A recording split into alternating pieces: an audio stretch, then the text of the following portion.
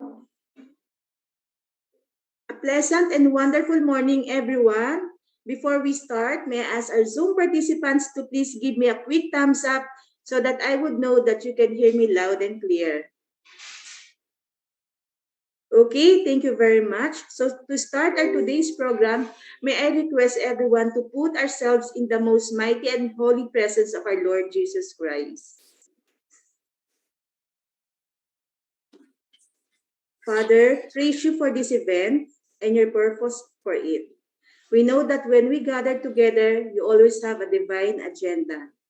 We love you for that, Father, that even when we done what you have asked, the results are so much greater than we ever could have imagined. Our prayer today is that your will be done through this training. Take what we have prepared and multiply our efforts as only you can. Steer our intentions to align with your righteous will. Remind us our efforts fail us or fall short. May all glory go up to you when we reach the finish line and climb over benchmarks. Blanket us with your peace today, Father. Keep us physically safe and guard our hearts and minds from pride and selfishness. Keep love at the forefront of our minds today and the guiding light for all we set out to accomplish and celebrate. In Jesus' name, Amen. Okay, once again, a blessed morning to everyone. And this is your facilitator, Jocelyn Bestig of the Capacity Development Division. And welcome to the third day of the online training for the Municipal Local Government Units on Government Procurement Reform Act, or the Republic Act number 9184 and its 2016 revised implementing rules and regulations. Of course, brought to you by none other than the Government Procurement Policy Board Technical Support Office. Just a quick recap of yesterday's learning session. So we had the entire sessions on procurement planning and budget linkage, including the early procurement activities, where we had a comprehensive discussion on the importance and fundamentals of procurement planning.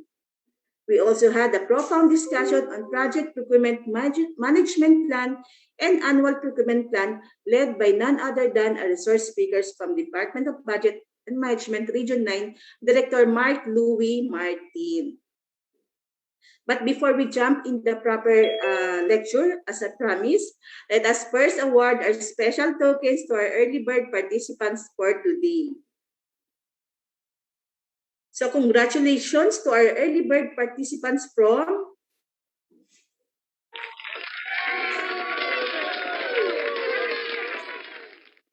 LGU Mga Tarem, Miss Jessie Ann Flores. Okay, congratulations, ma'am. And for our second early bird participant is from LGU Linamon, Miss Marisa G. Umel. So once again, ma'am, congratulations po, and our event secretariat shall coordinate with you on how you may claim your special token. So today, I'm particularly excited because we are going to jump right through our learning sessions, day 3, where we'll be having the entire session on standard bidding procedures, infrastructure projects, and consulting services. But before the proper lecture, let's have a quick energizer po. So if you're familiar po sa TikTok, so this is one of the famous energizer po sa TikTok. So let's have a morning exercise. So what are we going to do is just follow po the video po. So let's have some stretching para po ma-relax po tayo. Since this will be a half-day session po. Okay? So I hope yung participants po natin mag-open ng cam ha. We got a low intensity coming up for you. Still a lot of fun.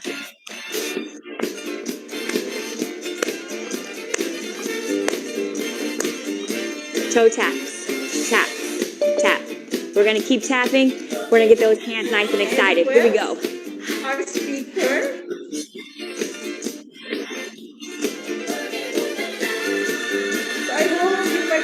Here we go. Open and close. Open, close.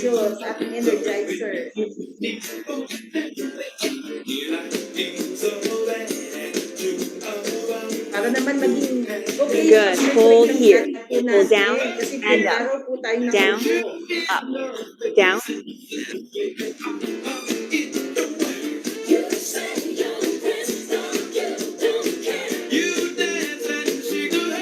Good. Tap.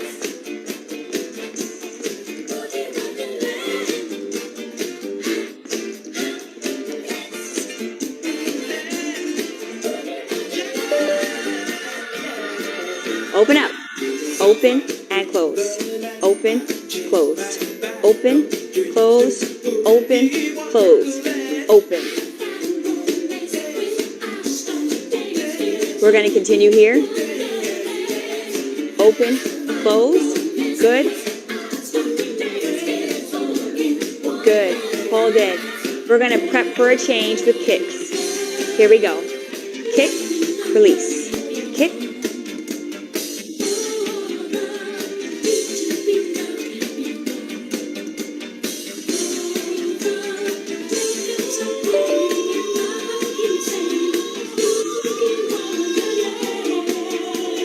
Good.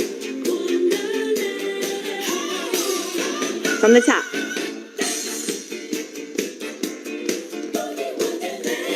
Hands up. Ha.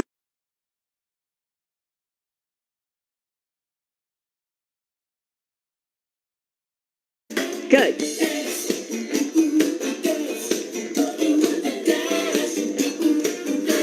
Change here. Open, close. Open, close. Open, close. Open, pull downs. Pull, pull. From the top.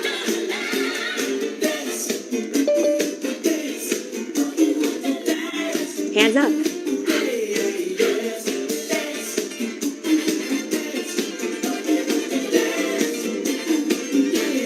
Kicks. Kick. Kick.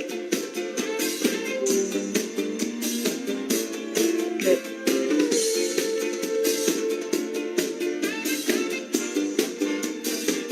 To the back. Open, close. Open, close. Keep it going. Open, close. Good. Pull down. Down. Down. Down. Down. Keep it going. Down.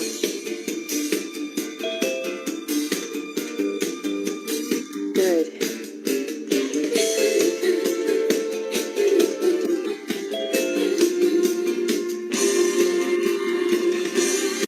Kicks.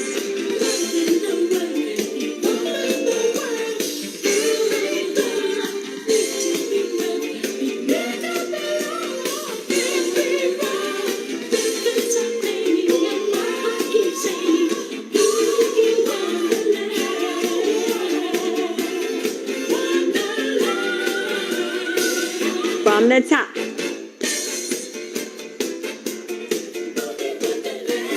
Good.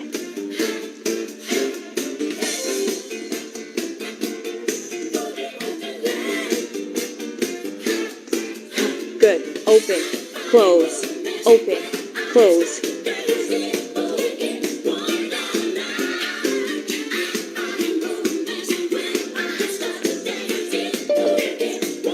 From the top.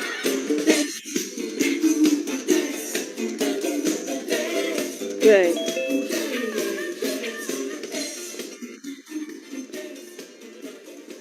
Good job.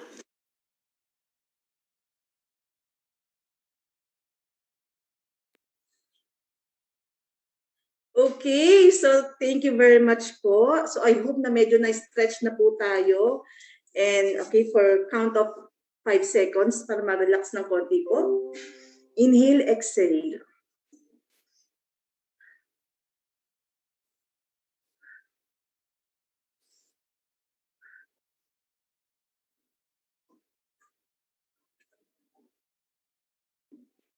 All right, so I believe we are all excited na po and ready to begin our lecture proper. So before that, may I call on our Miss Jen Aguilar of the CDD to introduce our source speakers for today. So good morning, everyone. Our resource speaker is currently the Regional Director of Department of Budget and Management, Regional Office 12, and concurrently the Depot Supervising Officer of the Procurement Service, Coronadal Regional Depot. He is one of the recognized trainers of the Government Procurement Policy Board and DBM pool of trainers on public financial management, including budgeting and internal audit. He is also an accredited trainer in Philippine Government Electronic Procurement System, and he is part of the technical teams who developed the Budget Operations Manual and primers for LGU, internal audit, manual and electronic budgeting systems for LGUs. Our resource speaker is a Career Executive Service Officer 3 and Certified Public Accountant. He recently completed a diploma course in Organizational Development under the Australia Awards and Alumni Engagement Program Philippines. He also finished Master in Business Administration. He is presently the president of the Association of Regional Development Executives 12, an association of regional directors in Region 12. Without further ado, please welcome our resource speaker, a GPPB recognized trainer, Regional Director at Ahmad J. Usman. Sir? Thank you, Ma'am Jen. Good morning to everyone. Assalamu alaikum wa rahmatullahi wa barakatuh. Let me first check my audio. Can you hear me loud and clear? From the participants, can you confirm? Malinaw po ako? Yan, good. Yes, sir. Fine, yeah. Thank you very much.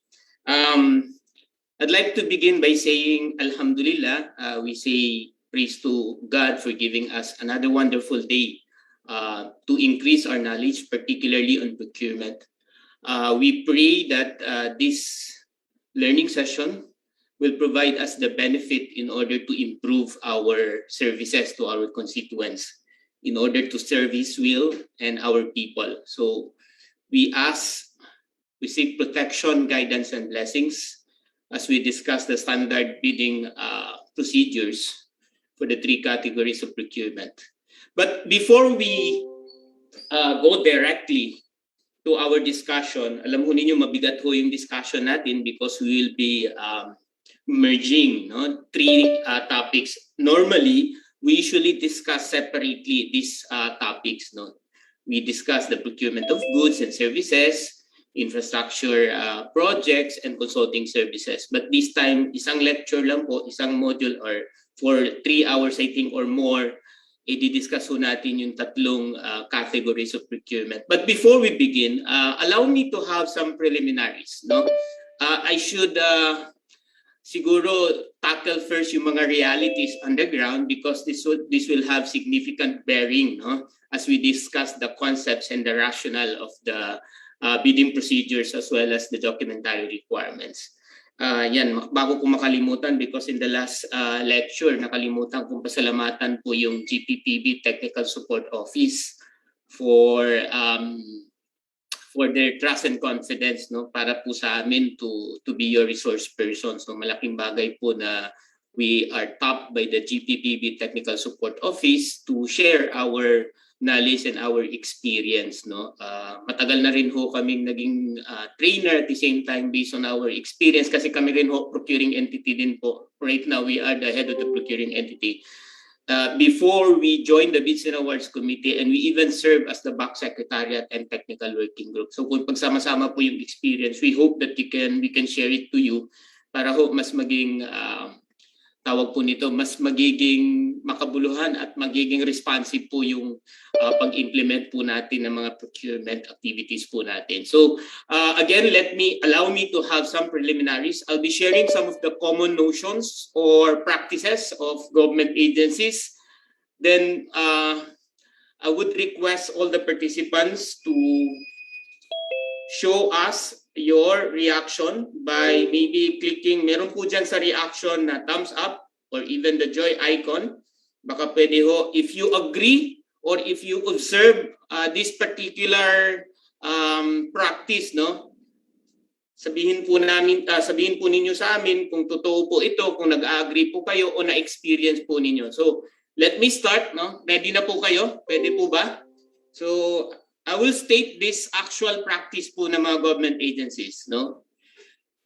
So, the first one, they say that procurement law causes delay or non-implementation of procurement projects and activities. Do you agree that it's the procurement law that hinders the procuring entities to have contracts or to deliver the services? No? Kung maririnig po yung mga government agencies na nagsasabi, ay, it's because of the procurement, kaya tayo hindi nakapag-award ng contract. Kung na-delay yung procurement or nagkaroon ng failure of procurement. Do you agree? Can you show me your reaction? If you agree, then you can click the thumbs up icon. Yung iba nag-chat po, I would appreciate. Yan, very good, very good. Ang galing. Yeah, I love the response from the municipality of Linamon as well as Los Baños, LGU Sibilia. Yeah, okay, very good, very good. Because I think you came from the you completed the lecture on procurement planning, no? That's why most of you are answering that no sir, it's not the procurement law. And from the discussion and even in the results of the APCPI, lumalabas po doon that the real reason why procuring entities are not able to award the contracts or experience delay or non-implementation or delay in the procurement, it's because of, what is it? Poor planning. No? Klaro po yun, ha? Yan. Next statement. They say that procurement law focuses on getting cheaper but of low quality goods and services. Is it true? They say procurement law focuses on getting cheaper but of low quality products. Okay? Can you show me your reaction? Nag-a-agree po ba kayo dyan? Or nagdi-disagree? Very good, very good. I'm very happy to see a lot of answers, no? Saying, no sir, no sir, no sir. Hindi po nakafocus because we have, very good, no? We have lowest calculated and responsive bid. And remember, no, as lengthily discussed by Director Mark, sinasabi niya na ang nagsiset ngayon ng quality through the specifications ay si procuring entity. And Section 17 nagsasabi po that the specification shall provide the necessary requirements in order to satisfy the requirements of the procuring entity. Please take note of that. No? I really appreciate your responses. Okay. Another one. They say that procurement law is cumbersome or burdensome or so tedious, napaka-toxic ng process. Okay? Do you agree with that statement? That procurement law is very difficult to accomplish or to perform. Yan, galing. Yan, very good. Yan. I would like to request the GTV Technical Support Office to document the responses, no, ng mga participants. Lahat po sila nagsasabi, no sir. So in short, wala ho tayong pag-uusapan, right? Wala ho tayong i-discuss this morning because everyone knows that it's very easy to apply the procurement procedures and require the eligibility technical documents, etc., etc. You're very familiar, right? Am I right? Can you answer the next question? Are you familiar with the bidding procedures for goods, services, infrastructure projects, consulting services? Tama? Oh, very good. So wala tayong i-discuss. Maybe for these participants who answered yes, not at all, no? Not really, sir. Yan, medyo bumaba. Yan, I love the reaction po ni LGU Los Baños. Medyo pinapawisan, hindi naman. So some of you are answering, not really, sir, somehow, maybe, yan. So for those of you who answered, hindi naman mahirap, so sa kanila siguro, kailangan lang ng updating of the rules, of the requirements. O baka merong mga updates si GPPB through the issuance of the, not an expert, sir. So, but we are familiar. Sabi ni LGU Teresa, dinagdagan ko yung statement mo, Ma'am Monique. We are not an expert, but we are familiar with the procedure. So some of you would like to be updated on the procedures, on the new requirements maybe, and some updates on the procedures. Okay. Another one. They say that back secretariat is more knowledgeable than the back when it comes to procurement rules. Is it true? They say that the BAC Secretariat members are more knowledgeable than the BAC. Yan. Si Ma'am Carmelita siguro member ito ng BAC. Si Ma'am sometimes, yeah, I love the answer sometimes. Sometimes, hindi lang updated yung BAC kasi busy din po sila, no? Kaya yung BAC Secretariat, trabaho kasi nila yan, sir. So, they always see to it na update po sila sa rules. No? I love the answers. I love the answers. No? Okay. Another question.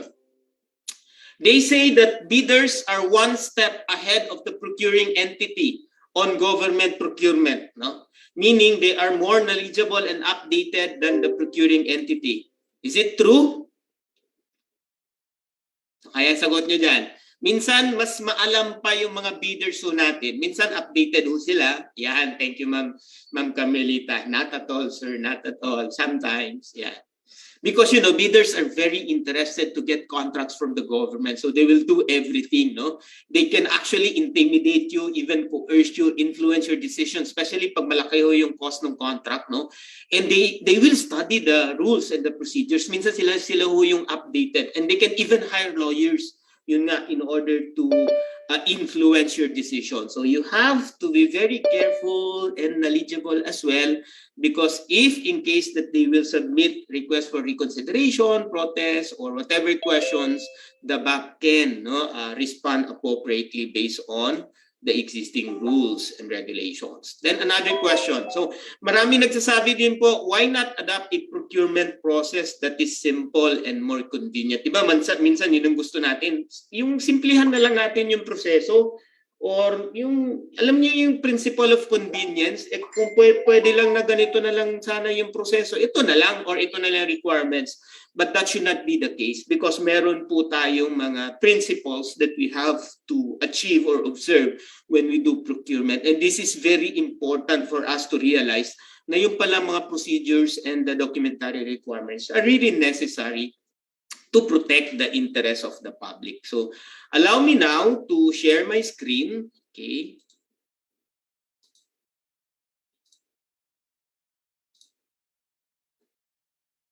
Sige po. Yan.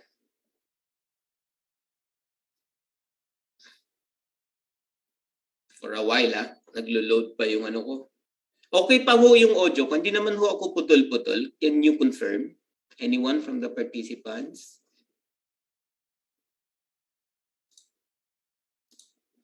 Nako, what is happening now?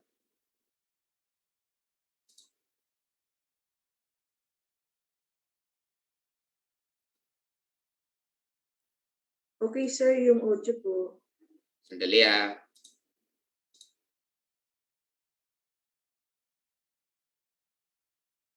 Sandali po. Sorry. Problema nila.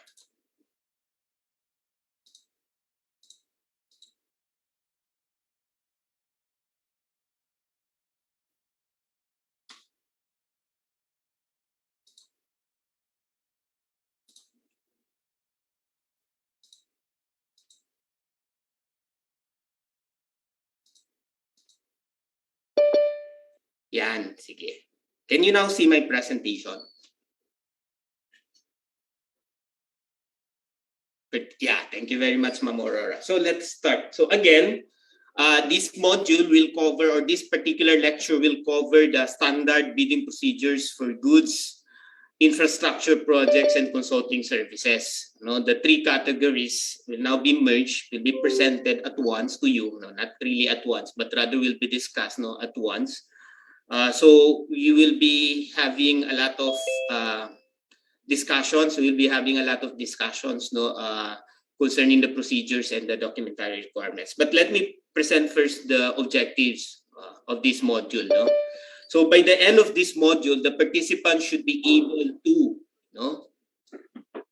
understand the key concepts in the bidding procedures for the procurement of goods and services. So that's one category. Infrastructure projects and consulting services. Now, why do we have to present and explain the concept? Because more or less, this will provide you the right mindset and understanding, no? And also to realize ano ho ba yung mga reasons why we need to require this particular step, this particular bidding procedure, and the documentary requirements. We will try to explain, no, para ma-appreciate po ninyo, because sometimes the real problem really is to understand the spirit, no, the spirit behind these requirements. Then of course, with these concepts and this right mindset, the participants would be able to undertake procurement activities in compliance with Republic Act 9184 and 2016 revised implementing rules and regulations.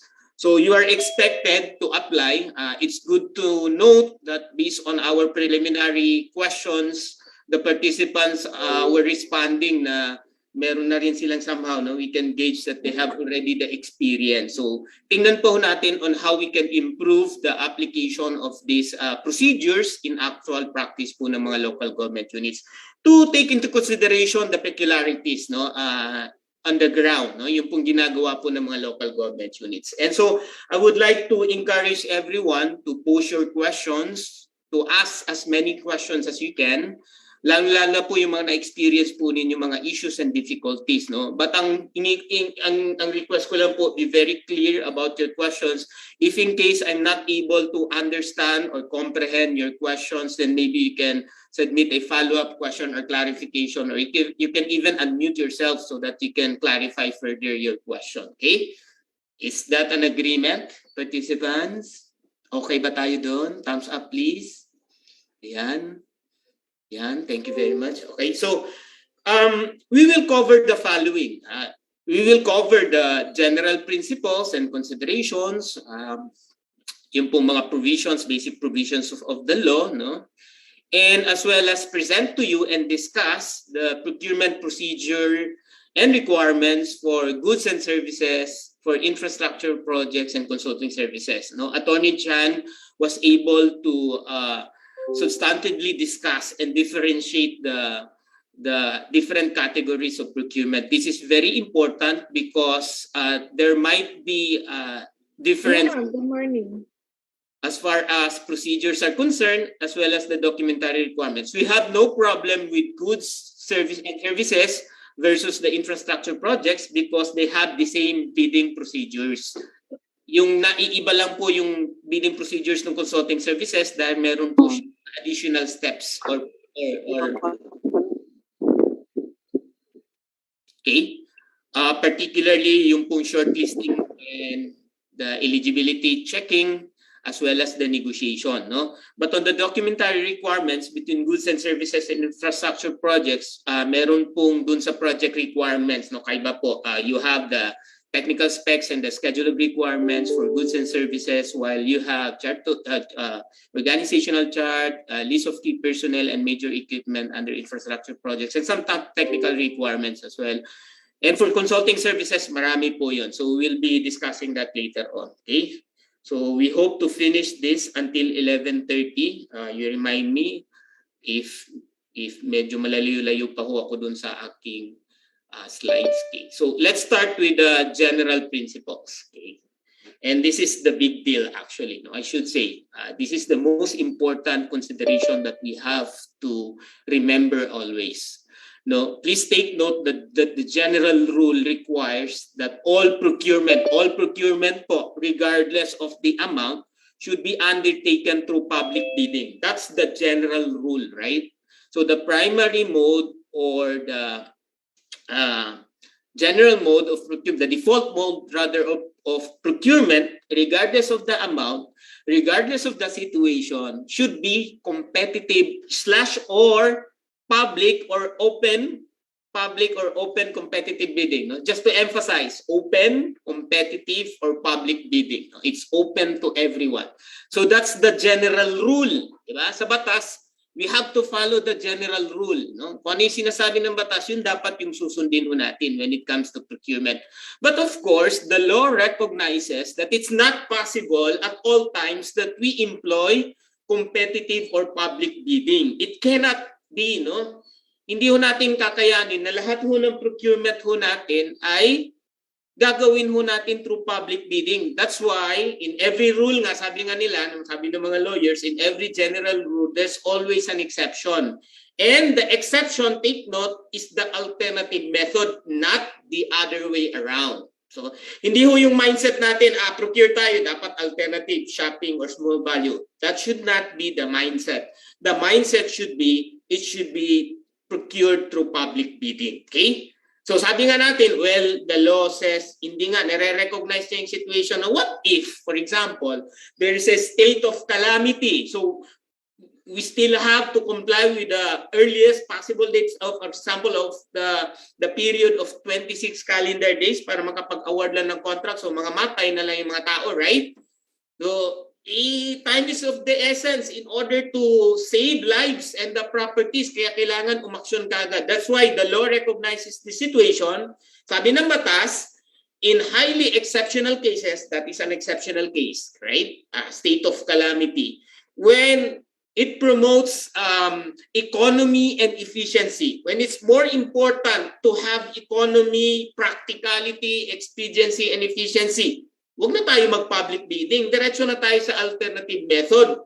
And sabi pa ng requirement, isa pa po ito na kailangan nun nating to remember always, it should be warranted or when justified by the conditions set forth under the rules. So nandun din po sa rules kung ano yung mga conditions. So going back to my example, so pag merong state of emergency or calamity, when there's declaration of state of calamity, it would be too impractical and non-responsive on the part of the procuring entity to conduct public bidding. Kasi nga kailangan natin kagad mag-respond to that particular situation, emergency situation. That's one. Another case is, for example, we were able to establish through a market study that there's no other suppliers. Meron lang tayong isang source and there are no alternatives, no? Walang magiging alternatives that will satisfy our requirements and therefore ang nasa isip kagad natin, and I think this is the most favorite type of procurement modality, alternative method on the part of the LGUs. Do you agree? Ano yung ibig sabihin? Yung pong direct contracting, no? Lalo na yung mga local chief executive natin, minsan naririnig, i-direct contracting mo na lang, no? So, yun po pwede naman yun, but under certain conditions that, yung ano, ipipresent po yan sa inyo, but pag sigurado ho tayo na wala ho tayong ibang source, dun and walang substitute or alternatives, then we can do the procurement through direct contracting, no, as an alternative. So that is also an exceptional case and warranted by the conditions na siya lang ay yung nagsusupply. Then another one, no? Say, sir, we are procuring an item worth 200 pesos. And you know, pag nag-public bidding po kami and gumawa ho kami ng bidding documents, we gather the bids and awards committee to meet. Sayang ho yung oras, sayang ho yung panahon, and we invest a lot of time. Ang ABC lang namin is 200 pesos. Would it be practicable to conduct public bidding, di ba?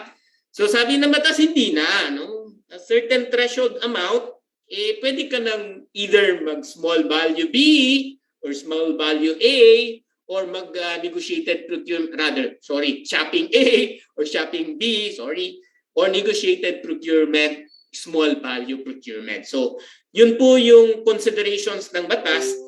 Sinasabi that the general rule should be competitive bidding and the exception is the alternative. Now, what is the other understanding on this provision?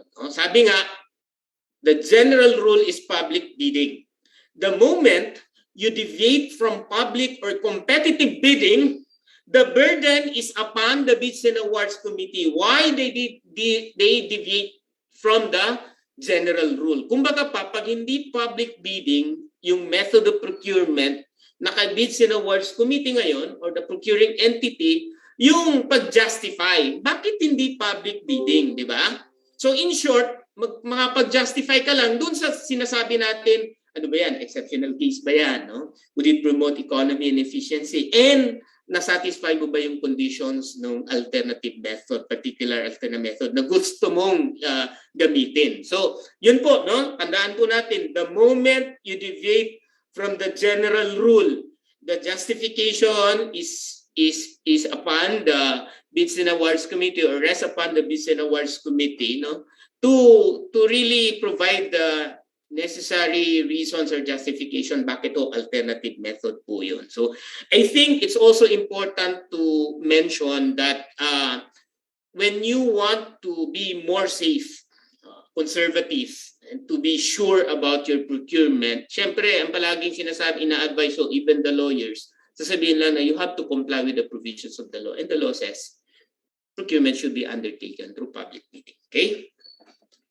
Now, another concept, ito importante rin ho ito na maintindihan natin, no less the Supreme Court in the Garcia versus Burgos case, sinasabi po ng Supreme Court dyan that public bidding or competitive bidding aims to protect public interest by providing best possible advantages through open competition. Now, take note, sabi ho ng Supreme Court, pag public bidding, we are able to serve the interest of the public. No? We gain a lot of advantages. Bakit po? No? Bakit ganun yung decision? No? Take note of the word competition.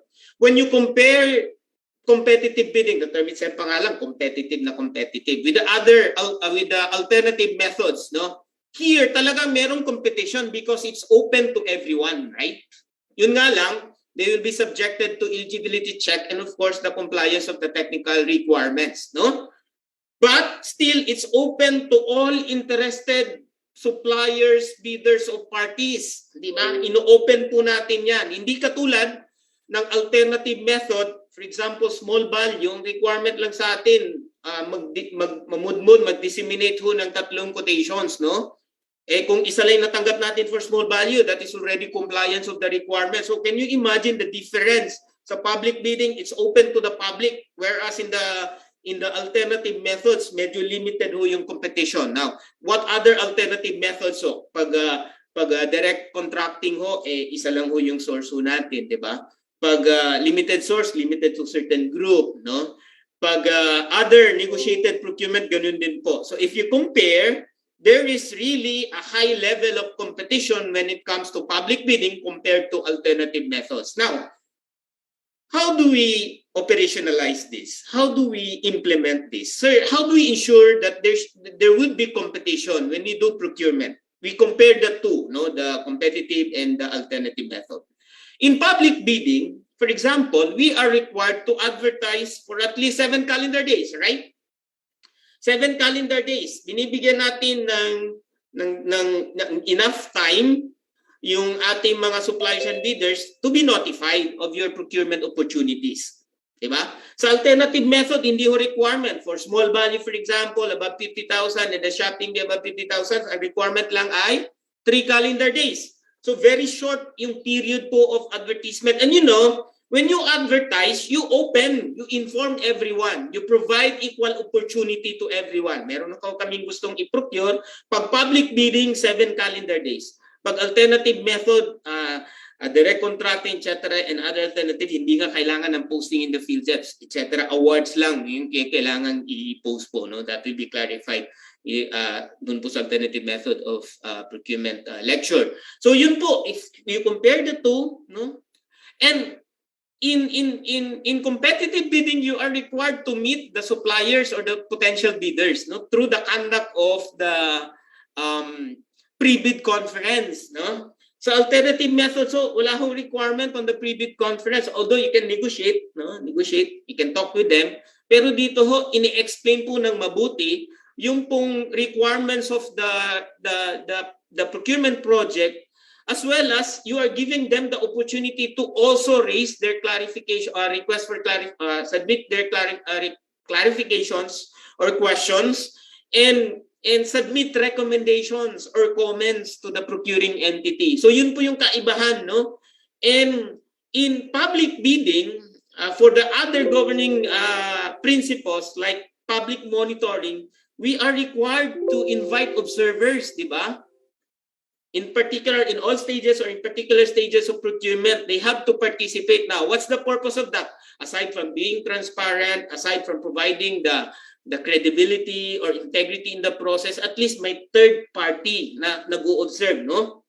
Merong third party or third lens that will monitor the procurement process as well as the implementation of the contracts. And that is very important because pag wala hong third lens or third party and and the transaction will only be known to two parties, the buyer and the seller, madali lang sila, di ba? Madali lang sila mag-agree without the public knowledge na meron na palang silang napagkasundaan na kontrata. So that's why in competitive bidding, mas mataas yung level ng public monitoring because you are required to invite observers.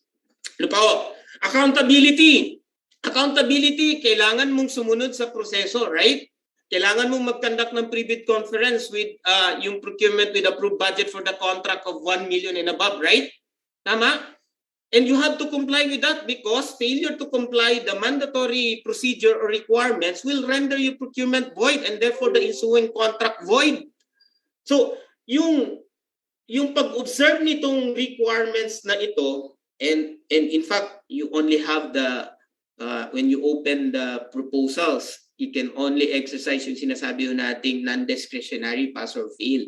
Nilimit po so that masunod po yung proseso at yung po mga requirements po natin. So, pag hindi ho ginawa yun, the Bids and Awards Committee members might be answerable or accountable for their actions. So, lahat po nun, both the buyers, the procuring entity, the Bids and Awards Committee, Secretary TWG, as well as those individuals or entities engaged directly or indirectly involved in the procurement will be held accountable, and that is very important to ensure. This is actually a safeguard or guarantee on the part of the government that these people are doing their job well.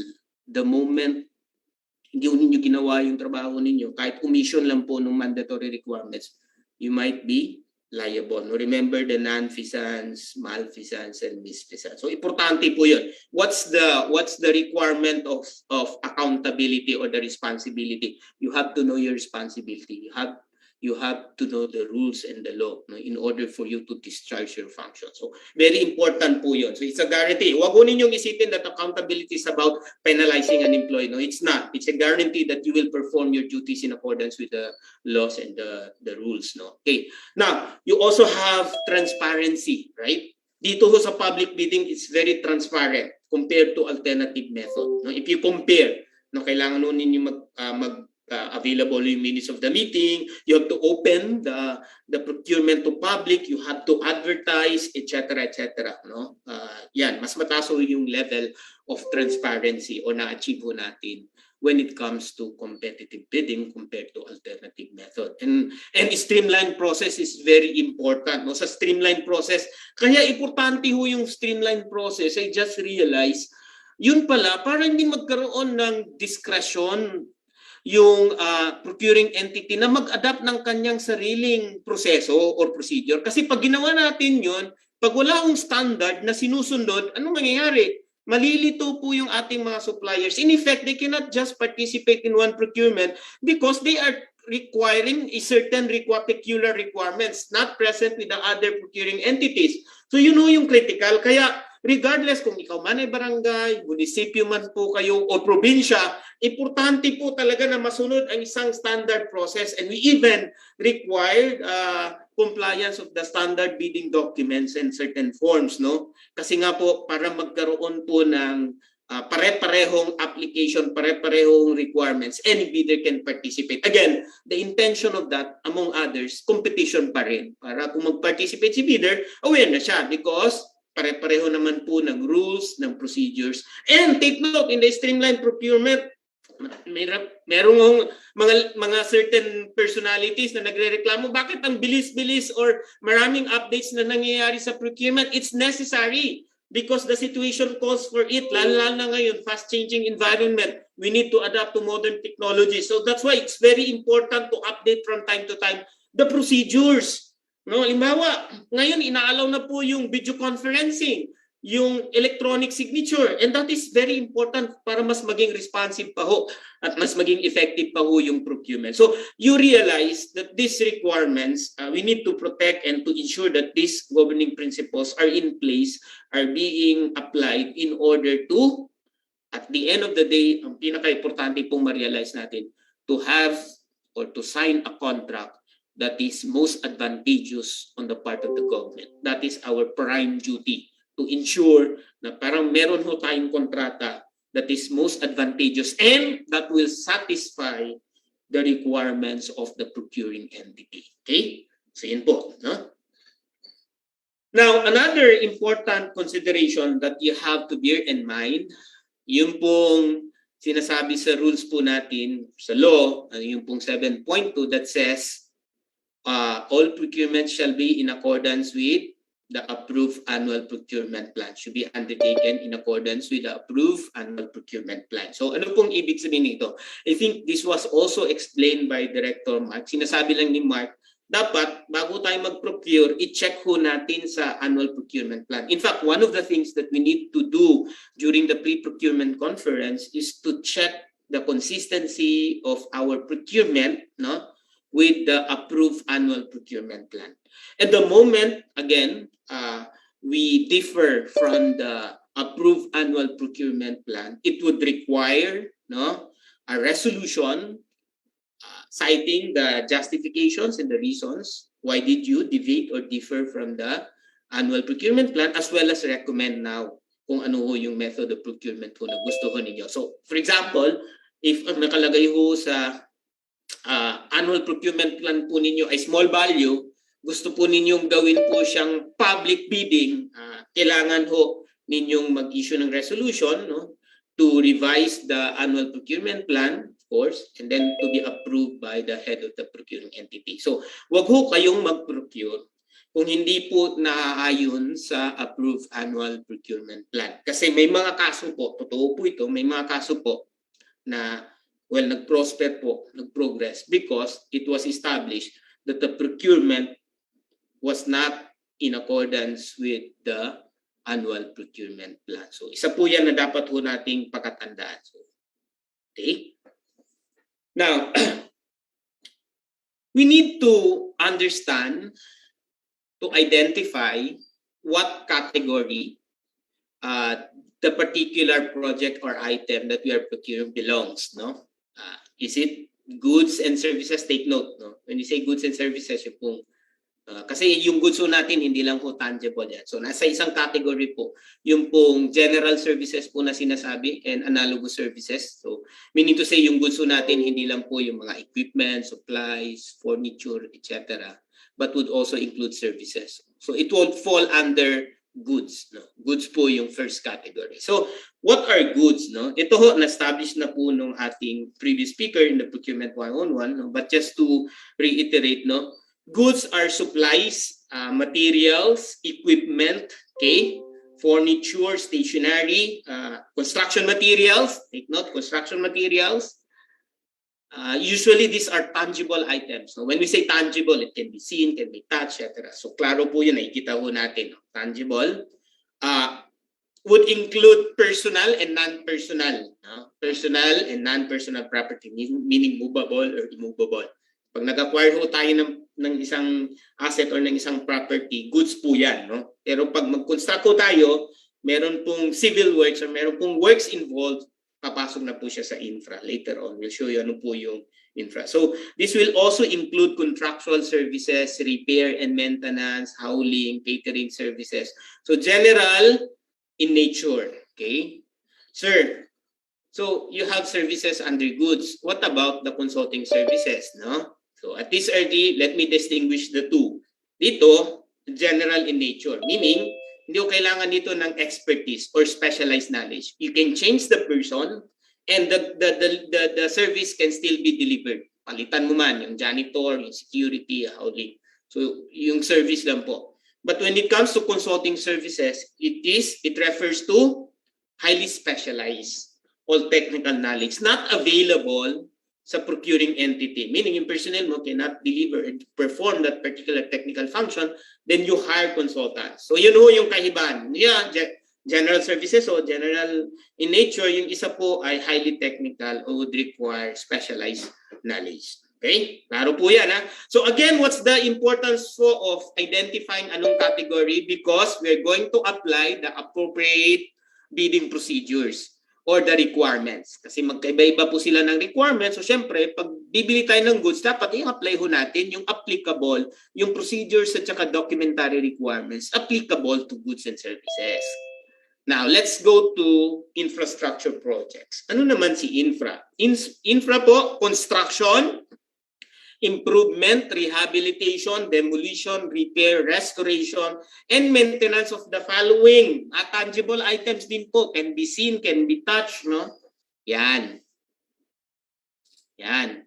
But if you notice, no, meron ho siyang word component, and these are all immovable items, no, permanently attached to land. No? Seaport, bridges, railways, any installations, including IT, no, yung mga IT, for example, towers, or no, you have the school buildings. Ano ba yung common sa local government units, yung mga multi-purpose hall po natin.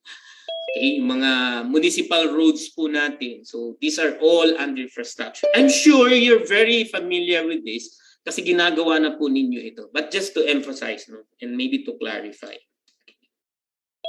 Now, what about consulting services? Okay. As I mentioned, this would refer to highly technical, no, services or specialized knowledge not available po sa capability po ng ating procuring entity. So it requires adequate external technical and professional expertise. So meron ho tayo diyang advisory and review services, technical study, feasibility study. Kung gusto po ninyo, for example, to establish a local economic enterprise, the basic requirement is to conduct first a feasibility study, right? So yun po yun. So we hire consultants for that para makita ho talaga natin that that particular local economic enterprise is viable or feasible. Meaning, talagang magkaka-income tayo dyan and it can cover the cost or the expenses. Kasi in most cases, pag nag-establish ho ng local economic enterprise po SIDA, wala pong feasibility study.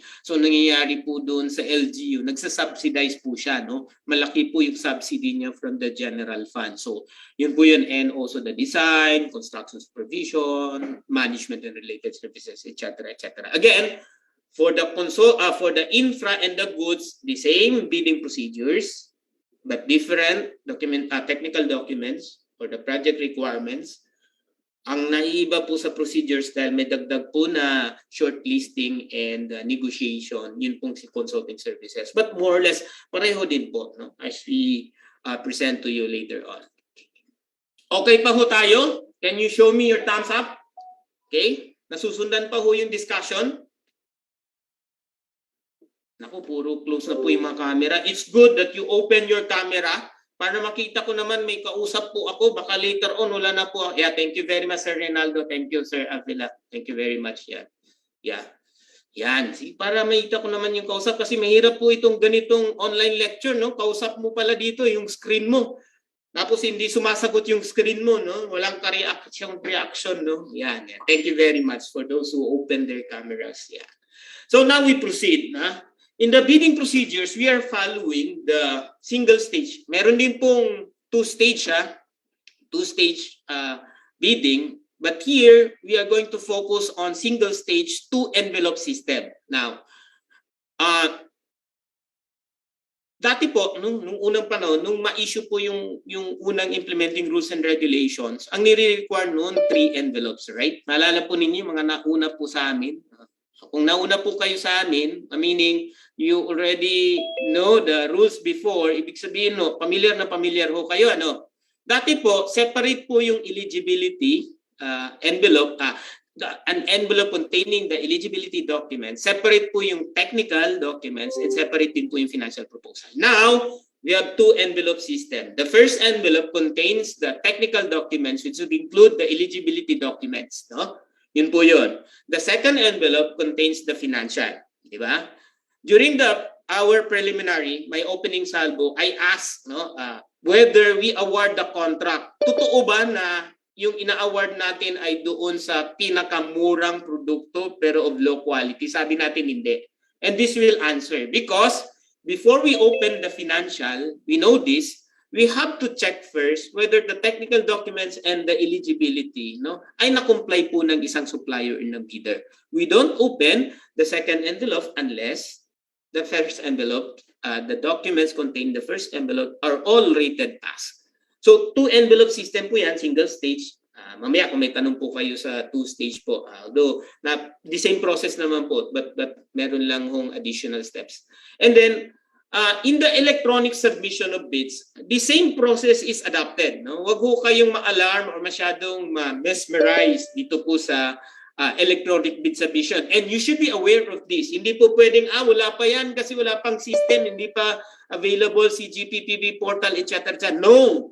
We are now on the process of finalizing the system later on because we're going to roll out electronic bidding. So whether you like it or not, you're going to use the electronic technology for the conduct of procurement. No? Hindi na ho malayo sa katotohanan na mga a year or 2 years from now, you will be using the electronic or the digital technology when you conduct public bidding. Yan na po, no? Yung sinasabi ko nating electronic bidding. But in the meantime, so ngayon po, ang ina-allow po ay yung pong electronic submission. So ganun din po, again, yung inadapt na process, single stage, and 2 protected bidding documents or folders. So, archive po siya and dapat may password po. But if you look at the setup, ganun din po. Separate folder containing the files for eligibility and technical documents, and separate folder, archive and zip, no? Doon po sa financial or the bid price and the other supporting documents. Doon po sa financial proposal. And then these 2 folders will be, of course, stored in one folder, no? Yun na po yung sinasabi din, zip. Yan po, no? Zip. And then, dapat assign po, meron po siyang password, okay? Para hindi po siya basta-basta nabubuksan. Because it's very important to protect, of course, the integrity or the content of the proposals before the deadline for bid submission or the opening of bids, okay? Now, who are eligible to bid, no? Of course, number 1 dyan, lahat ng Filipinos, duly licensed, Filipino citizens or sole proprietorships, okay? Single proprietor ho natin, Filipino, okay? Corporations, ang requirement po natin ngayon, corporations, of course, kung fully owned by Filipinos, walang problema. But if in case meron pong foreign interest or ownership, at least ang requirement po natin 60% Filipino own or have Filipino have interest, no? Filipino have 60% interest, no, or ownership. So yun po yun. 60-40 po. In the procurement of infra before, bago ho na-issue yung executive order, 75-25. Ngayon po, pati infrastructure projects, 60%, 40% po yung interest. No? I-allow pa rin po natin. Of course, meron po itong exemption. And of course, another one, yung pong cooperative, duly organized under the laws of the Philippines. Okay? And partnership, of course, with at least 60% Filipino interest or ownership. Okay? And then also joint ventures with at least 60% Filipino interest. No? Depending on the contribution, doon natin i-compute, no? Or i-determine. And of course, if the foreign bidder under the treaty or international executive agreement is allowed, no? Kung meron no kayong agreement, for example, kung yan po ay isang loan or isang grant po ay yung pong ina-allow po yung participation ng foreign bidders, then they can be allowed to submit proposals. Okay? Now, under Executive Order 65, ito ho yung sinasabi ko kanina, that partnerships duly organized under the laws of the Philippines and with at least 60% from the previous 75%, no, 25% lang kasi dati yung foreign ownership na ina-allow. The 60% interest belongs to citizens of the Philippines. This same is true with the corporation, okay? As well as the persons or entities forming themselves into joint ventures. So all types na po ito or categories of procurement. Goods man yan, infra man yan, okay? So 60-40. Now, when do we hire consultants? Okay? As I mentioned earlier, we hire consultants because we lack the necessary technical knowledge or skills. Wala ho tayong adequate expertise to perform a certain job. For example, a technical study, feasibility study. Wala hong technical person in the LGU who can focus and perform the function. So Basically, what we hire here is not really the person or the company, but the expertise and the experience and capability. No? When we say expertise, titingnan natin kung meron talaga silang, based on their professional background, based on their experience, no? Meron ba silang ganung expertise na nire-require po ng isang technical job or technical study. Okay? The cost may be included as a factor in selection, because later on we're going to discuss there are two types or methods of evaluating the proposals. You can decide to adopt the quality base, meaning you're going to just consider the quality of their proposal, never mind the financial component, but you could also employ the second type, which is the quality cost. So by the term itself, you're going to consider, factor in now the financial proposal in evaluating the proposal. So meron po itong specific application or considerations later on. And this is also very important that when you hire consultants, employ the service of the consultants, dapat meron pong knowledge and technology transfer. No? Tandaan po natin yan. Because in most cases, and based on our previous experience, pag hindi ho nagkaroon ng what we mean by technology, for example, the source code is very important. When you want a particular consultant to develop an electronic system, so importante po yung source code po. Kasi in order for you to update, in order for you to upgrade, in order for you to make this particular system interoperable with the other systems, dapat kasi ang problema natin pag nagde-develop tayo minsan, nakafocus siya sa particular scope of work, tapos later on pag gusto natin mag-link to another system, minsan hindi na ho natin kayang i-link kasi nga hindi natin wala tayong source code, hindi natin alam paano gawin. So it's very important also to train, not only to develop the system, but also to train your people as much as possible to have the knowledge on the system so that they can upgrade or even update later on. No? Importante po yan in hiring consultants. Now, as you can see, of course, this is a good illustration.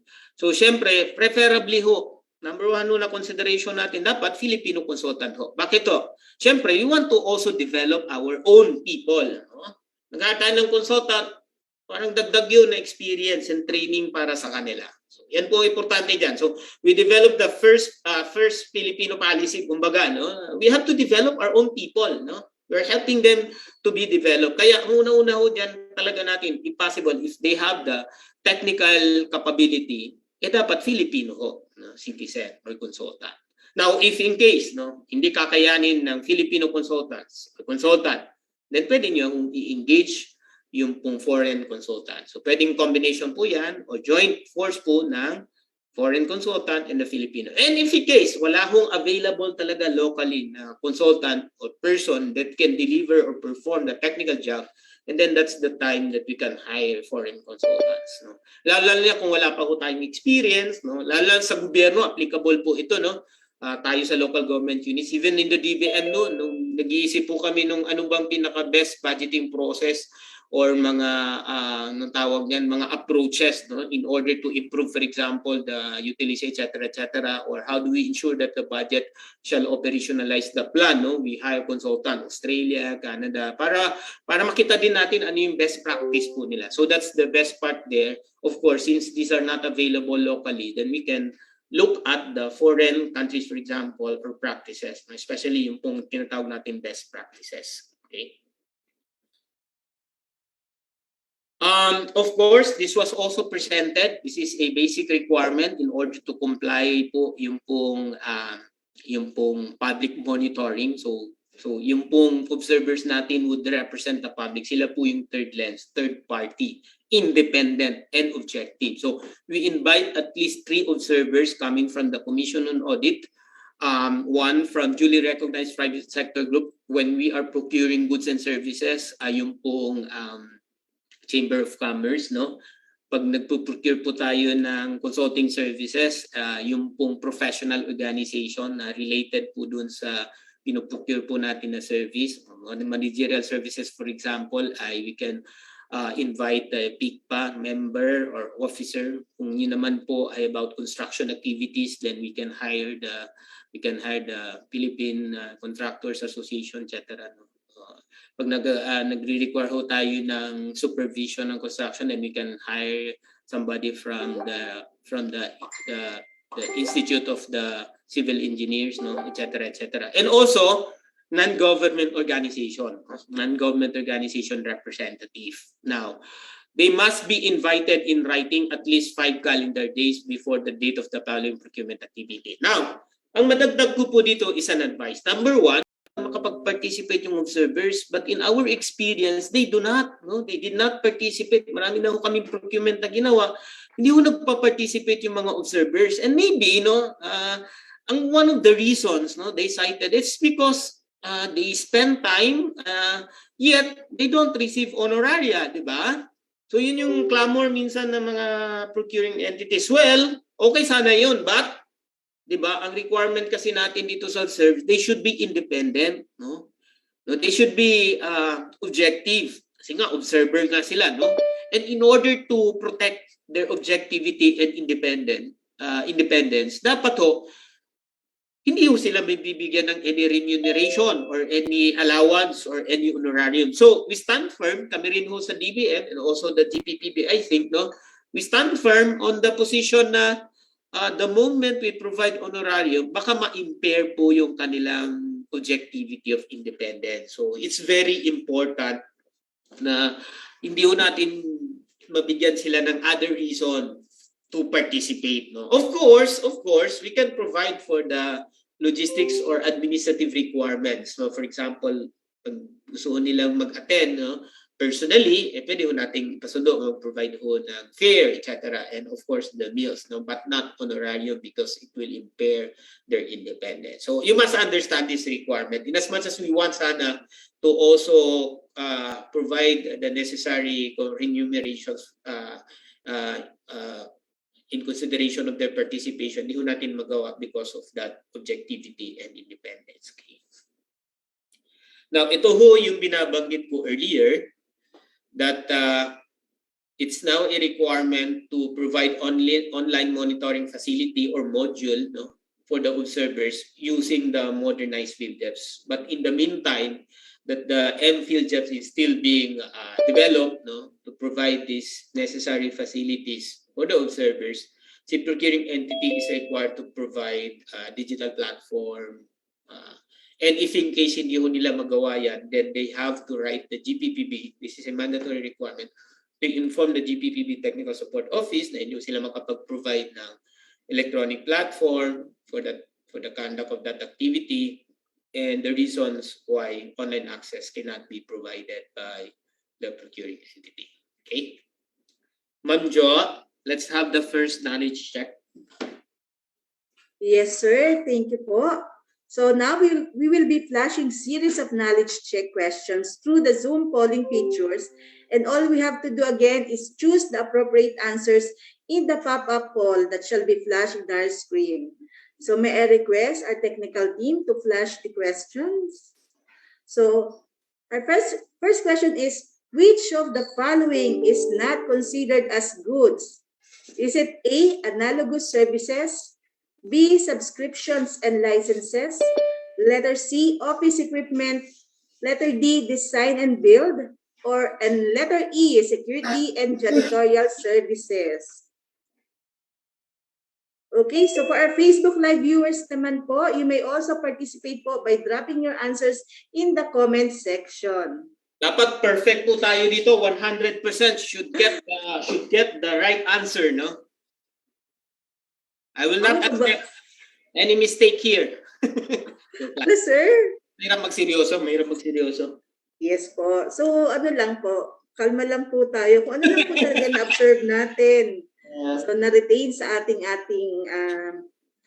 well, hindi po ito contest ng pabilisan, ha? So dapat masagot ho ninyo ng tama. Meron ho tayong 5 choices. Yeah. So let's pray, sir, na naman po, na majority naman po kahit pa paano. So let's count for okay, so meron pa pong nagbabago, sir. So I think we already gathered the, for count of 10, 9, 8, 7, 6, 5, 4, 3, 2, 1. So, ang dami pa rin pong undecided. So, another 5, ayan na, okay. I think we Oh already my! gathered. What's happening to the world? Okay, sir. Okay, sir.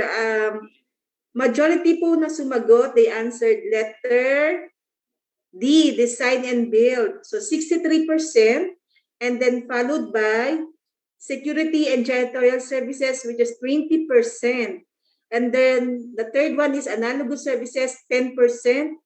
And another 7% for subscription and licenses.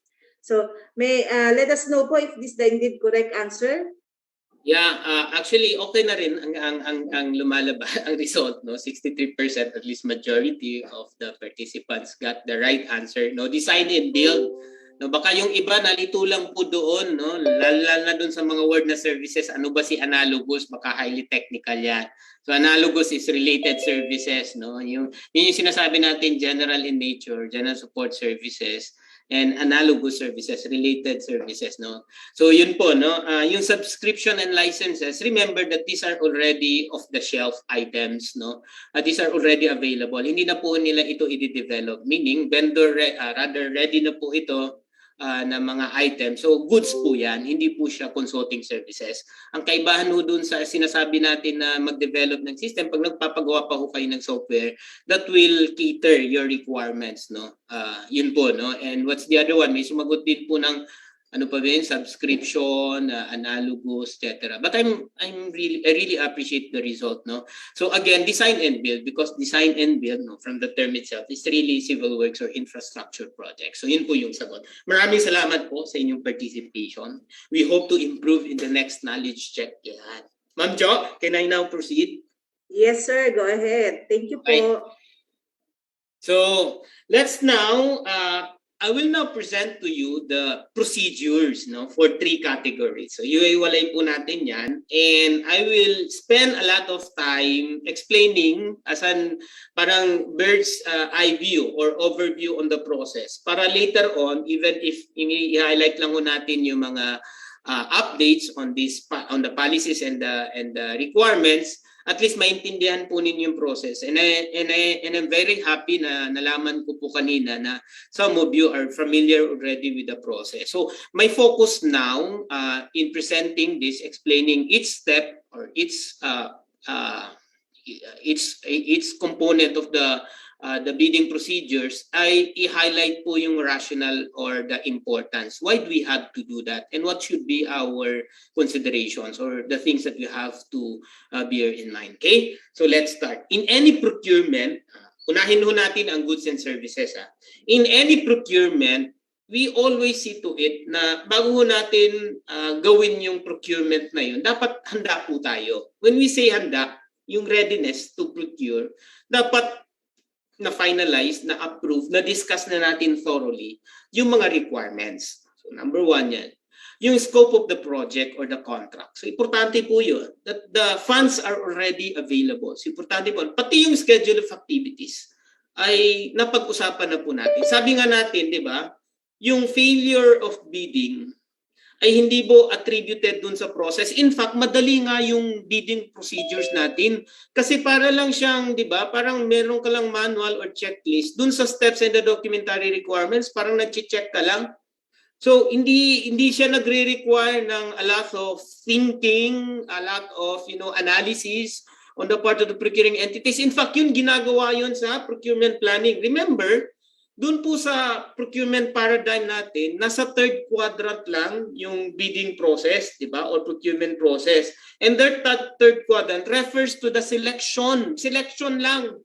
Ang mahirap po talaga ang pag-determine ng technical specs and the schedule of requirements. So, pero pagdating mo sa actual procurement, meron ka lang step 1, step 2, step 3, tapos sa documentary requirements, meron kang checklist.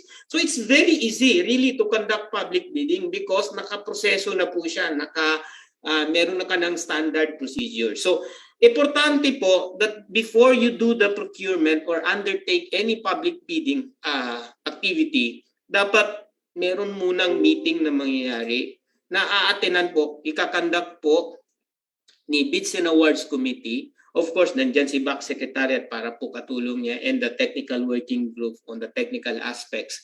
And the participation of the end users is also very valuable and important. No? Before the procurement will happen, the actual bidding activity will happen, dapat mag-meeting po kayo. I-discuss po ninyo, no? I-present po at i-approve, pag-usapan, pag-agreehan po. Basically, the technical requirements, the eligibility documents, and also to include, no, kung consulting services yan, dapat dinidiscuss po ninyo kung ano ba yung criteria ng shortlisting, pag-assign ng weights, ano bang gagamitin sa evaluation, quality-based ba or quality cost-based ba, okay? And how do you, for example, rate, collegial ba siya or individual, then among other things. So here, pre-procurement conference, in fact, ang sinasabi sa RUSO natin, pag above 2 million for goods, above 5 million for infra projects, 1 million, above 1 million for consulting services, mandatory at least once makapagkanda ka ng pre-procurement conference. My personal advice is this, regardless of the amount, it's very important for you to meet first. Kasi nga, ang pag-uusapan ninyo, okay na ba yung specs? So that in the end, hindi mo magsisihan kasi pinag-aralan na, pinag-desisyonan na kasama si end user para magkaroon ho ng leveling of expectations at saka si Bids and Awards Committee. So here, the meeting is just about to determine the readiness to procure. Now, when we say readiness, we discuss all aspects of procurement. Now, so it's also good, as a matter of practice, that before you conduct the pre-procurement conference, the TWG, of course, or the BAC, with the help of the BAC Secretariat, was able to draft already the bidding documents. Why? Because all those things that I mentioned, or the information that you're going to discuss, the funds, ABC, the technical specs, the schedule of activities, the eligibility documents, etc., the scope of conduct of the project, are all contained or can be found in the bidding documents. So dapat, mas maganda sana pag nag-uusap-usap na sila Bids and Awards Committee dito sa meeting na ito, meron ka ng draft, para yun na lang ipipresent, i-review at i-finalize. And eventually, after the meeting, if it's possible, to already have the approved and final bidding documents. Because the bidding documents, as we know, serves as the rules of the game. It governs, so it provides for all the necessary information para ho, lahat ho ng aspects ho ng procurement natin, dun ho natin ibabase. So the bidding documents governs the rules of the procurement. No? Nandun yung requirements. So what would be the output? What is expected after the meeting at least, no? Or kung hindi man kakayanin later on, baka meron pang mga studies na kailangan para ma-finalize. But at least, no, magkaroon na ng final bidding documents because the bidding documents will be used, no? Will be used for the next step, which is the advertisement. Now, again, why do we have to advertise? Of course, number one, we want to inform all potential suppliers and bidders of the procurement opportunity. So, competition again and being transparent of the process. So, nagpo-post po tayo, okay? Nagpo-post po tayo ng not only the invitation to bid sa PhilJEPs, nag-upload din ho tayo ng bidding documents. Yung iba ho, ang ginagawa ho dun sa PhilJEPs, yung non-electronic, tapos order something, no? Kailangan mo pang mag-communicate na we're not being transparent on the rules, on the requirements of our procurement. If you fail to also upload the bidding documents in the website, if you have the website or the PhilJEPs, so importante po isama ho natin ang bidding documents and other supporting documents like for example, the drawings, for example, the design, no, the program. Nilalagay po talaga yon. Again, ang intention natin, for them to be informed of the procurement opportunity para makapag-participate po sila pag makita nila.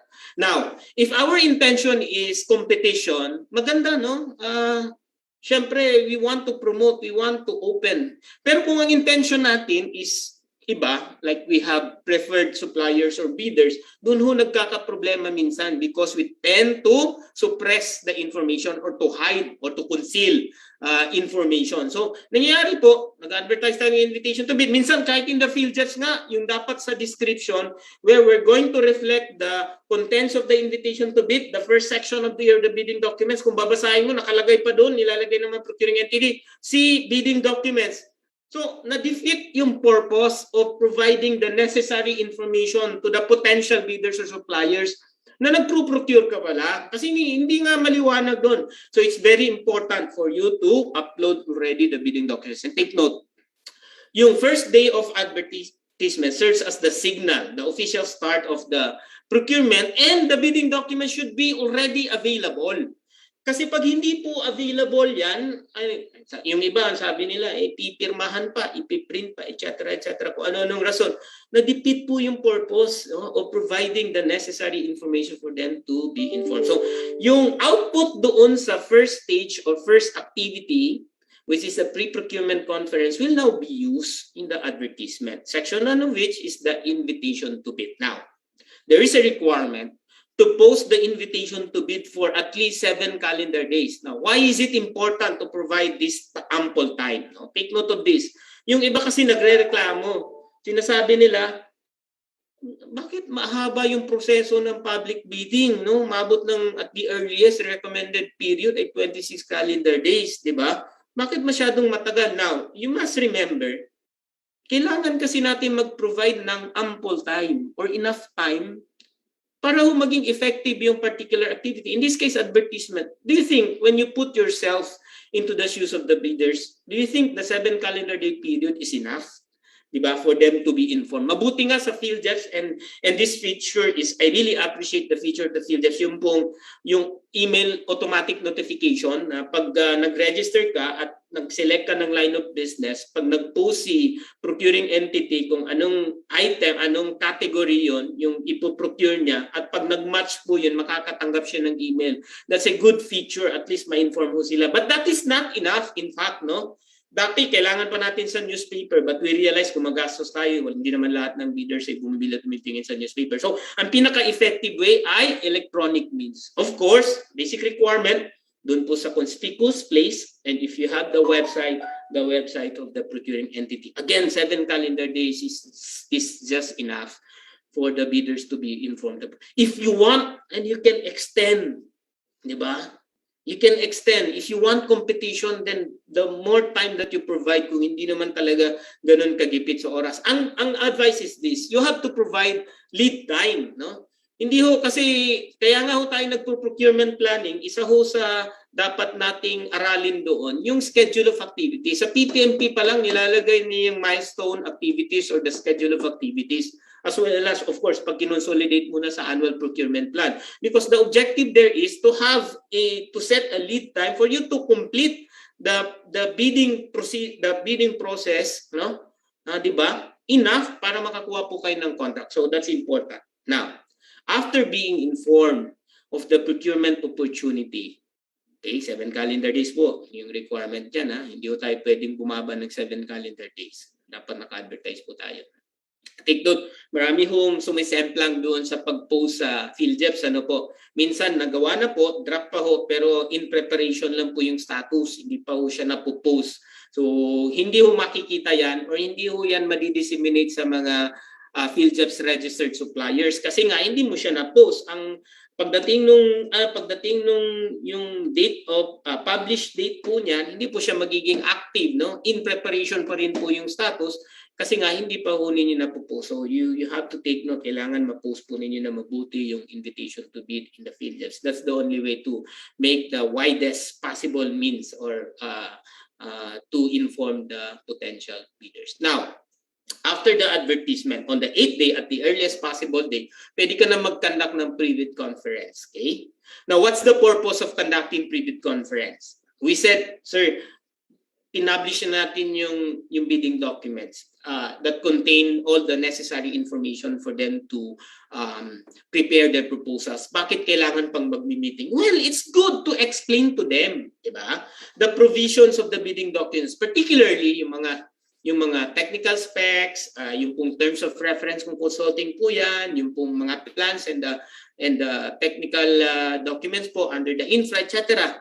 As well as to also discuss some of the common reasons for disqualification. So all these things will be presented. This is the first objective of conducting pre-bid conference. Of course, this time, we need to invite already at least 5 calendar days before the conduct of pre-bid conference yung observers. And in the presence of the bidders or their representatives, we're going to orient them, discuss all the requirements, or basically kung ano po yung laman ng bidding documents, yun din po yung ipipresent sa pre-bid conference. Again, the objective is to orient the bidders or to educate them on the requirements of your procurement in order for them to prepare their proposals in accordance with your requirements. So yun po yun. That's the number one purpose. The second purpose is this. This is also a good opportunity for you to gather or solicit information coming from the most reliable source of your specifications. Sabi nga sa procurement planning, one of the sources po ng ating market study, the technical specs, and including the approved budget for the contract. Sino po yun? Di po ba si bidders themselves or the suppliers? Why? Because these people are continuously studying their requirements. So sila pa rin yung most reliable, no? Para to gain competitive advantage, aaralin talaga nila yung produkto nila. And so, pag meron kang need or requirement, then you check with the available, with what are available in the market. So you compare. Kaya dito sa pre-bid conference, dapat maging open po si Bids and Awards Committee. Dapat proactive po siya, dapat encouraging po siya to also give opportunity to the bidders to raise nagsisik man po sila ng clarification or nagko-comment man po sila or nagbibigay po sila ng recommendation. So as many questions as you can, you entertain them. No? You ask them, please. No? Kayo ang magmakawa, magtanong po kayo ano pong hindi niyo ninaintindihan or ano po dito sa mga requirements namin ang medyo hindi ho kakayanin ng mga suppliers, or is the approved budget for the contract just enough para humaward namin yung contract, no?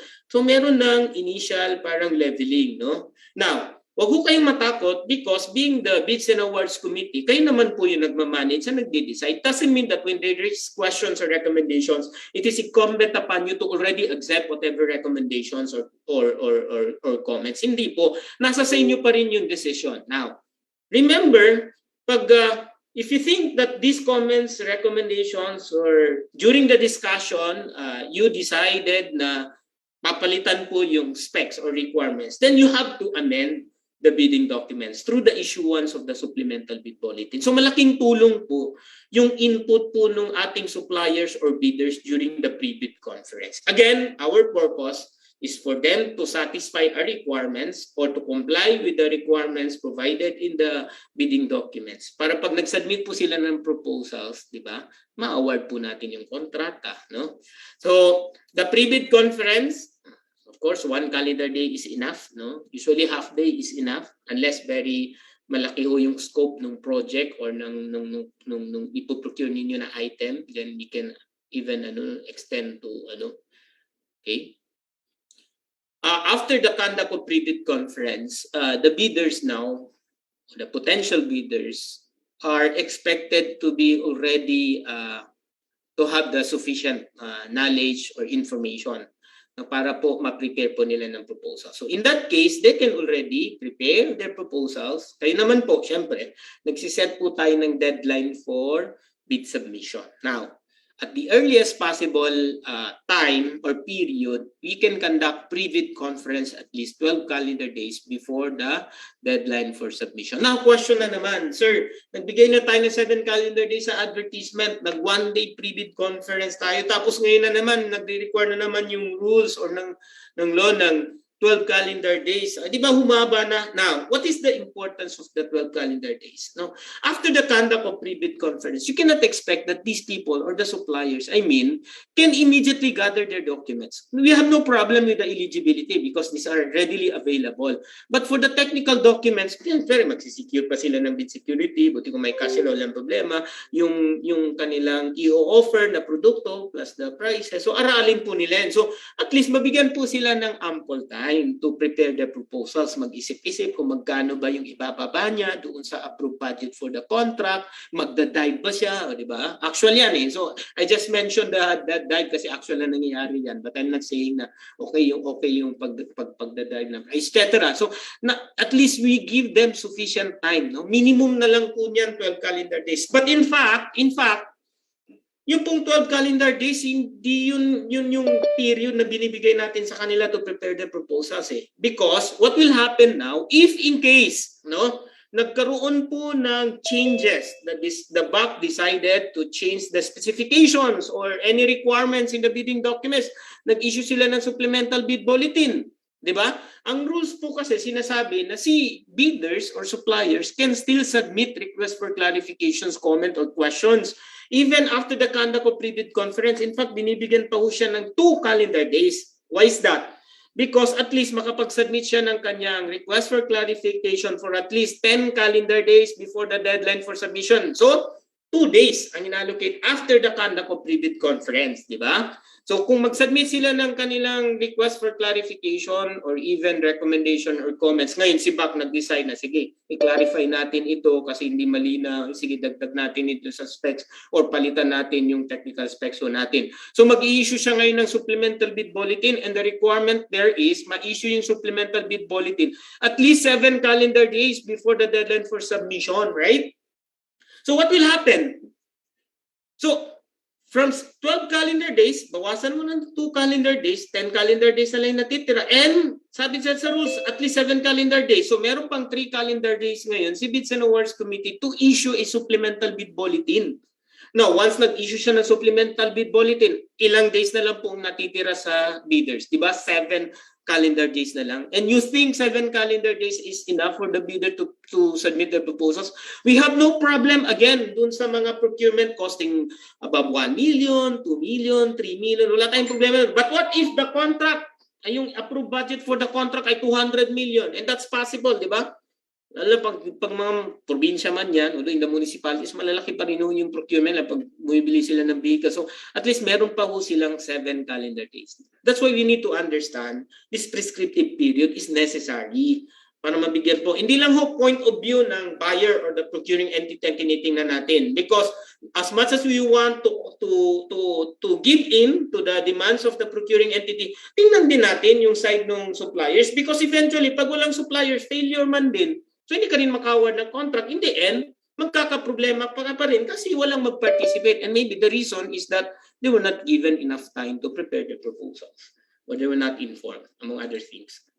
Now, submission of bids, deadline for submission, and then, of course, take note po, ito po yung maximum period po, 45 calendar days for goods and services from the last day of posting. Ibig sabihin, on the 7th day of advertisement, after the deadline of submission, we need to observe 45 calendar days as the maximum period, no? Para makandak po, para maset po natin yung deadline for submission. Then, immediately proceed with the opening. Now, then immediately after the deadline for submission, we convene the Bids and Awards Committee to conduct opening of the proposals. So again, dahil 2 envelope system po yan, we open the main envelope. Take note sa pag-open po, ang magandang practice po niyan dahil ang mandatory na lang po na requirement ngayon for the bidders to submit 1 copy na lang po. No? You can request for additional copies but it's optional on the part of the bidders whether to grant your request or to submit additional copies. Now, what will happen now, sir?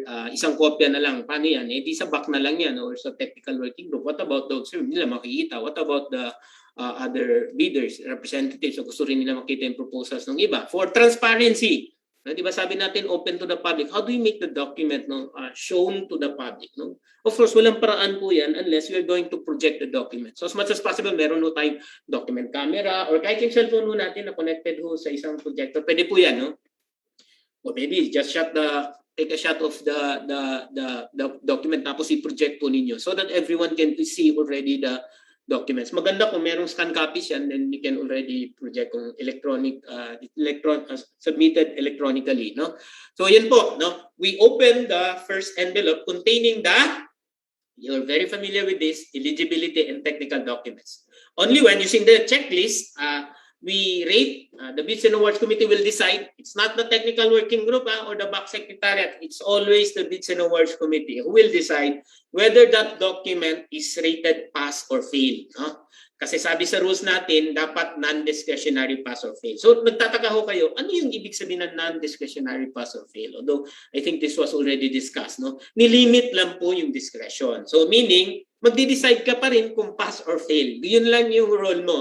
No, based on the checklist kasi meron ka ng list of documentary requirements. So titingnan mo meron bang mayor's permit. Of course, titingnan mo kung patently sufficient or insufficient, meaning yung validity ba or expiration ba niyan, no, hindi pa ba napapaso yan or expired yung document na yan, yan ba yung form na yan. So during the opening, mabilisan lang po yan, pass or fail. Pag nandyan yung document, you look at the name of the name of, yung naka-reflect dun sa document, in favor of in-issue yung document na yun, sino po yung kung ano po yung validity nun, so pass or fail, no? Presence and absence of the document. So pag present ng document, pag nandyan, valid pa siya, then pass. No?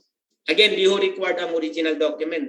Later we will discuss that. Then pag narate ho natin lahat po ng eligibility documents and technical documents were rated pass, then we can open the second envelope.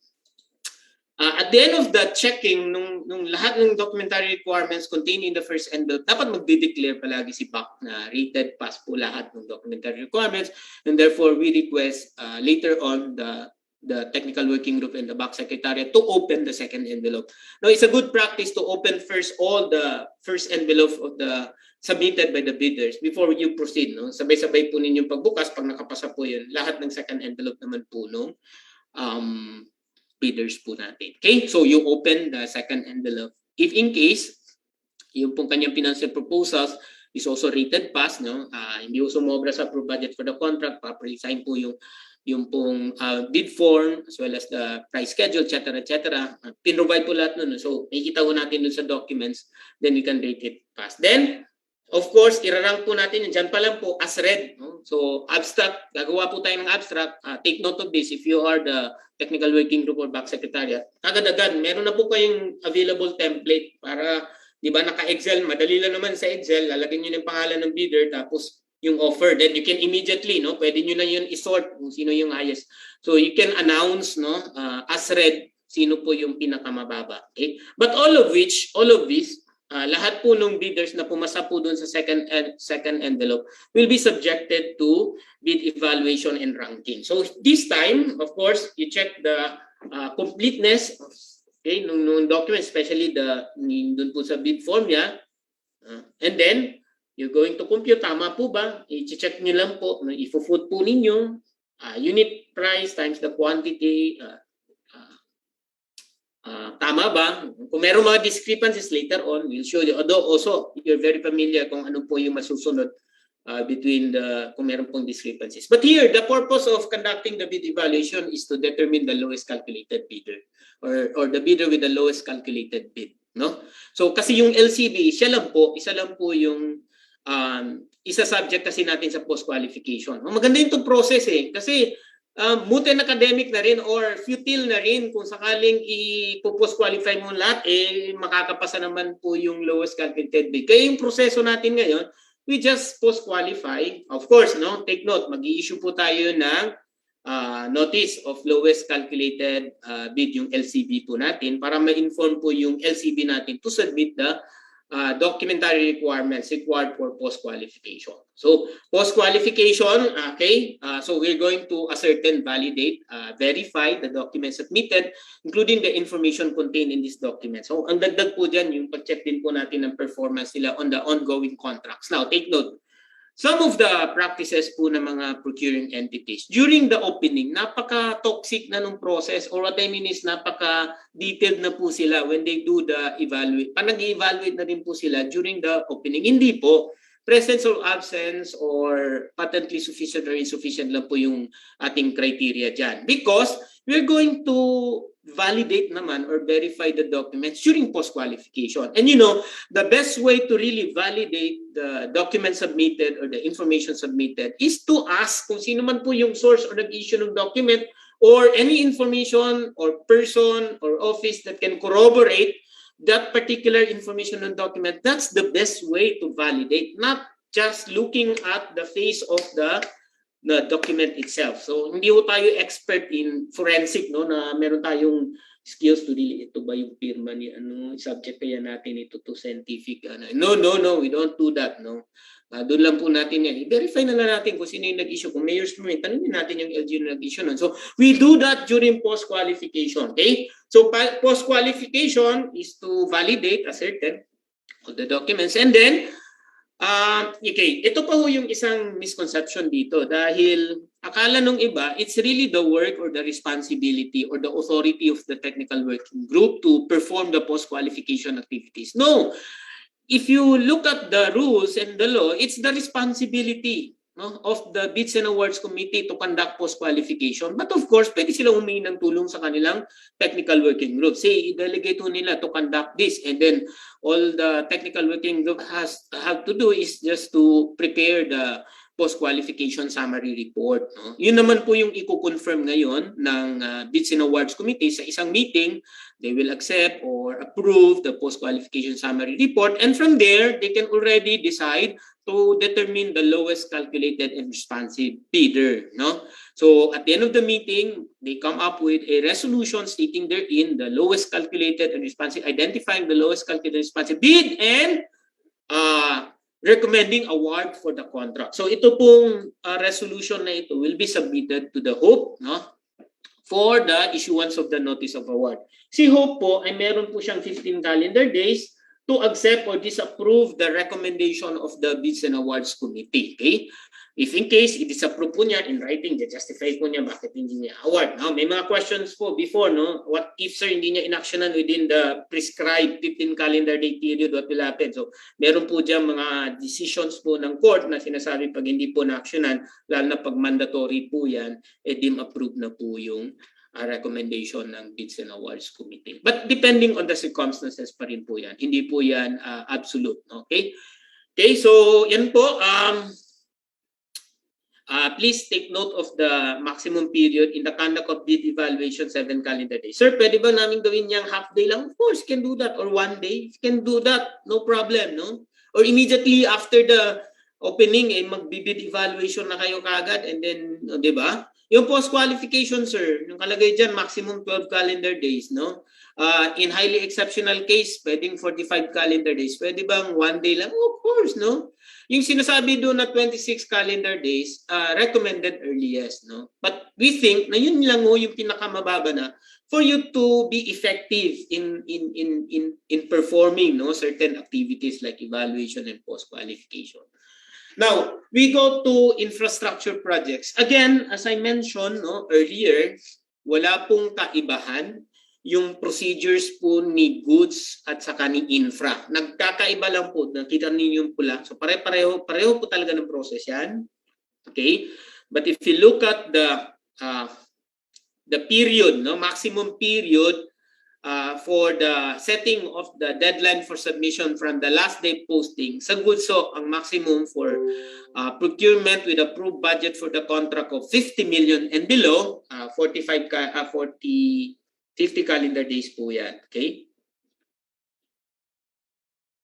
Yung pong above 50 million, yung approved budget for the contract, maximum period po niyan, 65 calendar days. Yun lang po yung kaibahan. Yung earliest recommended period, pareho lang po sa goods, no? 26 calendar days. Now, sir, eto naman sa consulting. Okay? Meron lang konting pagkakaiba. So here, naka-highlight po, after the advertisement, okay, kita po ninyo yan, meron pong eligibility check and shortlisting. Meaning, kung titingnan po niyo yung consulting services, seemingly, meron pong 3 envelopes. Kasi nahiwalay na po si eligibility check. Okay? So magsasubmit muna sila ng eligibility documents to include a statement of nationality, as well as the curriculum vitae. No? These are necessary para ho sa evaluation, para sa shortlisting process ho natin or evaluation. Okay? So here, sir, bakit nagkaroon ng eligibility check? Di ba gusto natin competition, open to all? Bakit ililimit natin ngayon yung competition? Well, the very reason is also for competition. Sir, what is that? Paradox or something like, parang conflicting yung statement mo. Nilimit pero competition. Yes, competition pa rin yung intention of having the eligibility check. Why? Because here, sa consulting kasi, meron na silang investment. Aaralin na nila yung requirements, aaralin na nila yung work approach, yung kanilang magiging study, etc. etc. So magkakaroon na po sila ng investment as far as time is concerned, even the expertise and the resources, even identifying the technical personnel or consultants that will be involved, etc. etc. And aaralin na rin nila yung terms of reference. Now, if you're going to open, we will not limit to everyone, hindi po sila magkakaroon ng interest to submit a technical proposal. Why? Because the chance of getting or winning the bidding is very slim kasi nga open to all. So in this case, possibly, although you open the opportunity, possibly mas malaki yung chance na walang magsasubmit kasi nga alam nila na sa dami namin baka hindi rin so sayang lang yung time or yung effort natin na invest natin dyan. Kaya sinasabi ng rules, mas mabuting magkaroon ng eligibility check because, for example, if you decide na 5 lang po yung shortlisted number of consultants na i-consider natin, meaning they now have the probability of getting the contract at least 20%, right? 20%. So malaki yung chance na improve yung chance nila of winning the bidding. Kaya meron pong eligibility check. So that pag sila 5 lang po yung inalaw natin because those 5 shortlisted, pwede po yung 3, pwede po yung 7, or even less than that, no? Kung hindi naman po sila na-meet yung number of shortlisted na sinet natin. These shortlisted bidders will be invited in the pre-bid conference and eventually sila lang po yung pwedeng mag-submit ng proposal. So they will be invited for the pre-bid conference to explain further the terms of reference, the requirements, etc. And then, kung kinakailangan, 30 calendar days before the bid submission, kung kailangan po ng international participation. So, yan. So, after that, of course, magsasubmit na sila ng proposal. So nila, mag-open po tayo dahil na-open na po natin eligibility. This time, technical documents na lang po. Okay? So, depende po yan kung quality-based or quality cost-based po yan. No? Kung bubuksan po natin yung 2 envelopes. Okay? Then we proceed with the bid evaluation. And then, another peculiar step or additional step po, yung negotiation. Sir, bakit merong negotiation? Of course, you have to negotiate, determine, no? Yung pong yung magiging eventual na final terms of reference kasi pwede sila mag-comments niyan, pwede silang mag-suggest, pwede rin po nilang pwede po dyan pag-usapan yung financial, yung cost component, pwede rin po dyan yung work approach, including the schedule of activities, including the resources or the facilities or anything na kailangan i-provide ng procuring entity. So, ginagawa po yan sa negotiation. Importante din po sa negotiation yung final decision on the remunerations, on the allowances, the cost component po ng kanilang service o ng kanilang consulting service. Then, post-qualification. So, kung titingnan po natin, pareho naman except for the eligibility and shortlisting as well as the negotiation. Okay? So, take note, earliest period, 26 calendar days po for goods, both for goods and infra. Maximum period po, 136 calendar days, excluding the period of approval po ng higher authority, if applicable. Later on, we'll show you yung binibigay naman na period for the higher authority to approve the contract submitted to them. Okay? For infra, again, 26 calendar days. Take note, recommended po ito, earliest period. No? Sir, pwede ba bang maging below 26? Again, recommended po yan. But we still insist na sinasabi natin dapat may ample time to conduct the activities. Kaya 26 po yan. What about the maximum period naman po for infra? No? For infra, pag projects costing or with approved budget for the contract of 50 million and below, 141 calendar days po yung maximum period. Above 50 million, 156. Again, excluding approval of the higher authority. Okay? Then earliest period po sa consulting, 36 calendar days. Why is that? Bakit po? Diba nakita natin kanina yung meron po siyang shortlisting. Okay? Kaya umabot po siya ng 36 calendar days. Maximum period 180 days excluding the period for the higher authority to approve. Now, if although this might not be applicable no sa LGU kasi ang LGU nga si local chief executive yung nag-approve naman no. Of course may authority yan sa Sangguniang no for all the projects na contained in the budget yan. If in case no kailangan pa ho ng higher authority in the case of the national government 20 calendar days from the receipt of the contract, okay, to approve or disapprove the submitted contract. GOCC, medyo for the information of everyone, additional po ito na input po sa inyo, 30 calendar days. Why nagdagdag pa ng 10 calendar days? Because usually board no, is a collegial body, meaning yung decision po nila ay decision po ng majority of the members of the board and you still have to gather them or to convene them to have that unless yan po ay ginagawa po nila through referendum. Okay? Now, one of the significant and most welcome development presented or adopted by the GPPB is the use of digital signature. Do you know that as early as 2000, inaalaw na po yung electronic or digital signature? But ito po, I should say, no, from my observation, ito nag-trigger na rin because this was issued prior to pandemic. Parang they were able to already anticipate na pag nagkaroon ng limited movement or quarantine, no, paano ngayon yung mga masustain yung transactions ng mga government offices. And I think this is one of the ways or pamamaraan po para ho masustain pa rin yung operation. No? The use of digital signature, inaalaw na po yan if you sign the PPMP and the APP, digital signature. Although, please take note, ito pong digital signature, hindi po ito yung scan copy lang po ng pirma po ninyo. Ito po would require certification or validation. No?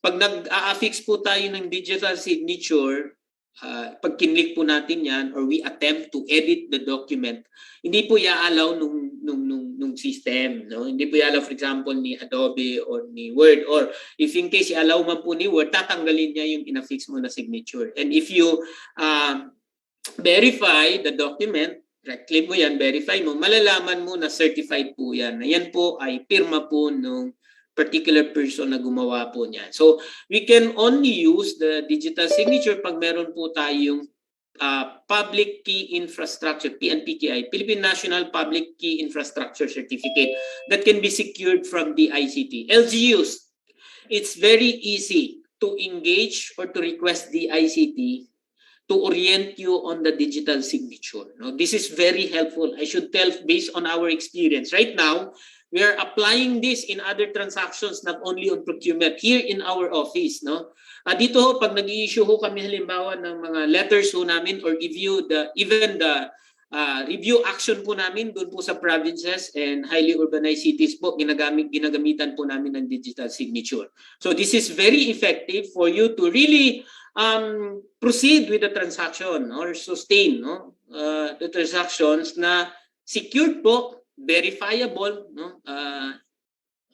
Kahit hindi na po tayong pipirma in wet ink. So, yan po yung digital signature. So, you just take note. In fact, I think wala lang dito naka-indicate. Even the contract ngayon, pwede nang pirmahan, no? Because the Supreme Court already allows even yung mga digitally signed na mga documents to be notarized, etc. Okay?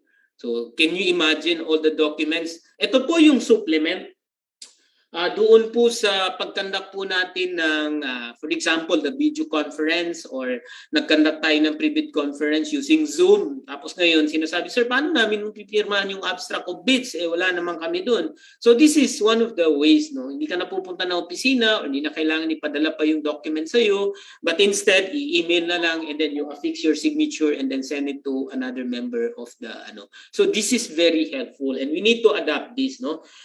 Gone are the days na yung mindset ho natin dapat kailangan pirmado in wet ink po yung mga documents po natin. Again, this is allowed not only because of the issuance of the GPP, but there's a law allowing digital signature, the e-commerce law or e-commerce act. Okay, now, video conference, okay, we can now conduct our meetings, activities through the use of webcasting, video conference, or any digital platform, no? Now, when it happens that the participation of any member of the Bids and Awards Committee ay nasa ibang lugar or situated in other areas or location, in remote areas, so we can still consider their participation, no, in the determination of quorum, no? And eventually, pag nagka-quorum, take note, hindi lang quorum, dapat nandyan po si chair or si vice chairperson. So kung nandyan po sila with a quorum, then that particular activity or meeting is already valid and binding. So, decisions made, at least majority of the BAC members using the technology should be considered valid and binding. No, of course, with the presence of the chairperson or the vice chairperson. So ano po yung mga procurement activities na pwede po natin i-conduct electronically? So we can conduct the pre-procurement conference using digital platform, the bid opening, and all other procurement activities. Again, aside from giving you now the flexibility to do it online, it is also, no, this is also important as a transition, no, or prelude po, or prior activity po pag nagkaroon na po ng electronic bidding, no? Once upon a time, 2 years ago, I was able to witness yung ginawa po ng PhilJeps. Gumana na po yung kanilang electronic bidding, no? Hindi lang ho nagkaroon ng na-sustain yung effort ho nila. That's why I'm very sure that a year or years to come, magkakaroon na po tayo ng electronic bidding. We're going to open their proposals online. Okay, so everything is in the virtual world or room. Okay, now we go to the specific. No, I think some of the details or policies here were already mentioned when I presented, no, the process or the procedure. But just again to reiterate, no, kasi ang purpose nga natin dito, yung objective natin na para ma-apply po ninyo. So to have a mastery. Okay, again, the first step. Before any procurement or public bidding should be undertaken, dapat meron pong pre-procurement conference. The term itself, pre-procurement, before mag-procure, the purpose is to determine the readiness of the procurement. And you can already consider yourself as ready to procure when you already discuss, finalize, confirm, or approve all aspects of the procurement. It should be conducted prior to the posting or the advertisement, of course. No? Hindi na po pre-procurement yan pag nag-post na po kayo kasi wala na po kayong i-discuss kasi meron na kayong dapat na bidding documents. Again, meron po tayong certain threshold po dyan for this to be mandatory, but despite or in spite of these amounts, we highly encourage the bidders or the suppliers to conduct pre-procurement conference. No? Beneficial po talaga ito. No? Dito ho, maiwasan ho natin yung possible failure kasi napag-usapan. And take note, dito ho tayo mag-away-away. When I say mag-away-away, yung mga members of the Bids and Awards Committee, dito po ninyo i-raise yung mga concerns and mga questions po ninyo. Magdebate kayo ng magdebate. Huwag po ninyong gawin yung pre-bid conference na as venue for you to debate and discuss the contents of your bidding documents among yourselves. Hindi po yun. No? Dapat tapos na po doon. Dapat ginagawa natin sa pre-procurement. So who are the participants? Again, back secretariat, technical working group, consultants, mga technical personnel po natin, end user is also important. No? In all stages, in fact, we can invite the end user unit because eventually, sinasatisfy natin yung requirement ng end user.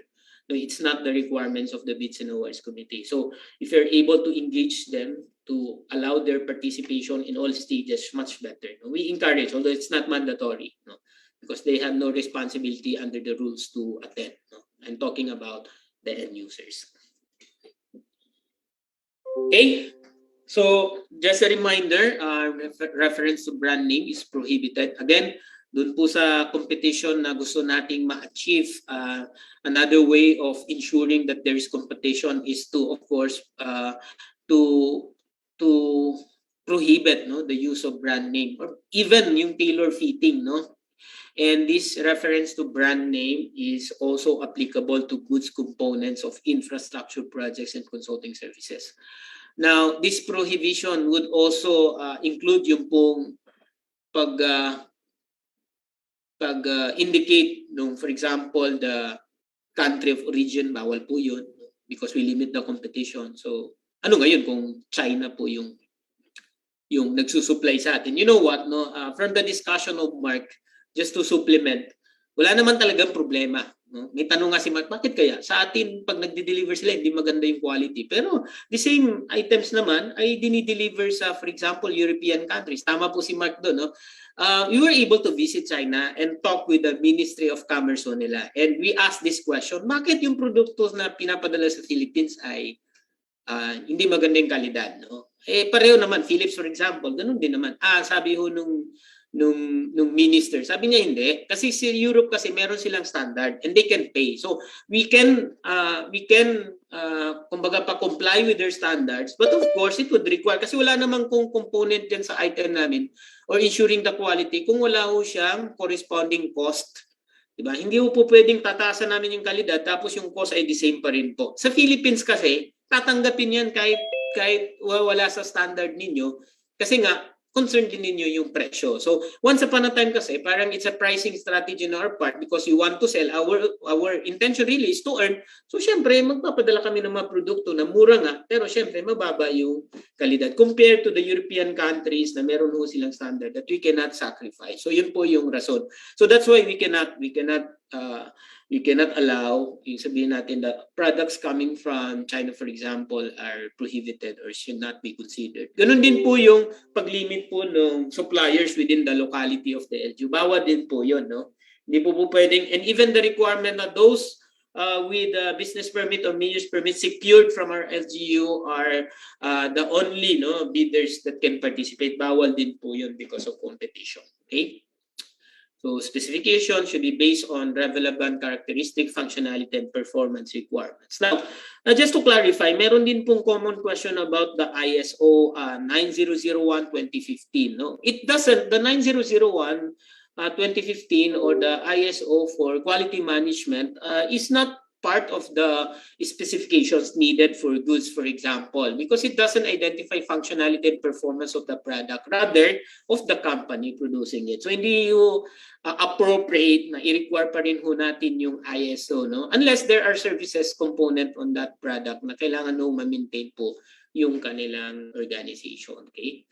For other requirements like the yung pong product registration, CPR, the Certificate of Product Registration, kung yan po ay kailangan po ng CPR from the FDA, well, if there's a law requirement for example, food or medicines, so you can require in the technical part or the requirements. Yun po yun. But the submission of the Certificate of Product Registration can be done through or can be required in the post-qualification stage. Okay, now, again, the BAC will have to decide. Ito rin isang ifa-finalize during the pre-procurement conference. Whether to allow the electronic or online submission of bids. In fact, in the standard bidding documents, Philippine Bidding Document 6th edition, meron na po mga options doon whether you allow the submission of bids electronically. Now, if in case you allow, requirement naman po under the GPPB resolution number 09-2020, mamaya i-present po natin kung ano po yung mga basic requirements. But here, so pwede naman po mag-submit yung bidders through electronic or they can use the GPPB online portal. I'm not sure, I was not able to ask GPPB kung operational na po yung ating portal for this. No? If in case di pa po siya operational, then dapat si LGU has that system, electronic system, no, providing for this bid submission. So again, mamaya, ito ho yung mga requirements. So if in case the procuring entity or the LGU, no, wishes to allow the electronic submission of bid, no, kailangan nung mag-submit ho sila. Yung pong highest official managing the IT system of the agency will have to sign a certification to be submitted to the GPPB, no, through the Technical Support Office, stating among other things na they comply with the requirements. For example, the two-factor security consisting of an archive and a password protection, and then allows the access of password during bid opening, as well as the system is capable of generating audit trail. I will explain later on. So this certification can also be downloaded from the website, I think, no, and it should be submitted to the TSO through IT certification at gppb.gov.ph.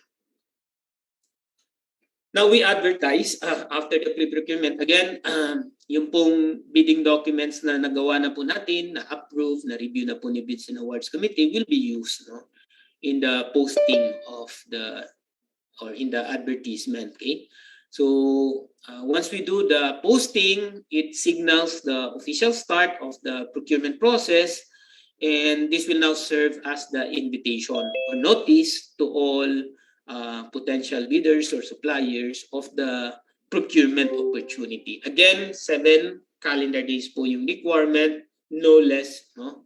Hindi po tayo pwedeng magbababa pa dyan sa 7 calendar day period na yan. So we need to advertise in the PhilJEPs. This is the electronic means.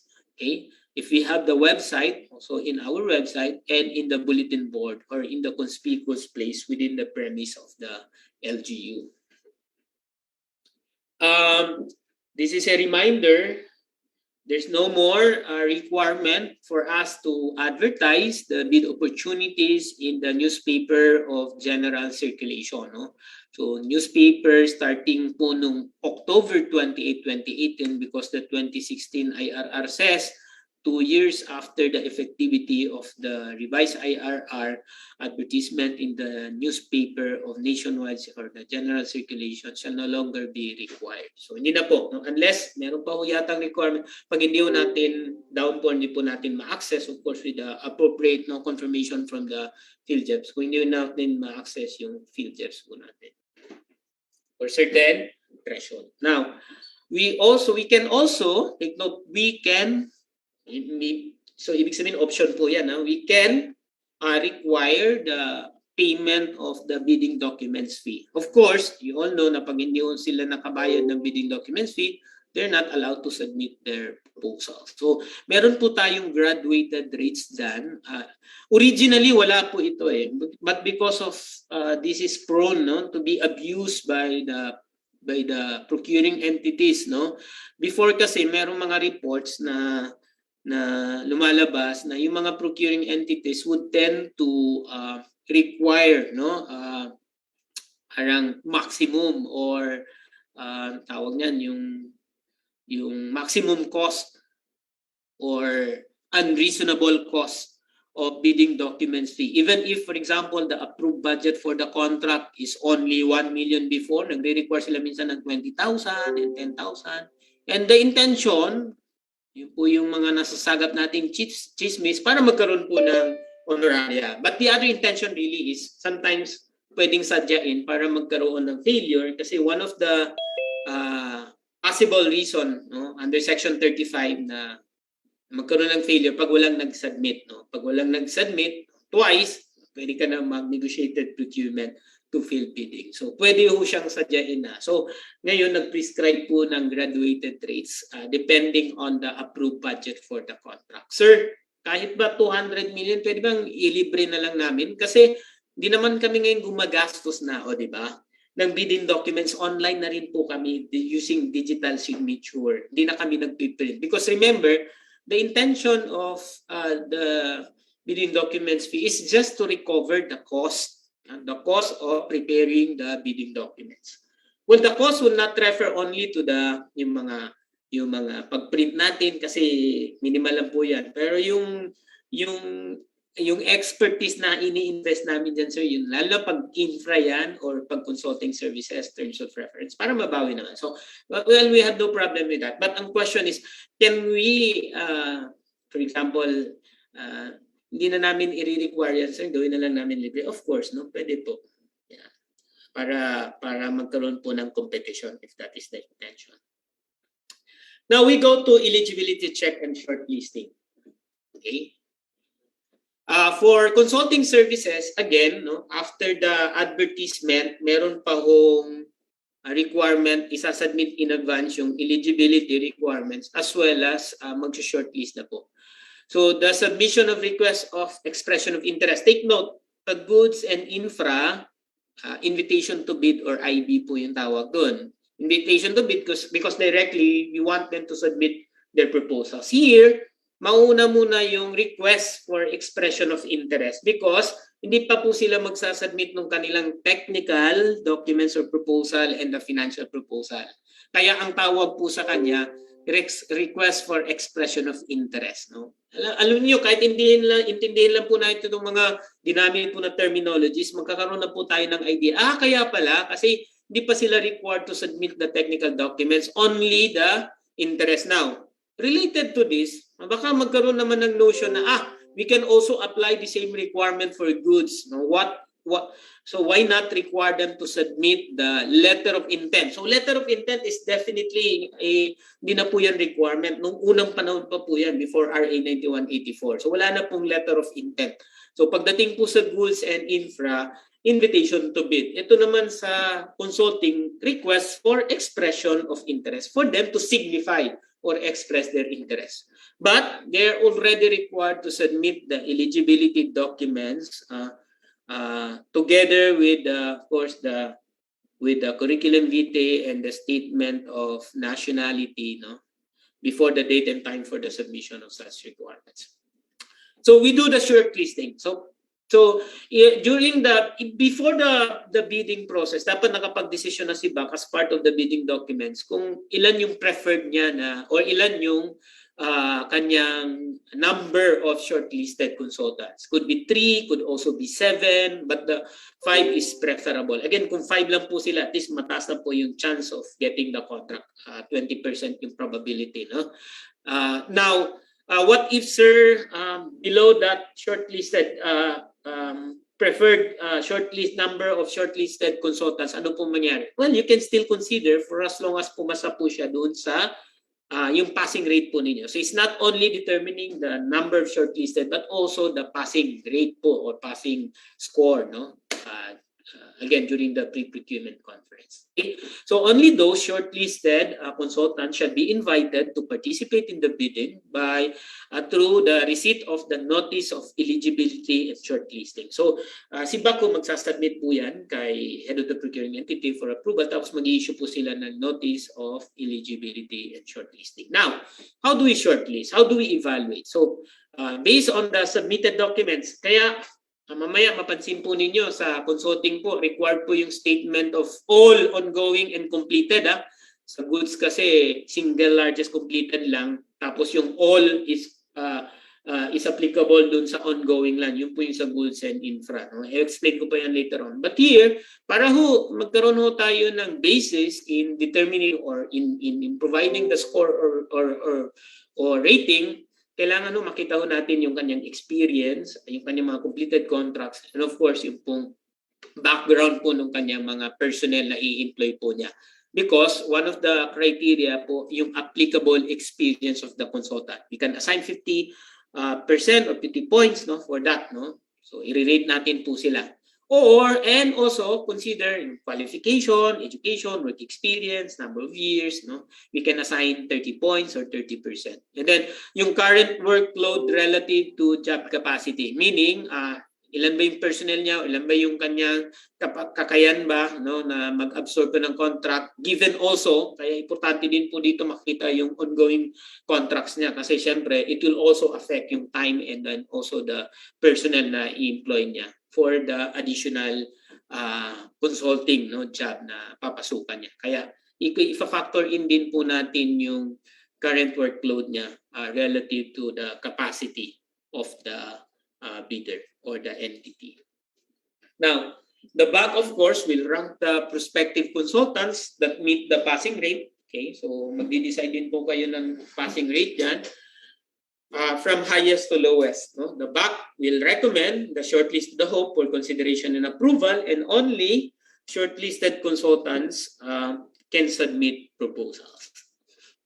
Okay? Okay. Now, sir, you mentioned that we can only allow for certain exception yung participation po ng foreign bidder. Katulad halimbawa sa consulting, pag hindi daw available, or if there is no available goods in the local market, cannot be supplied locally, or there is a possible yung pong situation of monopoly, isang supplier lang po, so ang tendency po nun ay mataas po yung presyo pag meron pong isa lang po yung supplier. So what will happen if meron pong foreign bidder? Ano po yung isasubmit nila ng mga documents? Of course, yung equivalent documents po na sinisecure po nila doon sa country po nila. Now, what will happen if these documents are, of course, expressed or written in foreign language other than English? Kasi ang requirement natin, it must be written in English. So this document needs to be translated in English. Ang requirement po, kailangan pong matranslate po yan ng relevant foreign government agency authorized to translate documents, or a registered translator in the foreign bidder's country. But basic requirement before the apostille po, this document should be authenticated by the Philippine Foreign Service or establishment or equivalent office having jurisdiction over the foreign bidder. So yung mga embassies po natin or yung mga foreign post po natin doon, usually tinatawag natin yung nag-issue sila ng red ribbon to authenticate these documents. Now that we are already a signatory or contracting party, we call contracting party to the Apostille Convention, the Hague Convention,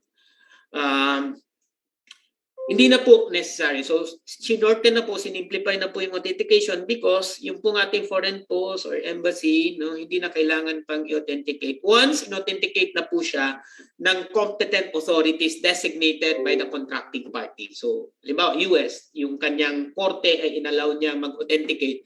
So, pag in-authenticate na po nung court na yun, mag-issue na po siya ng apostille certificate, hindi na po siya kailangan pang ipa-authenticate dun sa Philippine embassy or foreign o yung post po natin na situated dun sa country or having jurisdiction in that country.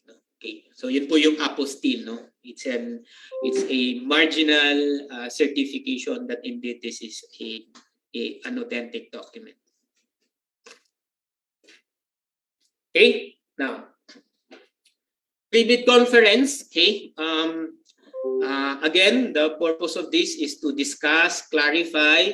We need to orient the bidders of our requirements, especially the technical specs or the terms of reference, etc., to guide them to prepare their proposal. So that's number one. The second objective, as mentioned, is to, of course, gather information from the suppliers or to give them the chance to seek clarification or ask questions. Okay. Now, pre-bid conference, it's mandatory that it should be conducted at least, meaning this is the earliest or the minimum period that we have to observe, 12 calendar days before the deadline for submission, but not earlier than the 7 calendar day period of posting. So yun po yung tandaan mo natin. So pag nag-post po kayo, 7 day, on the 8th day, pwede po kayo mag-conduct ng pre-bid conference. And see to it that the deadline for submission, you still have lead time of 12 calendar days. Okay, so there is a GPP resolution. Ito po yung binabanggit ko kanina na dapat yung pong character po ni Bids and Awards Committee during the pre-bid conference should be encouraging, proactive, not the other way around. Ito lang naman, I think, as I observe, nagkakaroon lang naman po ng yung, alam mo, yung BAC will not entertain questions. Kasi posibleng, ito, may personal ano lang po ito.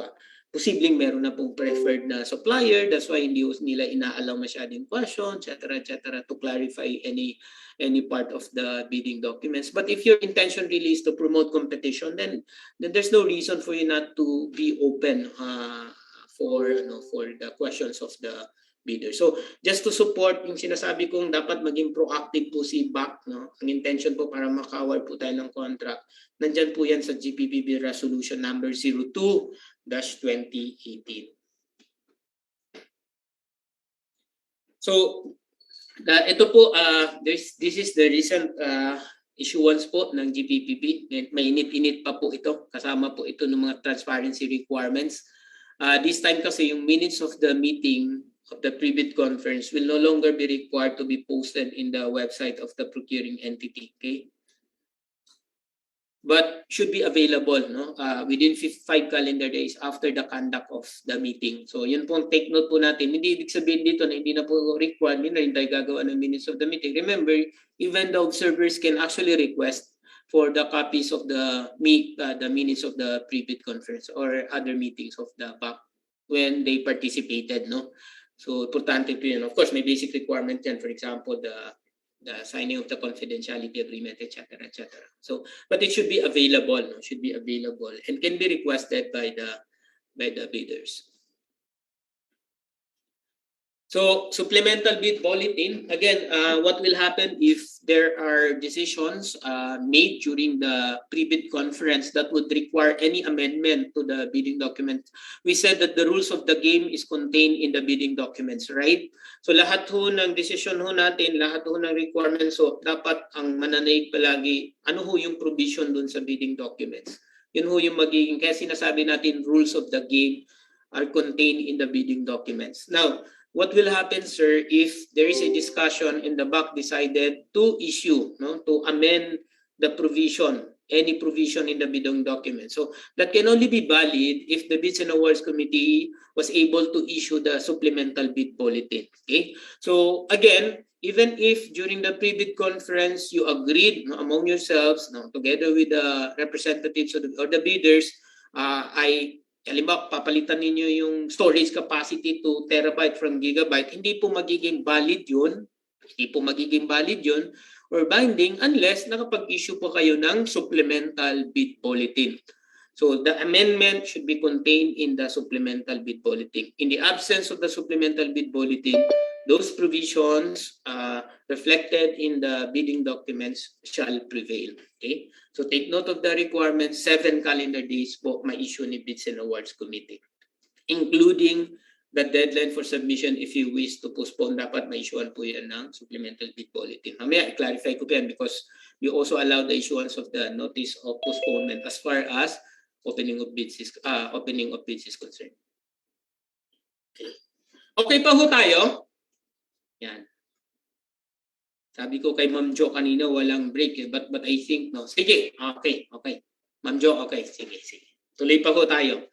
Now, so ito, familiar na rin po kayo, no? Paano po yung pag-prepare po nila nung kanilang proposal, no? As far as how do they of course submit, how do they prepare yung kanilang mga envelopes? Ano nila kasi may basic requirement din na dapat hindi basta-basta makita. Kasi pag mabuksan po kasi yan, bakit istrikto ho tayo na dapat sealed po siya, no? And properly labeled. Kasi nga po, pag nabuksan yan, di syempre, pag nakita yan, madali ho siya buksan, madidefeat again yung competition. Kasi kung merong contact yung isang bidder supplier doon sa Bids and Awards Committee, pwede niyang communicate, uy, si bidder na ito, nag-submit siya, ito yung kanyang ABC. Kaya importante po na proper ho yung pag-ano natin. But there is an exception to this, okay? So, again, we use the 2-envelope system. The first envelope contains the eligibility documents and the technical requirements. So, ilalagay po natin yan sa first envelope. Ito rin po, you include this, although this is part of the instruction to bidders, no? But you can present this. You can adapt this presentation when you conduct pre-bid conference. Pakita nyo talaga, sana ganyan kayo mag-prepare. So, another envelope that will contain the financial proposals. And these 2 envelopes will be placed into another envelope input. No? That's the original copy or the copy 1. Okay. Okay, so this bids or the offer, okay, yung proposal po or the offer or the bids, wag ko kayo malito. Pero naman po yun ng kahulugan po. The proposal or the offer must be valid, no? 100, ang maximum period po nung offer validity or bid validity is 120 calendar days. Could be lower depending on the determination po ng Bids and Awards Committee. Say 90 calendar days. Pero anong pong ibig sabihin ng bid validity? Okay? Yung pong bid validity, once nag-submit si bidder or supplier ng kanyang proposal, sinasabi niya that from the opening, once in-open mo yung proposal ko, I guarantee, ibig sabihin, my proposal is valid for a maximum period of 120 calendar days. So, di ba sa kontrata po, basic po ito, dapat meron pong offer that is certain and there should be unqualified acceptance. Di ba? May offer, may acceptance. In this case, ang nag-o-offer po si bidder. Now, sir, di ba may invitation to bid? Di ba tayong nag-o-offer government? No, hindi. We're just inviting them to submit their offer or proposal. So, in effect, ang nag-o-offer po si bidder. Now, sabi ni bidder, ito yung aking proposal or offer or bid, and this is valid, my offer is valid for 120 calendar days. Therefore, pag sinabi niyang my offer is valid for 120 days, you have 120 days, in effect, a procuring entity or LGU to accept my offer para magkaroon ng contract. So, ibig sabihin, dapat may issuean mo ko ng notice of award, makapagkontrata po tayo within that validity period. Okay? Yan po yung ibig sabihin po nun, yung bid validity.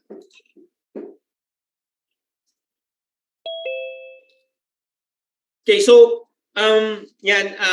just like in the manual process, ganun din po in the electronic submission, pero meron pong mga requirements. So, katulad din po kasi actually sa manual process, di ba sinisil po natin yan, di ba? Ganun din po dapat sa electronic. Dapat hindi nakasilyado pa. But in the case of the electronic, hindi naman po silin yun, but should be protected, no? Should be archived and should be protected with a password. Kasi may requirement po tayo ng two-factor security procedure. I-archive mo and you set the password for that folder para hindi mo siya ma-open. Because the intention there is para hindi mo ma-open basta-basta yung folder na yon. And of course, the requirement is for the bidder to provide or allow the access to password during the opening. Katulad din po ng manual process na yung pwede mo lang siya i-open during the opening of bid. So here, ipoprovide po ni supplier, ni bidder yung password during opening, or at least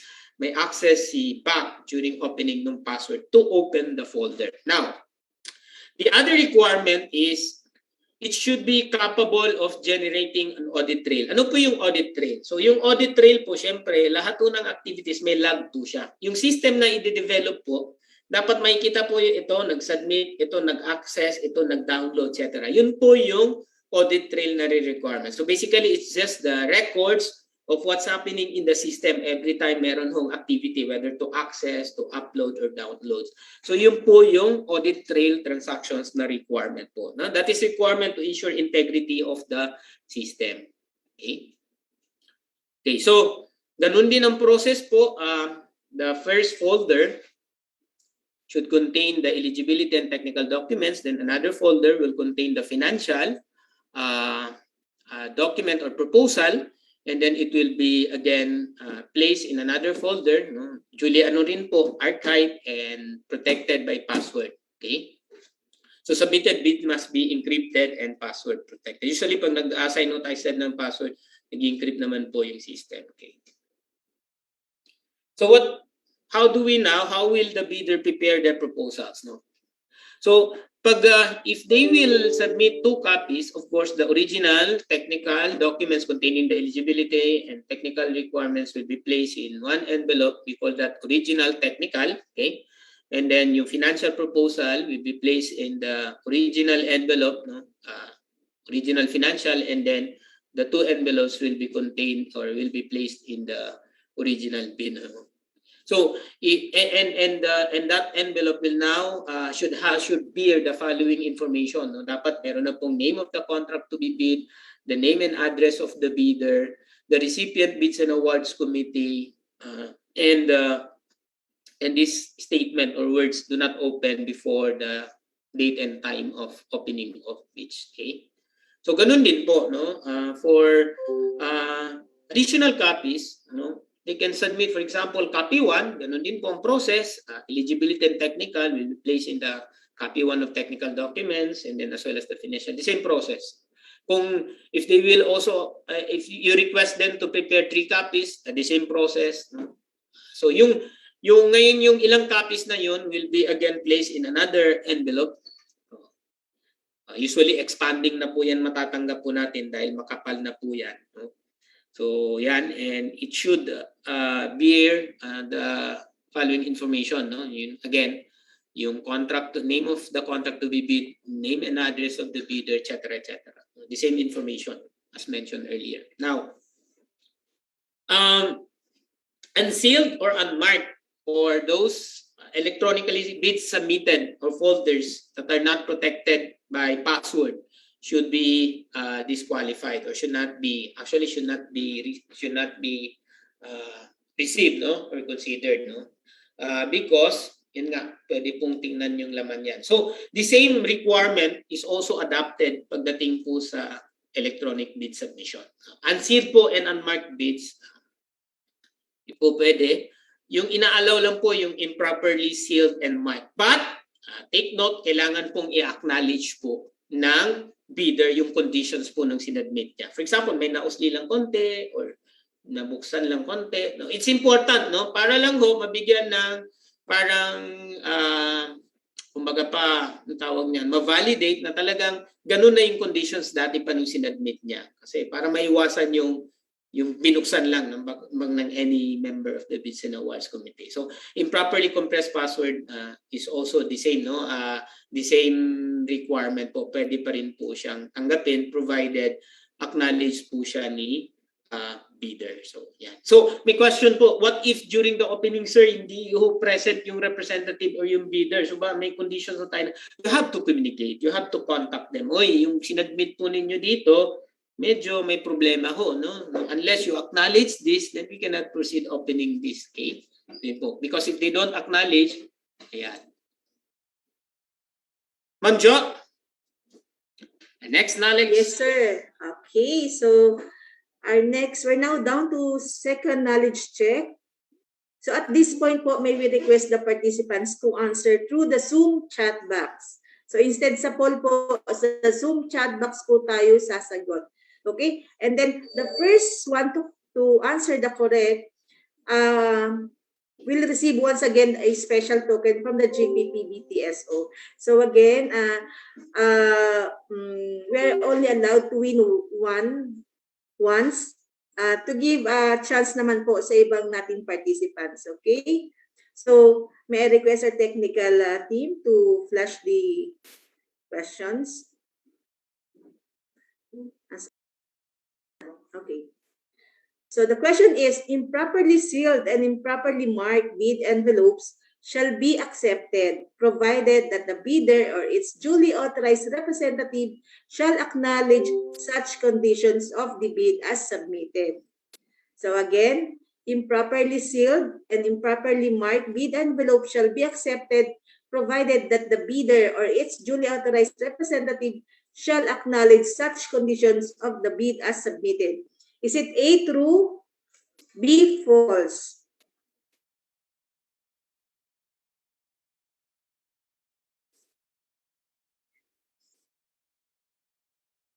Okay, for our Facebook Live viewers, you may also drop your answer to the comment sections.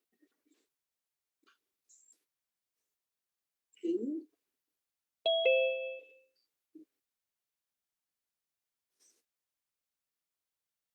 So B, A, then, So majority, sir, letter A. So true.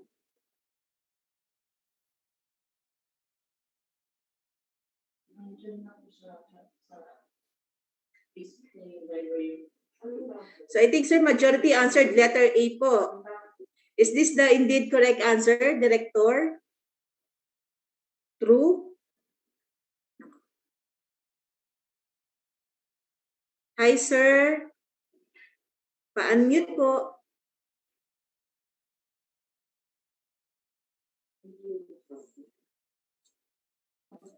Yan, hindi kasi ako Yes. hindi kasi ako inaalaw nung ano mag-unmute. Dapat pala hindi mo unmute kasi masama ka dun sa participants na hindi inaalaw mag-ano. Yes, sir, because Can you go back? Ilang percent yung sumagot ng true? Dapat perfect yan. yeah, actually, sir, wala siyang majority lang, sir. Kasi sa Ilang Zoom percent? chat box po natin sila Sa chat pinasagot. box, naku, kakasabi ko lang nun, palabasin natin sa virtual room yung Actually, sumagot. sir, ano lang. So more or less, wala naman po, sir, 10 na sumagot na B. Ayun, yun, So yan. marami pa rin po, sir, nakuha ng A.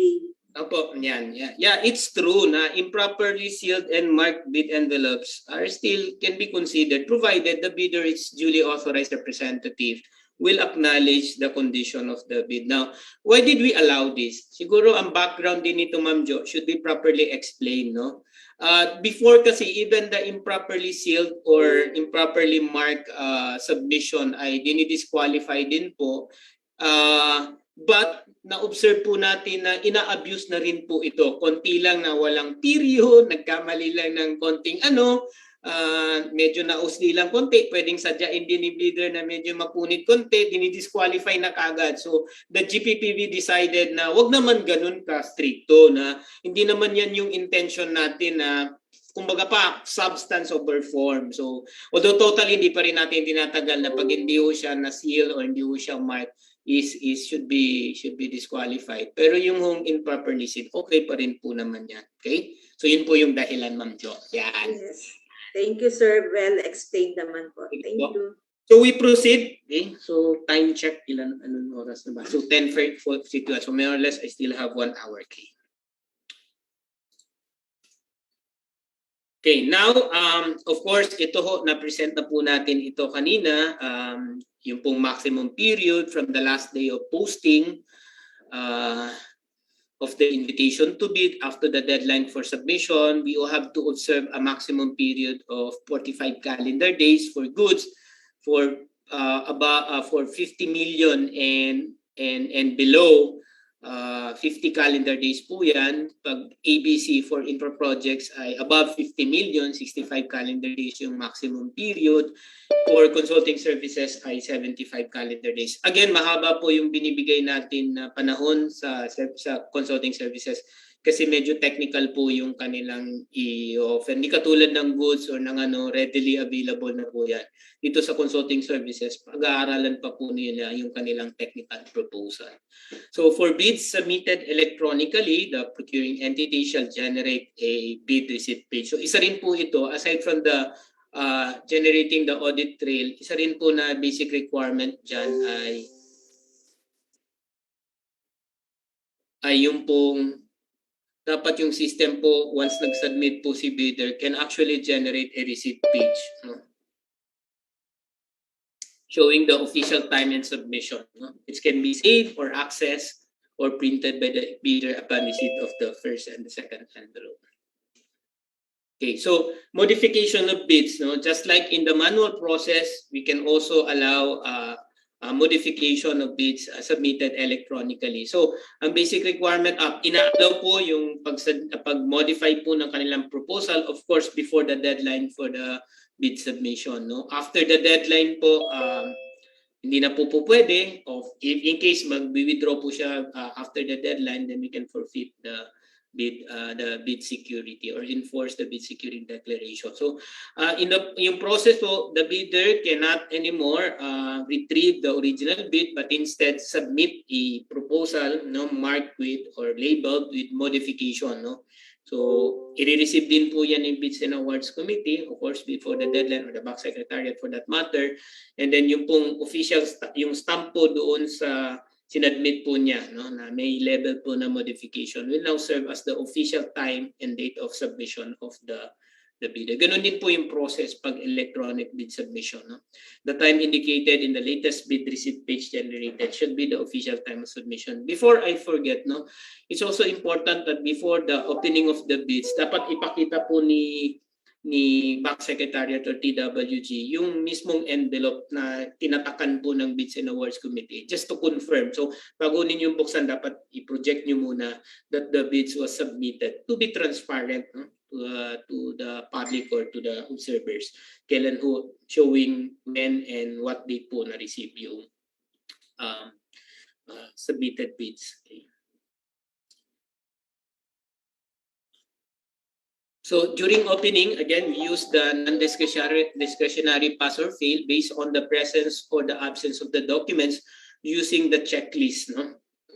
Okay, the back opening should be done in public. No? Kaya nga open nga yan, so we cannot limit the participation. Anyway, nasa inyo naman po yung pag-manage po ng meeting. So wag po kayong ma-overwhelm na sasabihin na if you open that to the public, din naman magkaka-problema ho kami. No? Because the very nature of public meeting is open to the public. Okay? So but you manage the meeting or the conduct of that activity. So using non-discretionary pass or fail criteria, okay, and those bidders with eligibility and technical documents rated pass, no, yung pong kanilang second envelopes will be open, and from there we rank, no, as red. So only those bidders na pumasa po sa second envelope will be subjected to bid evaluation. Okay, so password should be disclosed by the bidders in case of electronic bid submission only during the actual opening of bids. No? That is contained in the GPP Resolution 09-2020. So ito po, yung pong pag-open ng bids or preliminary examination can actually be postponed by the Bids and Awards Committee. So inaalaw po yan through the issuance of the notice of postponement. Take note, this notice of postponement is just applicable to the postponement of the bid opening, but not the deadline for submission. The deadline for submission can only be changed or postponed if the BAC was able to issue the supplemental bid bulletin. So in case the submitted bids cannot be open as scheduled, kasi sabi nga natin, immediately after the deadline for submission, the BAC has to convene. So kung hindi kaya because of certain justifiable reasons, then the BAC can actually defer the opening of this on a later date, no? Say next day or next 2 days. Pero dapat hindi na rin po matagal, no? Kasi the more natatagalan po natin pag-opening, marami pong possible nangyayari. We don't want that to happen. Kaya nga, ang advice, immediately after the deadline for submission, dapat ibinubuksan kaagad yung kanilang bid submission. No? Then post it to the PhilJET's website and the website of the procuring entity, ito pong notice of postponement. So required pa rin po ito to be posted in the PhilJET's at any time.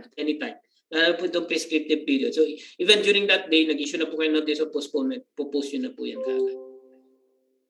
Okay.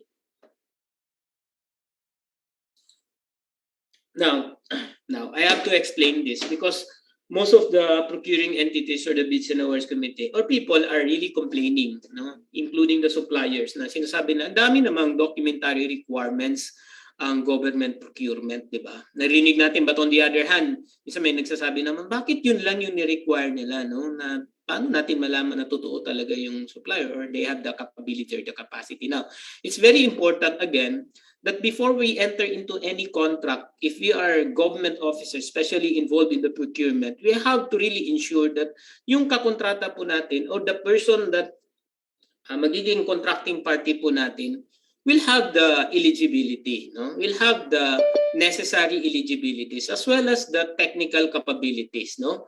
So it's important to check these three things. Ito po yung parang general criteria po natin. In fact, even in personal transactions, we also use this criteria, no? Tayo, pag bumibili ho tayo sa any suppliers, di ba? Isa ho na tinatanong kagad natin, lalo ngayon, naglilipanan na po yung online shopping, no? Is the supplier legit, no? Kasi pag nalaman natin may experience na tayo, then we don't usually buy from that supplier kasi nga maluloko lang tayo, di ba? So it's important. Ganun din po sa gobyerno. Mas lalo na sa gobyerno kasi imbued with public interest. So it's important to really protect the public interest by ensuring that the contracting party has the three yung pong capacities or capabilities. And what are these, no?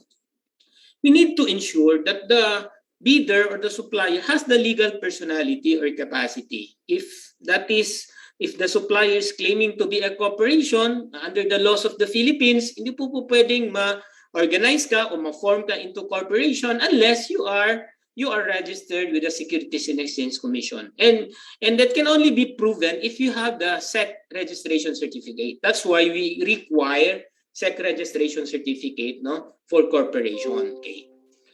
If you are a sole proprietor, hindi ka pwedeng gumamit ng any business name unless that is registered with the DTI. So that's why we also require the submission of business name registration certificate issued by the DTI on the part of the sole proprietor, no? Or sole proprietorships, no? Yan po, no? And of course, you cannot engage into any legal transactions or business unless you are also registered or have secured the mayor's permit or business permit, no? Lahat po yan, no? Requirement po yan ng batas. Ikaw pwede yung magbenta dyan kung hindi ko kayo nakasecure ng mayor's or business permit. That's why we also require the mayor's permit. And going back pala doon sa yung legal requirement po, kung ikaw naman ay cooperative, dapat meron kang CDA registration certificate, no? So whichever is applicable. So this is to establish that indeed you have the legal personality to transact business here in the Philippines. Now, if you are a contractor, infra projects po yung pinoprocure natin dahil requirement din po under our law na lahat po ng contractors natin dapat makapag-secure po ng pickup license. No? Basic requirement po yan. Hindi lang po yan dahil RA 9184, no? Ang nagre-require po talaga niyan, meron pong specific law that requires that all contractors or corporate or whatever, no, business entity that will engage in construction business should have secured the pickup license, no? So yun po, no? And aside from this, importante din po because we are actually utilizing or generating our resources from the collections of the BIR. That's why we included, the GTTB decided to include the submission of the tax clearance to ensure that all our suppliers are paying their tax obligations, no? Wala ho silang utang sa gobyerno kasi doon nanggagaling yung ating mga resources. Local government units, ganun din po. Yung pong national tax allotment, formerly the internal revenue allotment, are coming from the 40%, no, share of the LGUs from the collection of the BIR. Kaya importante din po na masiguro natin na nagbabayad talaga ng taxes yung ating magiging supplier, no. So yun po yung basic requirement po sa legal capacity, no? Kaya intindihin po natin now. Marami pong nagko-complain, bakit naman i-record pa natin yan? No? So again, hindi naman ito issues on the part of the suppliers. Kasi nga, meron na sila nito. Puputokopy na lang po nila yan. Meron na po, kung public bidding yan, required nga yan, in order to secure the platinum certificate, I will explain later, to upload this document. So hindi na po masyadong hassle on the part of the bidders to supply or to submit these documents because these are readily available documents, no? Pag usual na ho silang na-engage into that business. Then aside from the legal personality or capacity, it's also important to check yung pong meron ba siyang meron ba siyang kakayahan to really deliver the items? Yung tinatawag ho nating technical capability. Now, this is very important because even if you are a corporation or even if you are a sole proprietor registered, no, hindi rin ho nangangahulugan na meron na ho kayong technical na capability to undertake the project or deliver the item. So, ganun din po sa atin, no? Pag bumibili tayo sa Shopee or sa Lazada, chine-check natin kung how many items na yung na-deliver niya. And beyond that, we also check how many stars na yung rating niya and even the feedbacks because we want to ensure na okay naman yung produkto na i-deliver. In the case of the government procurement, the only way to prove the technical capability that indeed he can do the project or deliver the project is kung meron siyang previous experience. That's why we have to check the track record by requiring them to submit the single largest completed contract. So pag may single largest completed contract, no, similar dun sa ipo-procure po ninyo, similar po, no. at least ma-assure ka na ngayon, because in the past, that particular bidder was able to deliver or perform similar job, assured na ang government na kaya niya naman palang i-deliver kasi previously nagawa na niya. So yan po yung importance po ng single largest completed contract. And this should be properly supported po nung certificate of acceptance, kung yan po ay infra, could be si PES po na rating, etc. no? Just to ensure na nagawa po niya, na-deliver po niya yung ano. So ang requirement po dyan, mamaya, doon po sa how much po yung kailangan po nating i-require. And aside from the technical capability, we also ensure that the bidder or supplier has the financial capacity. Meron silang enough resources to fund because whatever products that they're going to deliver or works that they're going to perform, meron po siyang corresponding talaga na investment or cost involved. Mag-i-incur po talaga sila ng cost niyan. So not only the technical or the legal personality, meron pa bang resources to support or to fund this particular project? That's why we also require the computation of the net financial contracting capacity or NFCC. Basically, yung formula po natin, I know you are also familiar with this, yung pong current asset minus current liabilities. Now, question, sir, we're now getting the information. Where do we source the information as regards the current assets and current liabilities? That's why we also require the submission of the audited financial statement, stamp received by the BAR or its duly authorized financial institutions. Kasi yun po yung the most reliable basis for determining the current assets and current liabilities. Okay? O bakit pa i-receive pa yan ng bangko? Audited na nga yan. Alam po ninyo, depende po yan kung saan po isasubmit ni bidder or supplier yung kanyang audited financial statement. Mind you, pag nangungutang po yan, they can make their income, alam nyo yun, maganda, and their assets in order to show to the yung maglilend po sa kanila ng resources na maganda yung kanilang financial performance. Pero usually pag nagbabayad na po sila ng taxes, they will tend to lower the income and then increase the expenses para lang mababa yung babayaran. So depende kung saan sila magsasabit. Pag nagsasabit sila sa management, ganoon din po ipapakita na dapat maganda yung performance. That's why it's good na ni-require talaga audited financial statement duly received by the BAR because the same statement will be used to know the current assets. Now, when it comes to current assets minus current liabilities, we are actually checking or computing the liquidity. When we say current assets, how good or available yung kanyang current assets to settle any obligations na mag-a-arise po ng current liabilities. Liquidity po yung ano. So ibig sabihin kayang-kaya niya kagad i-settle or bayaran whatever obligations po na mag-a-arise. So those things yun po yung nire-require natin as far as the eligibility requirements are concerned. So we look at the specific documents. Time check sandali po. Okay. So these are now the specific eligibility documents that we require.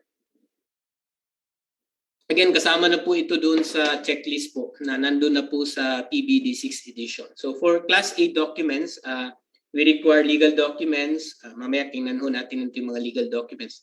Then the technical documents, financial. For Class B, this would be applicable to joint venture agreements or joint venture agreement. For goods and services, pwede po yung notarized statement that they will enter into joint venture agreement. For technical requirements, for goods, we require the submission of the bid security and of course the project requirements. Ito po yung schedule of requirements, the technical specifications for goods. Later we'll see the specific technical documents and also the submission of omnibus sworn statement. Omnibus sworn statement is a very powerful tool. Ito po kasi para hindi na humirapan to really ascertain the validity of the assertions or any information provided by the bidder. Gagawa po siya ng sworn statement. Under oath, isa-certify niya among other things na, for example, the documents submitted are authentic, so etc. So pag ito, dahil sinumpaang salaysay po ito, sworn statement po ito, yung probative value po nito pag inabla po ninyo sila, no? Particularly yung perjury pag hindi ko sila nagsabi ng totoo. So madali po natin silang habulin. Ako, nakakalahati pa lang pala po ako. No? So what are the specific eligibility requirements? Okay, so under Class A legal documents, we require the submission of platinum PhilJEP certificate of registration, platinum membership, okay? Or the SEC registration certificate, mayor's permit, tax clearance, audited financial statement, as well as even the PICAG can be considered the legal documents. Now, sir, meron po kaming question kasi nakalagay ba talaga dyan, ano bang interpretation, or ba yan or N? Kasi some of the procuring entities, even if they already received the platinum membership certificate, nagre-require pa rin ng submission ng SEC registration, mayor's permit, even if nakalagay naman dyan or. So linawin po natin, under the rules actually, ang nire-require na lang po ngayon ay yung pong platinum membership certificate secured from the PhilJEPs. Now, take note, before they secured this certificate or even generate this certificate, once in-approve or in-issue na po yan ni PhilJEPs, requirement po sa kanila yung pag-upload po ng legal eligibility documents. And those are the documents uploaded by the... So basic requirement po yan, hindi po sila ma-issue ng certificate of registration platinum kung hindi po sila nakapag-upload ng documents. So in effect, these documents are already provided by the bidder. Only that, of course, hindi pa ho ninyo kagad-agad. Dati nada-download pa ho yan, nakikita kagad yung actual document. But now, dahil meron pong Annex A, yung certificate of registration, may 2 pages po yan.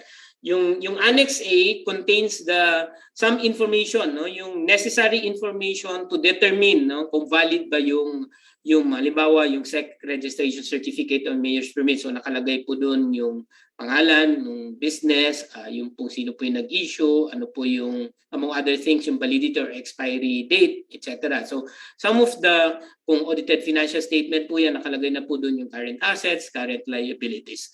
So di ba ito yung mga information na kailangan ho natin para we decide during the opening whether we rate that eligibility required document submitted as pass or fail. So nandun na po yun. So kaya hindi na po siya requirement na mag-submit pa ho sila ng actual eligibility document. So bakit binigyan pa ho ng flexibility? Kasi ang alam namin, even if hindi sila makapag-submit ng platinum certificate, itong mga actual eligibility documents, but during post-qualification, mandatory pa rin po yung submission ng PhilJEPs Certificate of Registration. Yes, you are correct because meron pong mga requests from the suppliers na in the process of securing the PhilJEPs Platinum Certificate, nahihirapan pa po sila in the process. So baka pwedeng ma-allow na po sila in the meantime. But still, required pa rin po yung submission ng Platinum Certificate during po. So this is just a flexible, a temporary relief, I should call it. No? Temporary relief. Hindi pa po nililief kasi nakalagay po dun sa GPPB resolution until further notice po. Temporary relief para mabigyan po ng chance lahat po. And in the meantime that we are also improving the PhilJEPs, ina-allow pa rin po yung pag-submit po ng actual eligibility document. So or po yan or combination po, no? There are cases naman na meron nga siyang platinum certificate but the bidder was not able to update the uploaded eligibility documents, kaya magsasubmit siya ngayon ng, for example, renewed document or the valid document, no? Kung halimbawa yung mayor's permit niya na na-upload niya, hindi niya na-update, so pwede siya mag-submit ngayon ng valid mayor's permit together with the certificate of registration platinum membership, no, of PhilJEPs. So or po yan or combination po, no, just to clarify. So wag na po kayo mag-require pag nag-submit na po sila ng platinum certificate. Okay. So for technical documents, still eligibility requirements po, we require for goods and services, we require the statement of all ongoing contracts. Okay? Sa goods and infra, hiwalay po yung single largest, isa lang po yung requirement natin, and the statement of all ongoing contracts. Iba po yung kaso po ng consulting services because we require all completed and going. So wag ho kayong malito dahil dito ho sa dito ho sa goods and infra, isang experience lang, basta equivalent dun sa certain percentage. For infra 50%, for goods depende kung expendable or non-expendable. And then yung pong class B technical rather yung valid pickup license, no, again this is also part of the legal document. So valid pickup license, kasama po ito sa technical kasi nga po naka-indicate po dun sa registration po kung ano pong type or category po na contractor po siya. Meron pong small a, small b, so that can be used to evaluate ho yung kanyang technical capability. Okay, sinama po yan. And then sa consulting services ay statement of the consultant specifying the nationality, including the curriculum vitae. Okay? So yan po. So for eligibility still, financial, we require the submission of the net financial contracting capacity. Take note, for goods, we allow the submission of for the bidder to secure the committed line of credit, no, should be effected during bid opening. But this is only applicable for goods. The intention here is to provide a chance to those newly established po na mga business entity na makapag-participate kung wala po silang enough na net financial contracting capacity, say 1 year pa lang po sila or 2 years, so they can submit the committed line of credit. On the part of the infra, kasi sabi natin this is only applicable for goods, inalaw kasi as an exemption yung small a and small b, depende po dun sa allowable range of contracting capacity. Okay? So for class B, in case of joint venture agreement entered into by parties. For goods, pwede pong statement, notarized statement that they will enter into joint venture agreement. Okay. So the board also decided, the GPPB also decided to allow, kasi meron pong mga cases na may mga procurement po tayo ginagawa as early as first quarter, and during that time, pinoprocess pa lang po ng mga business entities so natin yung kanilang mayor's permit. That's why we recognize the need to allow the submission of the expired, we allow the submission of the expired document, mayor's permit rather, but they have to submit the official receipt, showing or as a proof that they are on the process of applying for renewal, but yung pong renewed document or the valid mayor's or business permit should be submitted during post-qualification as a requirement. Okay. So, doon sa ibang document, so ang inaalaw lang ho natin na pwedeng mag-submit ng expired, yun lang pong si mayor's permit. As far as tax clearance is concerned, there's no substitute document. So malinaw po kasi yung resolution ng GPPB that what we require is the tax clearance that can be secured from one unit of the BIR. Not even a provisionary tax clearance issued by the BIR for bidding purposes or by the Revenue District Office or the Regional Office will suffice. So hindi po pwedeng i-substitute po ito katulad po nung mayor's permit. Okay? For the statement of all ongoing government contracts, government and private contracts, including contracts awarded but not yet started, whether similar or not similar, take note, doon po sa statement of all ongoing, take note similar or not similar. Kasi minsan nagkakalituan ho tayo. Yung similar dyan is applicable to the single largest completed. Huwag kayo malito. Ibig sabihin nito, kasi ang purpose po kasi nung statement of ongoing is to check, kasi ginagastusan pa rin po niya itong mga ongoing contracts. Meron kaka-incur pa rin po siya ng cost dito. And in the consulting services, we have to factor in the shortlisting po yung ongoing contracts po niya. Okay? So, yun po yung isang information, rather importance po ng statement of ongoing, all contracts, whether related or not related, whether private or government contracts. Kasi ang purpose po nito, it will affect the contracting capacity of the suppliers. Again, the total amount here will be subtracted or used in the computation of the NFCC. Kasi ang formula natin, current asset minus current liabilities multiplied by the factor of 15 less the ongoing contracts including awarded but not yet started. Okay. Now, again, yung pong single largest completed contract po natin, in the case of the goods and the infra, dito, nagre-require lang tayo ng at least proof na nakapag-deliver na sila. So ito yung track record nila. Now, for goods, ang general rule ho natin sa goods, we require the submission of SLCC. Ang amount po dapat nung single lang po, isang kontrata lang po. Ang amount po niyan, kung expendable po yan, ano hong expendable supplies, yung pong value or yung pong what we call this, yung potency or yung pong ano nung item na yun, lifespan nung item na yun, will be significantly reduced within 1 year. Whether magagamit mo yung portion of it o hindi, within 1 year, marireduce po significantly yung kanyang value.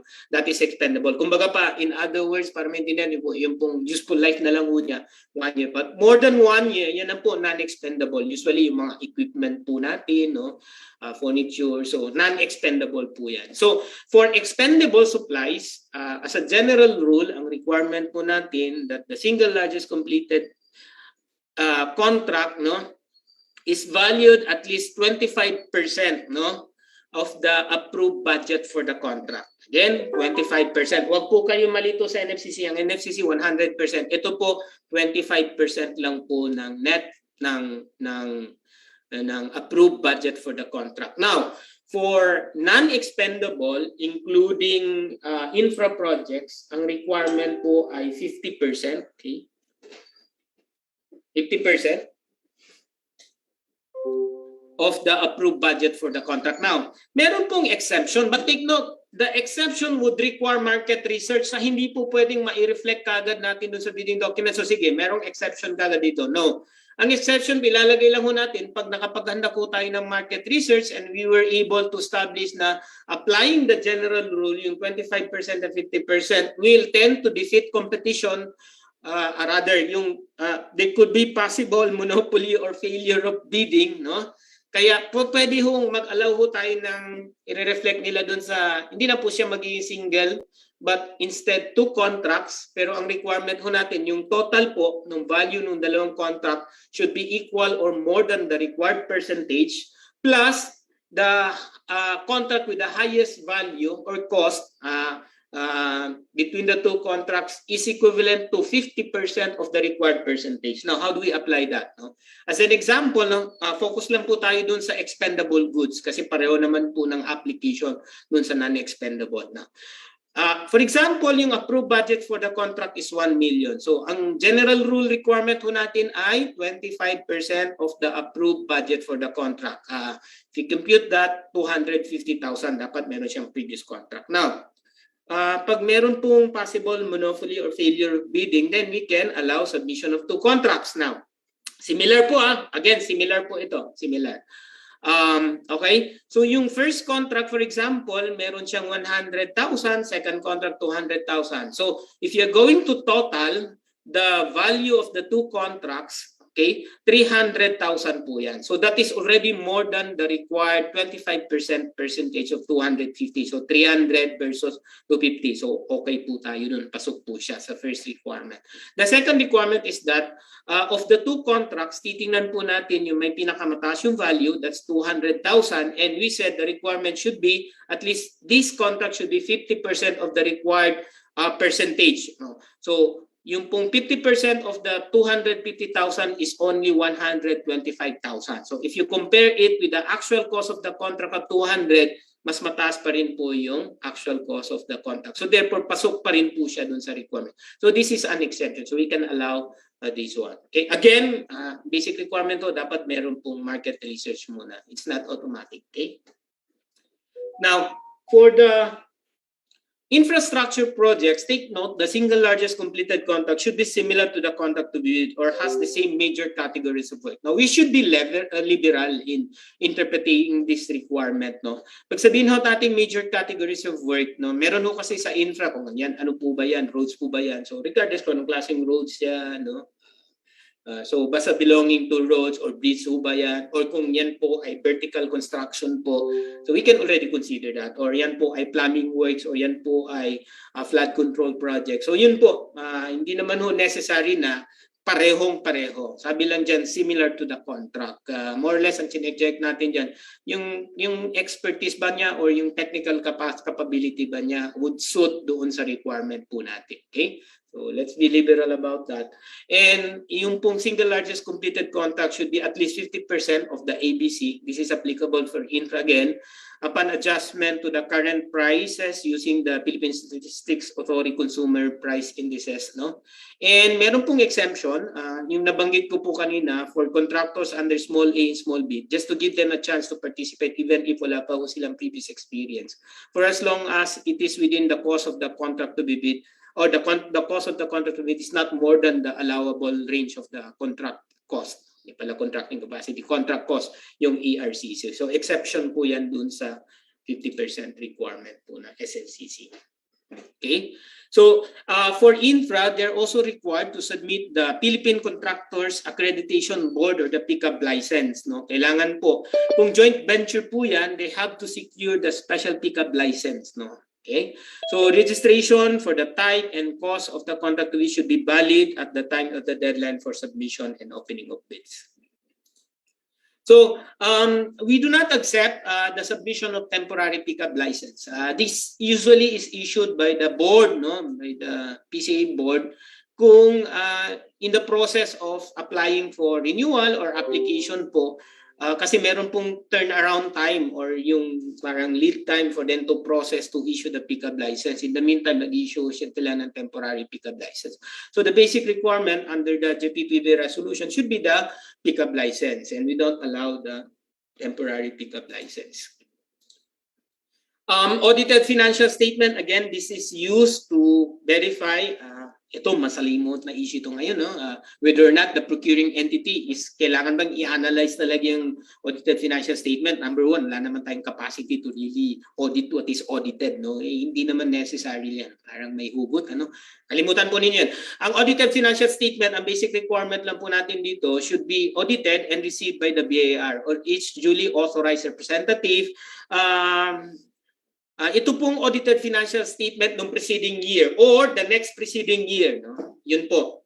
Pwede po because sometimes pag nag-procure po tayo early, no, during the year, baka hindi po available pa yung audited financial statement of the previous year. That's why you can allow the submission of the audited financial statement of the next preceding year or the year preceding to the previous year, no? Showing among other things the current assets and current liabilities. Again, this information will be the basis for the net financial contracting capacity. So ito na po si NFCC. Again, this will give us an idea on the financial resources available on the part of the bidders. No? The basic formula ngayon, kahit tikit mata po, dapat alam mo natin yung formula na yun. Ha? Current asset minus current liabilities multiplied by 15, the constant factor, minus the value of outstanding, including awarded but not yet started. Okay. So pag joint venture po, take note, pag joint venture agreement, again, this is also a good an opportunity for the newly established business to partner with existing. So a joint venture actually is a partnership, but this is temporary for the sake of delivering or performing a specific task lang or particular project. So joint venture po sila. Take note, ang requirement po dito, lahat po ng partners should submit the legal eligibility. We mentioned the legal eligibility. What are those? The SEC registration, the mayor's permit, the tax clearance, okay, and the audited financial statement. So dapat po, lahat po sila magsasubmit po ng legal eligibility documents or the PhilJEPS Platinum Certificate. Lahat po, all partners. Pero pagdating po dun sa technical and financial eligibility, and when we say technical, we are referring to the single largest completed contract, any of the partners. So kung meron na pong experience yung isang partner, enough na po yun if that will only equivalent to the required percentage po. And yung pong NFCC, for example, any of the partner ay meron pong financial capability or capacity by showing in the NFCC, any of the partner doesn't require na lahat po nung partners ay magsasubmit po nung kanilang technical or financial, take note, eligibility documents. Okay, so for project requirements, no, aside from the eligibility documents, okay,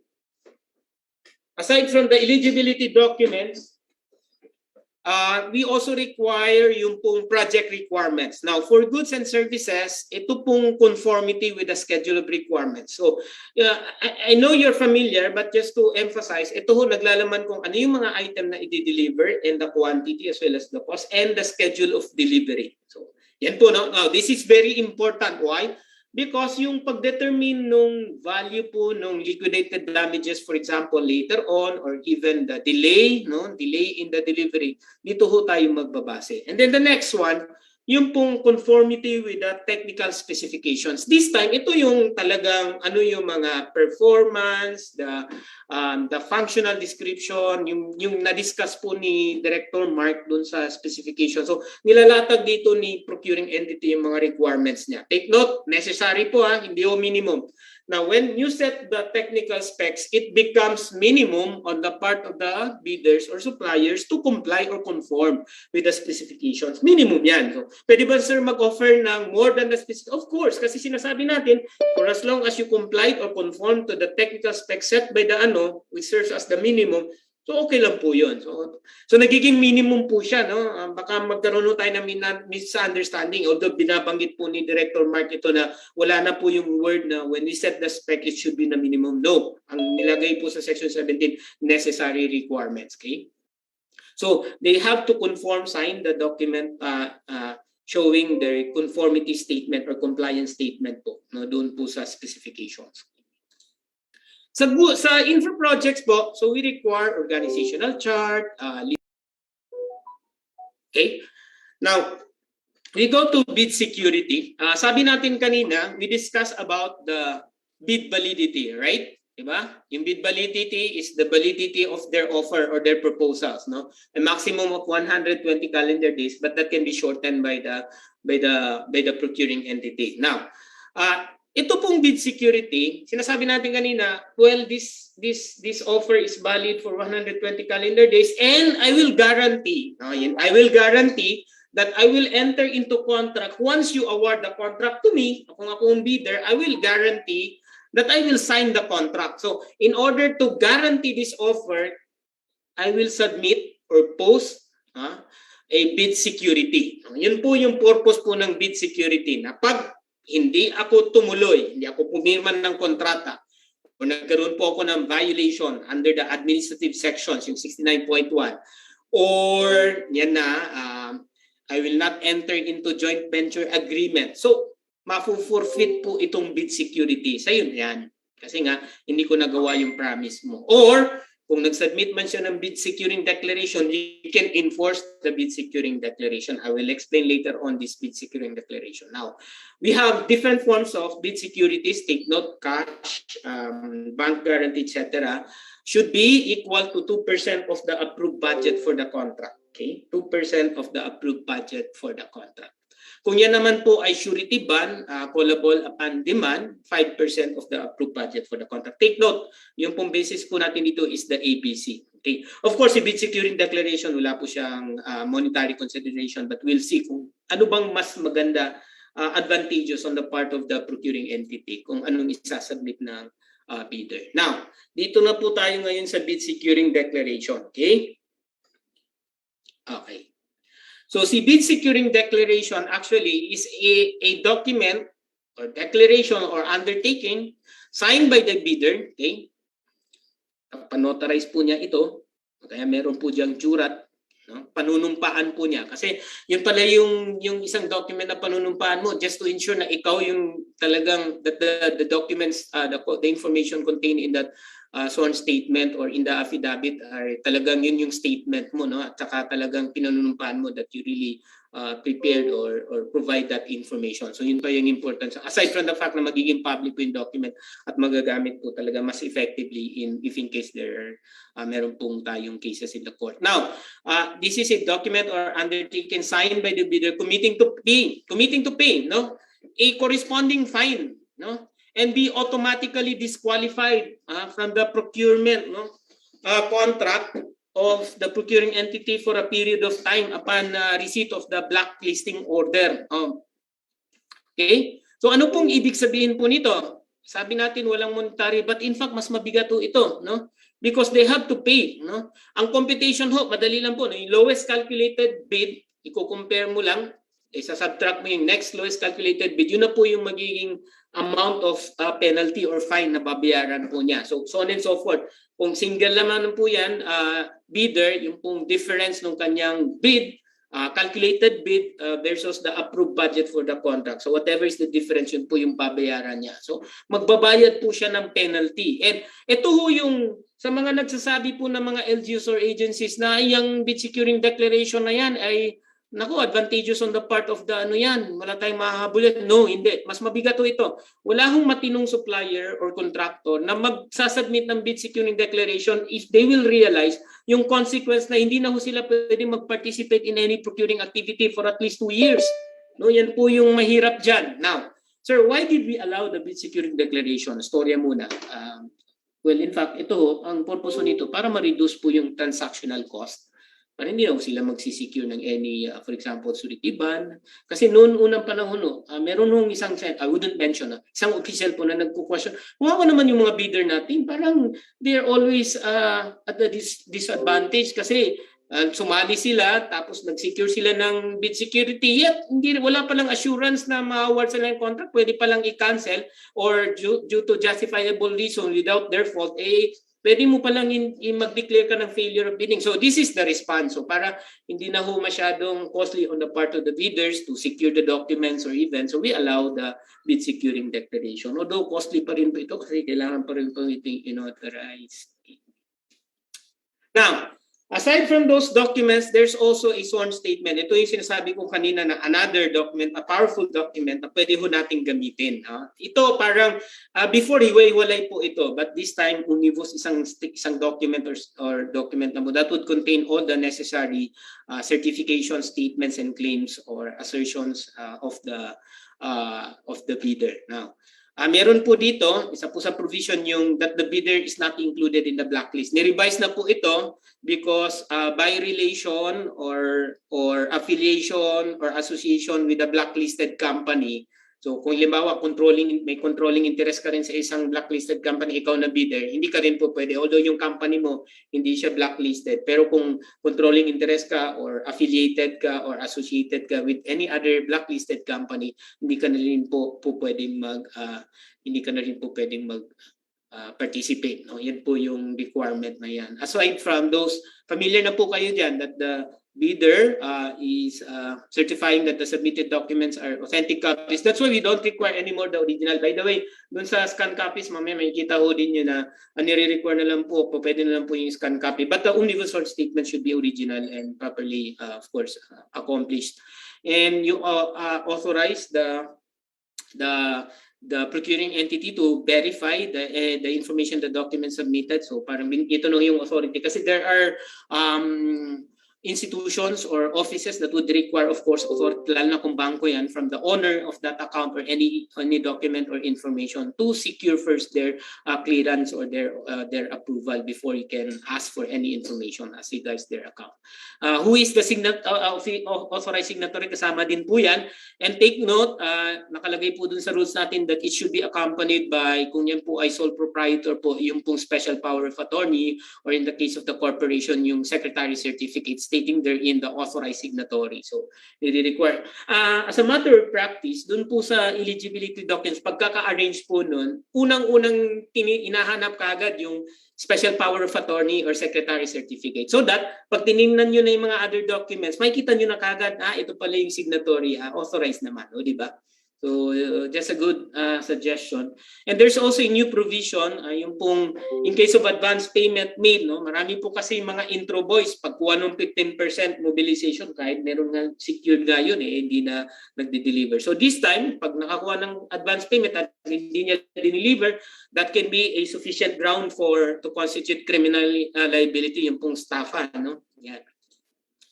Mapanlin lang, no? Manluloko. Okay?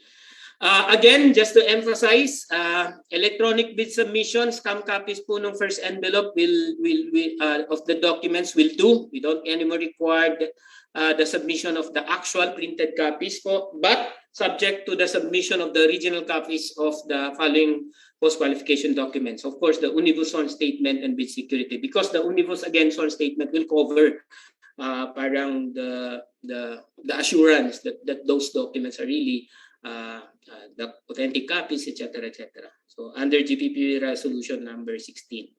Ma'am Jo. Yes, sir. Okay. So before we proceed with the knowledge check, I would like to announce po muna yung ating third KD winner po.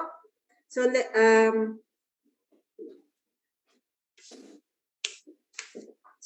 yung una pong nakasagot sa ating Zoom chat box sa KC number 2 is from LGU Los Baños, Miss Joyce Ann May de Valle. Okay, congratulations po ma'am. I hope na marami pa pong makakuha ng tamang sagot po. Okay, so to proceed with our knowledge check.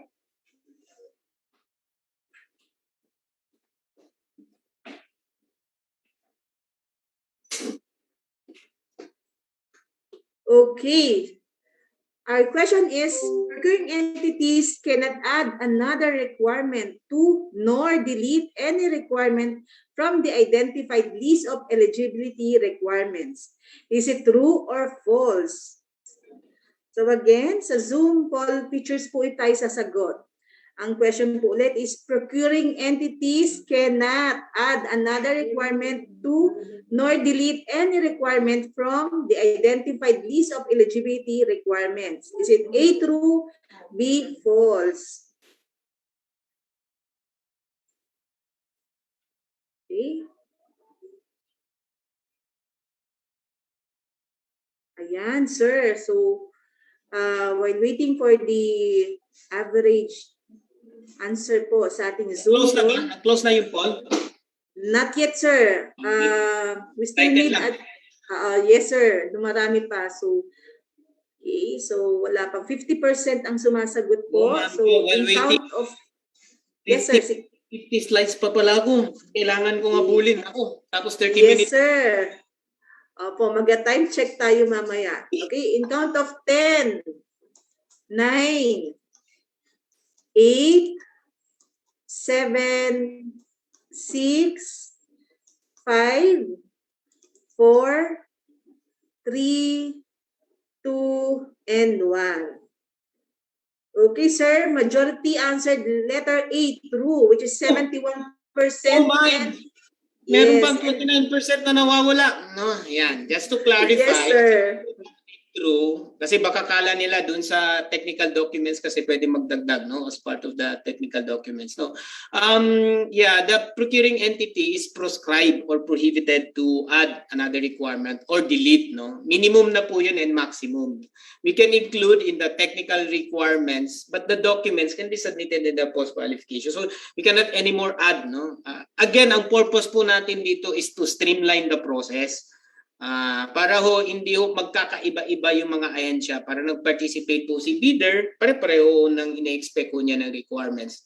And aside from the fact na inaral na po ng mabuti yung mga documentary requirements, na yun lang po yung magsasatisfy doon sa requirement that when we enter into contract ay at least, no, guaranteed tayo na merong capability si bidder. So yun po. True po yung sagot, Ma'am Jo, baka meron lang kalituan. So we proceed, okay? So bibilisan na po natin.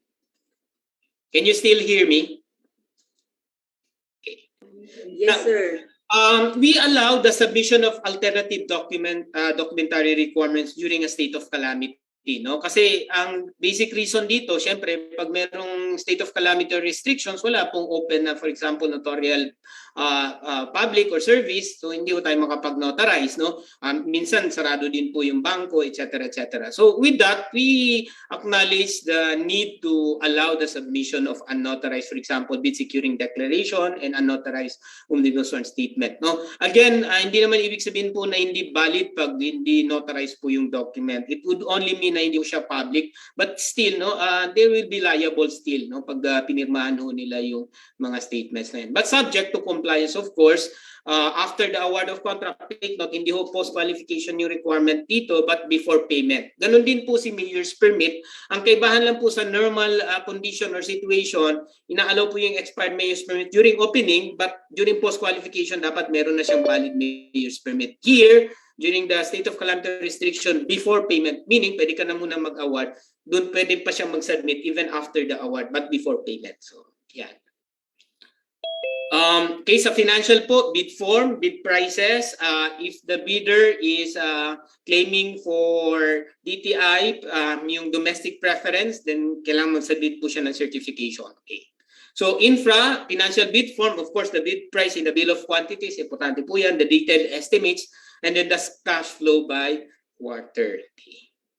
So for consulting services, yung pong cost components po ng kanyang financial proposal should be submitted. So we're not limited to the bid form. Kailangan din po mag-submit ng summary of cost showing ano ba yung mga major na mga components po ng cost niya. Of course, the breakdown per activity and breakdown of remuneration, allowance ba yan? Yan ba yung kanyang compensation, yung kanyang per diem, etc. And this reimbursable expenses as well as miscellaneous expenses. Now, again, we evaluate after we open the second envelope and those bidders rated pass dun sa kanilang financial proposals will be subjected to bid evaluation. The purpose of this is to establish the correct calculated prices. Okay, baka may pagkakamali po sila at tingnan po natin kung kompleto po yung entries nila dun sa required po natin ng mga items. Then ranking, of course, ang pinaka-objective po natin is to determine the lowest calculated bid. And from that, of course, we prepare the abstract of the bids, calculated bids, and then we issue the notice of lowest calculated bid, a maximum 7 calendar day period po. So this is very elementary, I think, so we don't have to really discuss this in detail. So if there's discrepancy, for example, in the figures and in words, since yung words po ay hindi po basta-basta na-edit or nagkakaroon po tayo ng, pwede po tayo mag-impose nung correction, kaya yun po yung mag-prevail over the figures, etc., etc. And then, the no contact rule prohibition on communication with bidders from bid evaluation until award of contract. If the bidder, again, is claiming for domestic preference, what we're supposed to do is just to add 15% on the proposal, financial proposal of the foreign bidder, and then compare the two. Okay? So, for example, meron pong 2.6 million na offer si foreign bidder, si domestic bid 3 million. So, if you look at the calculated bid, mas lamang po si foreign bid, mas mababa. So, we're supposed to award. But, pag nag-submit po siya ng domestic preference, we add 15% on the calculated bid po ni foreign bidder. So that becomes 3,051,000, which is higher than the calculated bid of the domestic bid. In this case, we're going to award the contract to the domestic bidder, but dun po sa calculated bid ni foreign bidder. Hindi po dun sa kanyang calculated bid. And if in case hindi niya tatanggapin yun, then we can award the contract to the foreign bidder. Rather, we can proceed with the post-qualification of the foreign. Okay, so the period for receipt of bid should be within 75 calendar days. Ito naman po sa consulting services po, from the last day of the request for expression of interest. Again, we provide that 70 calendar day period because marami hong technical documents na i-prepare po sila. So we use the pass or fail criteria pa rin po in the conduct of the examination, detailed evaluation of bids. So, as I mentioned earlier, there are two types or methods of evaluating bid. The first one is quality-based, meaning from the title itself, we only consider the technical proposal, quality. The second method is quality cost, meaning the financial proposal is factored in the evaluation. Okay. So when do we use the quality-based evaluation? If it is complex and highly specialized assignment for which it is difficult to precisely define the terms of reference, or there could be parang incomparable proposals, kasi nga highly technical nga siya, or can be done substantially in different ways. So we better consider only the technical proposal and never mind the financial or the cost. Okay, so in other cases, we can use the quality cost-based evaluation. So how do we do the quality-based evaluation? So this is now the process. They will submit, of course, the technical and the financial, but we will open the technical proposal only and then evaluate, rank, and then submit to the head of the procuring entity, the back recommendation of the highest rated. This time, highest rated po kasi nga nagre-rate tayo. Kung sino yung pinakamaganda yung proposal, based on our evaluation, doon po tayo mag-a-award. Kumpara doon sa lowest calculated sa goods and infra. So, after nyan, pag in-approve po ni Hope yung recommendation po ni Bids and Awards Committee, the BAC will notify the highest rated bid for the opening of the financial proposal and then proceed with the negotiation. Okay? So open the financial proposal and then negotiate. Pag quality cost based po, pareho pong bubuksan si technical proposal at saka si financial para ma-evaluate po. So mag-a-assign lang naman po ng weights dito. For example, 70% yung i-assign natin na weight for the quality and then 30% for the financial or the cost. So the same with those weighted scores will be the basis now to determine the highest rated bid, and then again to be submitted to the head of the procuring entity, and once approved by the head of the procuring entity, we can proceed with the negotiation. So there could be two types pa rin ng evaluation, could be individual and collegial. Pag individually, kung sino man po yung inassign doon na technical evaluators or the members of the Bids and Awards Committee are given the criteria and the assigned ratings or weights para sila po individually ang magbibigay ng score. So individual po yan. The other one is collegial. Ang collegial po, the body will decide among themselves kung ano po yung rating niya. So based on the criteria, magde-decide po sila as a group, ito yung a-assign natin dyan. So mas madali po yung collegial, mas maganda rin po na mayroon pong discussion na mayayari among the members of the Bids and Awards Committee. In this case, kung may iwasan yung subjective or yung biases of the individual member of the technical evaluator or the Bids and Awards Committee. So how do we do the individual evaluation? So, example po nito, for example, si BAC or si evaluator ABCDE will evaluate each firm. So magbibigay po siya ng scores. So based on that, i-average po natin kung sino po yung pinakamataas. Okay? So based on that rating, may possibility that one evaluator is biased or will give a highest score to a particular firm, preferred firm po niya. So meron pong possible biases pag individual rating. So that's why we need to employ po yung Olympic style of scoring or determining the scores. So tinatanggal po natin yung highest rating got by that firm and the lowest para hindi rin ho siya po pwedeng kumbaga kung ayaw ng isang evaluator dun sa firm na yun ibigyan niya ng low score. So tatanggalin po natin yung outliers. Kung based on that, tatanggalin ho natin yung highest and the lowest, ang lalabas magbabago po yung rank. So yan po yung ibig sabihin niya. So how do we evaluate? We can actually assign weight or percentage po, for example, for the quality of personnel. So may doctoral ba, may masteral ba, ano ba yung mga engagement nila? So we can assign the quality of personnel 30 to 70% because again, we are procuring the expertise.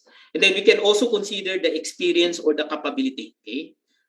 Yung mga contacts niya before, yung mga previous engagement ho niya. And then we try to evaluate the proposed methodology and work plan. Okay.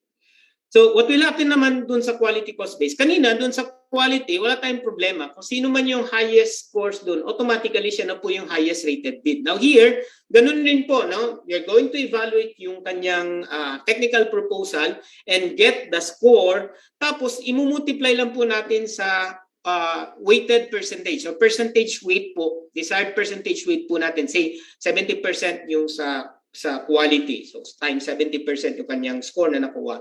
And then, dun sa financial, yun po yung magiging focus natin dito. Sa financial, yung pinakamababa yung offer, so automatic, meron siyang 100 points or percent, Sa kanya kasi yung pinakamababa. Then yung next, yung ibang bidders, of course, magiging basis natin yung lowest na financial proposal. So magiging numerator po yung lowest financial proposal, tapos denominator yung proposal ng firm na yon.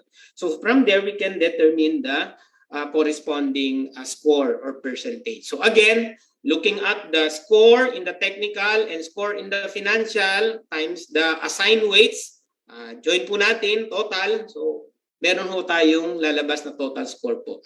Meron pong example. So that's very elementary. Okay. Now, we need also to negotiate, okay? Still have 15 minutes to negotiate with the highest rated bid, no? Because we want to also, of course, finalize, have their comments on the terms of reference, including, of course, the financial component. So we discuss, clarify, and finalize the terms of reference, scope of services, methodology, and work program, as well as the personnel to be assigned. Okay, and the discussion on the services or the facilities to be provided by the procuring entity. Okay. So post-qualification, okay, so the lowest calculated bid will be notified na siya po yung lowest calculated bid, and with that notice, he will submit, or the lowest calculated bidder will submit the post-qualification documents. The purpose of post-qualification, dito ho natin gagawin yung pag-verify, pag-validate, pag-ascertain ng information in the document submitted and the document submitted itself. No? So yun po yung bine-verify yun. And the best way to verify this is to again ask the source of that document, the issuing authority. No? Yan. Kung meron po siyang single largest completed contract, then we ask kung sino po yung kakontrata po niya. Indeed, no? Yun po yun. No? But aside from that, we also check their performance later on. We'll show that. No? So, again, yan po, isa-subject po natin yung lowest calculated bid. Of course, kailangan niya mag-submit ng latest income business tax within 5 calendar days upon receipt of the notice from the procuring entity, and submit the other appropriate licenses. Kung hindi pa siya nakapag-submit in the opening nung, for example, the PhilJet Platinum Certificate, here, kailangan niya na po. No? Kung meron man pong PNP na clearance or certification or permits na kailangan for the security agency, dito kailangan i-submit niya na po. So, failure to submit the post-qualification documents will render, of course, no, that particular as disqualified or post-disqualified, and therefore, yung kanyang bid security will be forfeited if, ito ho, hindi lang, yung iba, before kasi meron ho yung, kung hindi siya makapag-submit, forfeit na ho yung kanyang bid security, no? This time, yung any finding against the veracity, no? Kung hindi po totoo po yung sinadmit po niya or contents of the documents, then masasubject, mapo-forfeit po yung kanyang bid security in accordance with Section 69. Yung administrative imposition. So aside from the validation of the eligibility technical documents, authenticity of those, we also check, ito ongoing po ito ng mga contracts po nila. So aside from the determination of the net financial contracting capacity, doon po sa statement of ongoing, you can also use the statement of ongoing to also check. Pwede po tayong mag-check doon sa kanila. Meron bang delay in the partial delivery of goods amounting to 10%, or meron bang failure to deliver or perform the goods, or unsatisfactory performance. Ganun din po ang idea dito sa infra, no? Kung meron pong negative slippage or meron pong delay in the implementation, usually pag-compute po natin ng slippage, yung target accomplishment versus the actual. So liless po natin yan, then divide by the target accomplishment. So yun po yung slippage. So pag umabot po ng 15% in any one of the project, okay, actually this will already require for the termination of contract. Pero ongoing pa naman po ito. So that could also be a possible ground for disqualification, or failure of contractor to commence repair works, failure of the contractor to commence repair works or contracts with pending certificate of acceptance or substandard quality on ongoing during the inspection of ongoing contracts. So if foreign bidder, of course, they're required to submit certificate of registration. I think there is a new GPPB resolution as to this requirement. No? Medyo inalo na po, not necessarily the certificate of registration. So meron pong bagong na-issue 2021. Okay. So the BAC will issue the resolution citing the lowest calculated and responsive bid. After the post-qualification, madadagdag na po yung word na responsive, meaning na-comply na po and na-verify na po that the bidder was able to satisfy all the requirements. Now, we award the contract to lowest calculated bid in the case of the goods and the infra, highest rated and responsive bid for consulting services. Take note, based on the submitted price or calculated price, whichever is lower, hindi po dun sa submitted price nor the calculated price. So whichever is lower between the two figures. Now, wag ko kayong malito. During the bid evaluation, ang basis po natin to determine the lowest calculated bid, yung pong calculated. No? But in the award of contract, whichever is lower between the submitted price and the calculated price. So the BAC shall notify all other bidders. Take note, mamaya yung iba nakakalimutan ng notice po dun sa ibang bidders na meron na palang lowest calculated responsive bid and recommendation to the hope of the lowest calculated and responsive bid. So meron pong 15 calendar days for the head of the procuring entity to act on the request of the recommendation of the Bids and Awards Committee. Okay? So take note, meron pong posting requirements doon po sa mga post-award documents po natin to include the notice of award within 3 calendar days. No? Mandatory din po yan. No?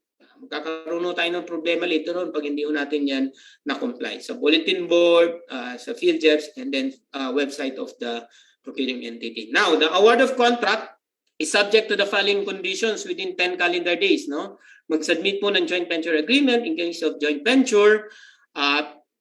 Kung yan po ay foreign bidder, kailangan po makapag-submit po na procurement by the Philippine Foreign Office or post PhilJEPs registration number. And of course, the posting of performance security. No? Para mabilisan lang po to understand. So, pag nagpirma na po siya ng kontrata, of course, kailangan niya mag-post ng performance security. So, pag submit niya ng performance, upon receipt of the performance security, then you can return already the bid security. Bid security is a guarantee that the bidder will enter into contract. This time naman, yung performance security is a requirement that the winning bidder will perform the obligations under the contract. Okay?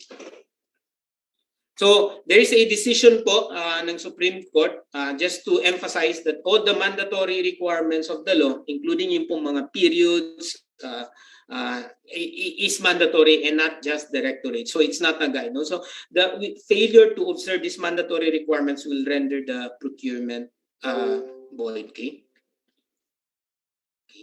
Ma'am Jo, extend lang ako. Okay lang ba? Tapusin ko lang. Sige, sir. Yan.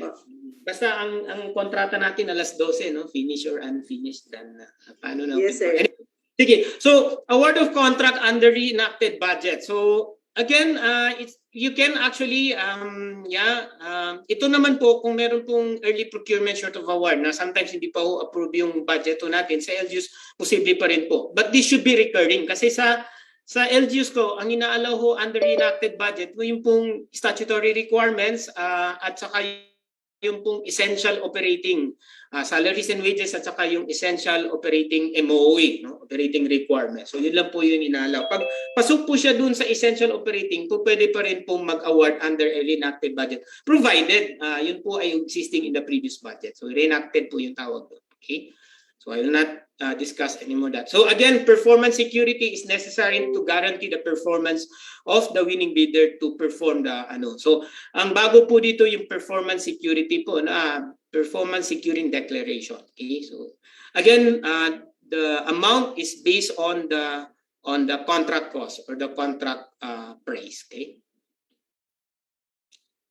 So under alternative documentary requirements, we can allow the submission of performance securing declaration, just like the bid securing declaration. So contract signing, again, if it require approval of the higher authority, 20 calendar days. Pag GOCC po, 30 calendar days. Ma'am Jo, knowledge check? Yes, sir. So, thank you, sir. So, for our Zoom participants po, kindly bear with us po. Medyo kasi talagang maganda lang ang discussion ni Director Ahmad po. So, very comprehensive po ang kanyang pagdidiscuss. And beside po kasi si Director Ahmad, he handles po LGUs, kaya ang dami niya pong mga nasi-share na mga experiences within LGU po. Okay, so for our fourth knowledge check, so again, choose the appropriate answers in the pop-up poll that shall be flashed in our screen. So the question is, where should procuring entities from the executive branch upload their advertisement and posting of awards information? Is it A, PhilJEPs, B, PhilJEPs and social media platforms of the procuring entity, or letter C, PhilJEPs official website and social media platforms of the procuring entity? So again, I repeat, Where should procuring entities from the executive branch upload their advertisement and posting of awards information? Is it letter A, PhilJeps, B, PhilJeps and social media platforms of the procuring entity, or letter C, PhilJeps official website and social media platforms of the procuring entity? Okay. Nakaka-excite kasi ilang beses na inulit po ito ni Director. Yan. Dapat 100% ng sagot dito. Nakabahan ka ba, sir? Nakabahan ako. Okay, sir. We already gathered the average percentage of the Zoom participants who answered letter C. Yan, very good. PhilJeps official website and social media platforms of the procuring entity, while 30% answered PhilJeps. Very good. Yan. Yeah, baka hindi ko lang na-mention actually, Ma'am Jo. Tama naman yun sa sagot nila. No? Baka hindi lang nila nabasa yung GPPB Resolution number 04-2021 na nire-require na rin pating social media ngayon. Take note, social media mandatory na rin po, no? Sinadya kong hindi sagutin yan dahil may joke lang po. So it only parang indicates na some of the participants were already aware of the requirements to post also not only the award notices but also the procurement opportunities in the social media account. At kung wala po kayong social media, mandatory ho na kailangan gumawa na ho kayo ng social media po ninyo na page po ninyo to post the notices po. So mandatory po yan requirement. Okay, we proceed. Okay. Yes, sir. Thank you po. Sige, so notice to proceed, of course, after the signing of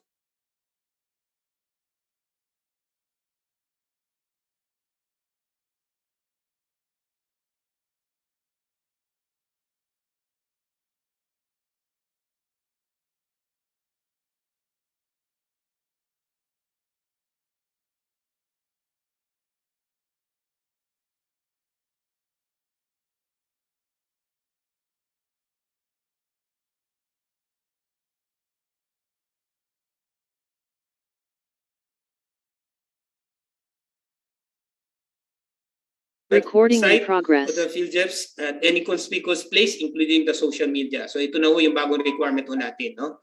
Additional transparency requirements, PhilJeps official website and social media platforms. For all those offices under the executive department. In fact, kahit ito, yung under executive department, but yung local government units is also under the supervision of the president, so under pa rin po kayo sa executive department. So also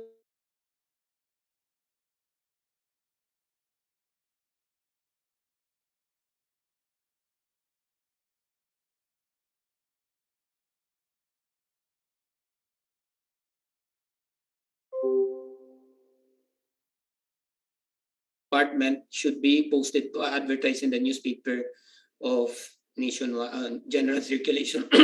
Failure of bidding.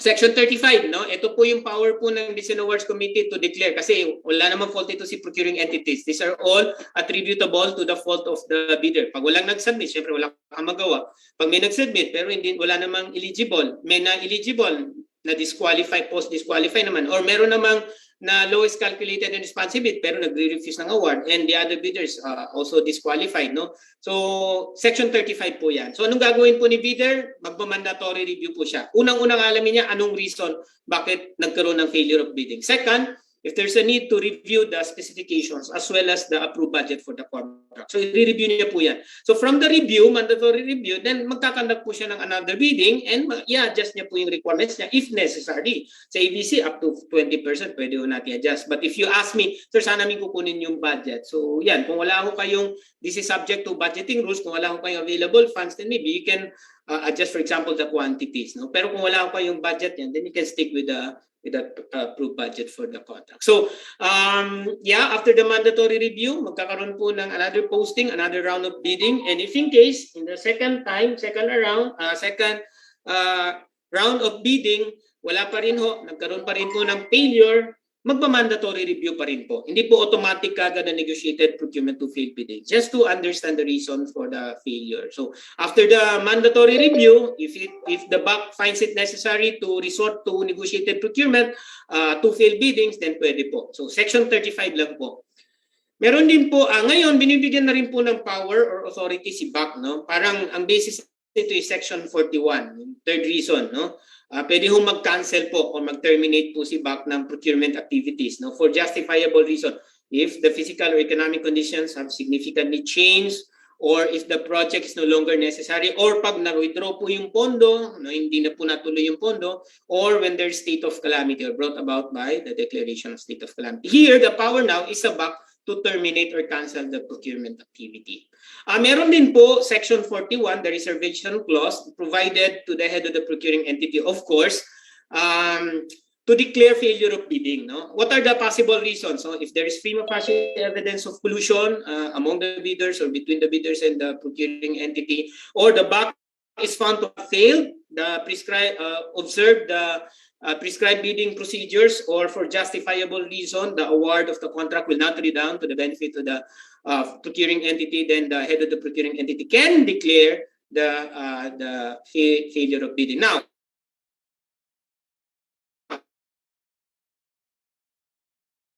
kung nag-declare po si head of the procuring entity ng failure of bidding, documents pinapinayad po ng agencies para fair din po sa kanila. Again, ang reason po is Section 41. Knowledge check, Ma'am Jo. I think this will be the last knowledge check. Ma'am Jo? Yeah. Yes, sir. Alas 12. Okay. Because after this, last slide. Sakto. Sakto. Okay. So talagang very comprehensive talaga yung yung discussion ni Director po. Anyway, this is our last knowledge check questions po. So again, kindly choose the appropriate answers in the pop-up poll that shall be flashed in our screen po. So question number 5 is, which is a valid ground for cancellation of procurement activity by the BAC under GPPB Resolution number 09-2020? Is it A, change in management, B, unavailability of procuring entities website, social media, and PhilJEP's website? Letter C, brought about by the declaration of a state of calamity or implementation of community quarantine or similar restriction? Or letter D, none of the above? So again, the question is, which is a valid ground for cancellation of procurement activity by the BAC under GPPB Resolution number 09-2020? Is it A, change in management, B, unavailability of procuring entities website, social media, and PhilJEP's website? Letter C, brought about by the declarations of a state of calamity or implementation of community quarantine or similar restriction? Or letter D, none of the above? So this is our last question. So dapat last best answer na po ang ating masagot po.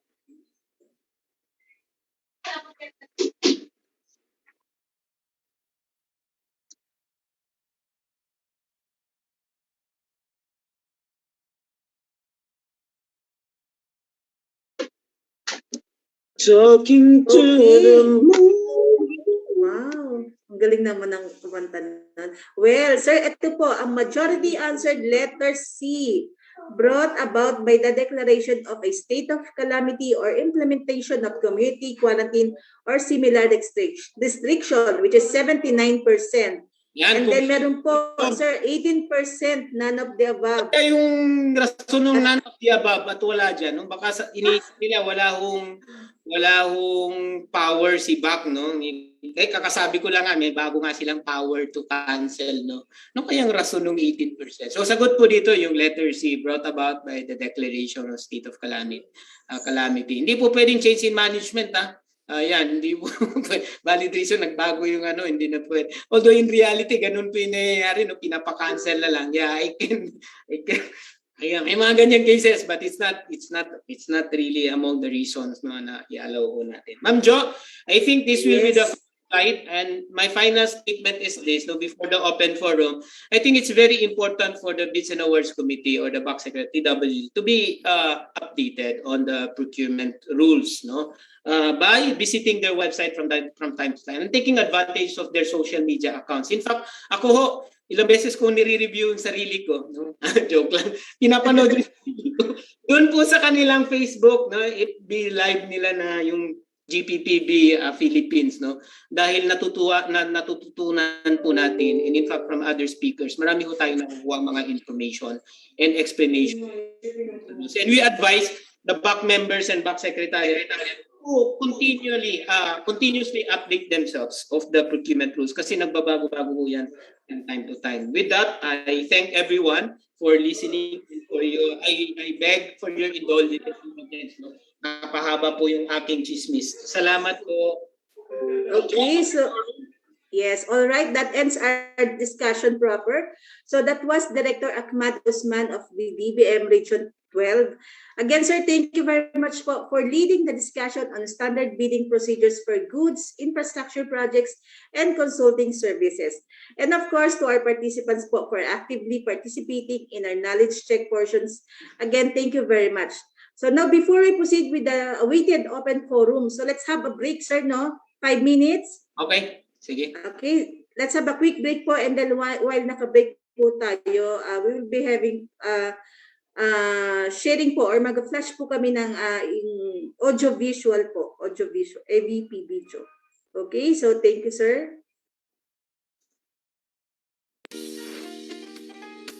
Yan ang ulam natin. Wow! Adobo Mabango. Masarap. Subo na. Simulan sa sarsa. malasa! Pasok ang lasa. Pero may isang hindi pasok. Matigas ang manok. Bakit kaya? Dahil pangit ang quality ng manok. Minadali pa ang pagluluto. Ay, sayang ang pera. Dapat mitikuloso. Tama? Tama! Ganyan din sa gobyerno natin. Gusto natin ng masarap na adobo. Matinong proseso na mula sa maayos na pagpaplano. Ang pagbili ng gamit ng gobyerno ay dapat nakaayon sa proseso upang matiyak ang pagbili ay sulit. Huwag munang magkamot ng ulo. Madali lang ang procurement. Hindi ito komplikado. Kailangan lang ng masusing pagpaplano at pagsunod sa proseso na itinakda ng Republic Act 9184. Ang RA 9184, mas kilala bilang Government Procurement Reform Act o GPRA, ay ang batas na nagtakda ng tamang proseso sa pagbili ng mga pangangailangan ng gobyerno, kagaya ng supplies, mga equipment, at general support services. Bahagi ng proseso ng pagbili ay ang procurement planning. Dito, nagpa-prioritize ng projects ang mga ahensya para makamit ang kanilang goals sang-ayon sa long-term plan ng buong gobyerno. Kasama rito ang pagtukoy sa tamang specifications at budget para sa procurement project. Lahat ng napagdesisyon ng procurement projects ng isang ahensya ay ililista sa kanilang Annual Procurement Plan o APP kada taon. Anumang hindi nakalista sa APP ay hindi maaaring bilhin ng ahensya. Bakit? Para masiguro ang matalino at wastong paggamit ng pondo. Tapos? Para makasiguro na kumpleto at wastong lahat ng dokumento, ang ahensya ay magkakandak ng pre-procurement conference bago simulan ang pagbili. Mahalaga na malinaw ang pagkakasaad ng specifications and requirements sa bidding documents. Sunod dito ang paglalathala ng invitation to bid para hikayatin ang mga potential bidders na sumali sa procurement. Bago ang takdang araw ng pagsumite ng bids, magkakaroon ng pre-bid conference kung saan pag-uusapan kasama ang mga interesadong bidders ang lahat ng detalye tungkol sa proyekto. Ang mga interesadong bidders ay dapat palalahanan sa deadline ng submission of bids. Hindi kasi pwedeng tumanggap ng bid lagpas sa itinakdang petsa at oras. Tandaan na ang bid ay dapat na selyado at naglalaman ng 2 hiwalay at selyadong envelopes kung saan nakapaloob ang mga required technical at financial documents. Ang technical envelope ay naglalaman ng mga dokumento na magpapatunay na eligible ang bidder na sumali sa procurement at ng kanyang technical na kakayanang i-deliver ang goods. Ang financial envelope naman ay naglalaman ng presyo na iniaalok ng bidder para sa proyekto. Isa-isang idadaan ng BAC sa simpleng pass or fail preliminary examination ang mga natanggap na bids para matukoy kung kumpleto ang mga dokumento at kung naaayon ito sa pamantayan. Unang bubuksan ang technical envelope ng lahat ng bidders. Kapag kulang o mali ang dokumentong nasa technical envelope ng bidder, hindi na bubuksan ang kanyang financial envelope. Ibig sabihin, tanggal na siya sa bidding. Kapag na-scrutinize na ang lahat ng technical envelopes, saka palang bubuksan ang financial envelopes ng mga nakapasang bidders. Laging tatandaan na hindi dapat mas mataas sa ABC ang presyo na iniaalok ng bidder. Anumang bid ang mas mataas sa ABC ay matatanggal rin. Dahil ang ABC ang limitasyon ng presyo ng proyekto para masiguro ng gobyerno na hindi ito gagastos ng higit pa sa naibudget para sa taon. Sabi nga nila, spend within your means. Bubusisiin naman sa bid evaluation ang mga nakapasang bids upang, una, masigurong kumpleto at naaayon sa pamantayan ang mga impormasyon.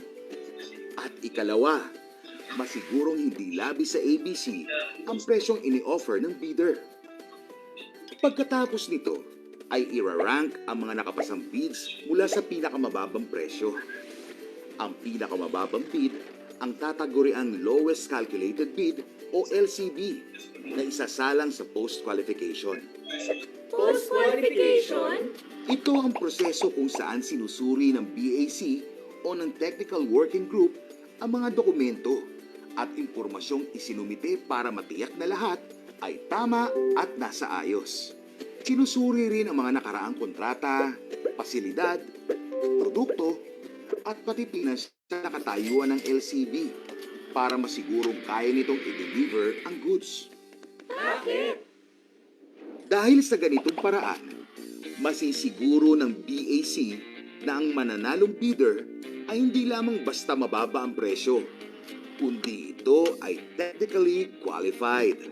Kapag napatunayan sa pagsusuri na ang LCB ay nakapasa sa legal, technical, at financial requirements, ito ay tatawaging bidder na may lowest calculated responsive bid o LCRB na irerekomenda na gawaran ng kontrata.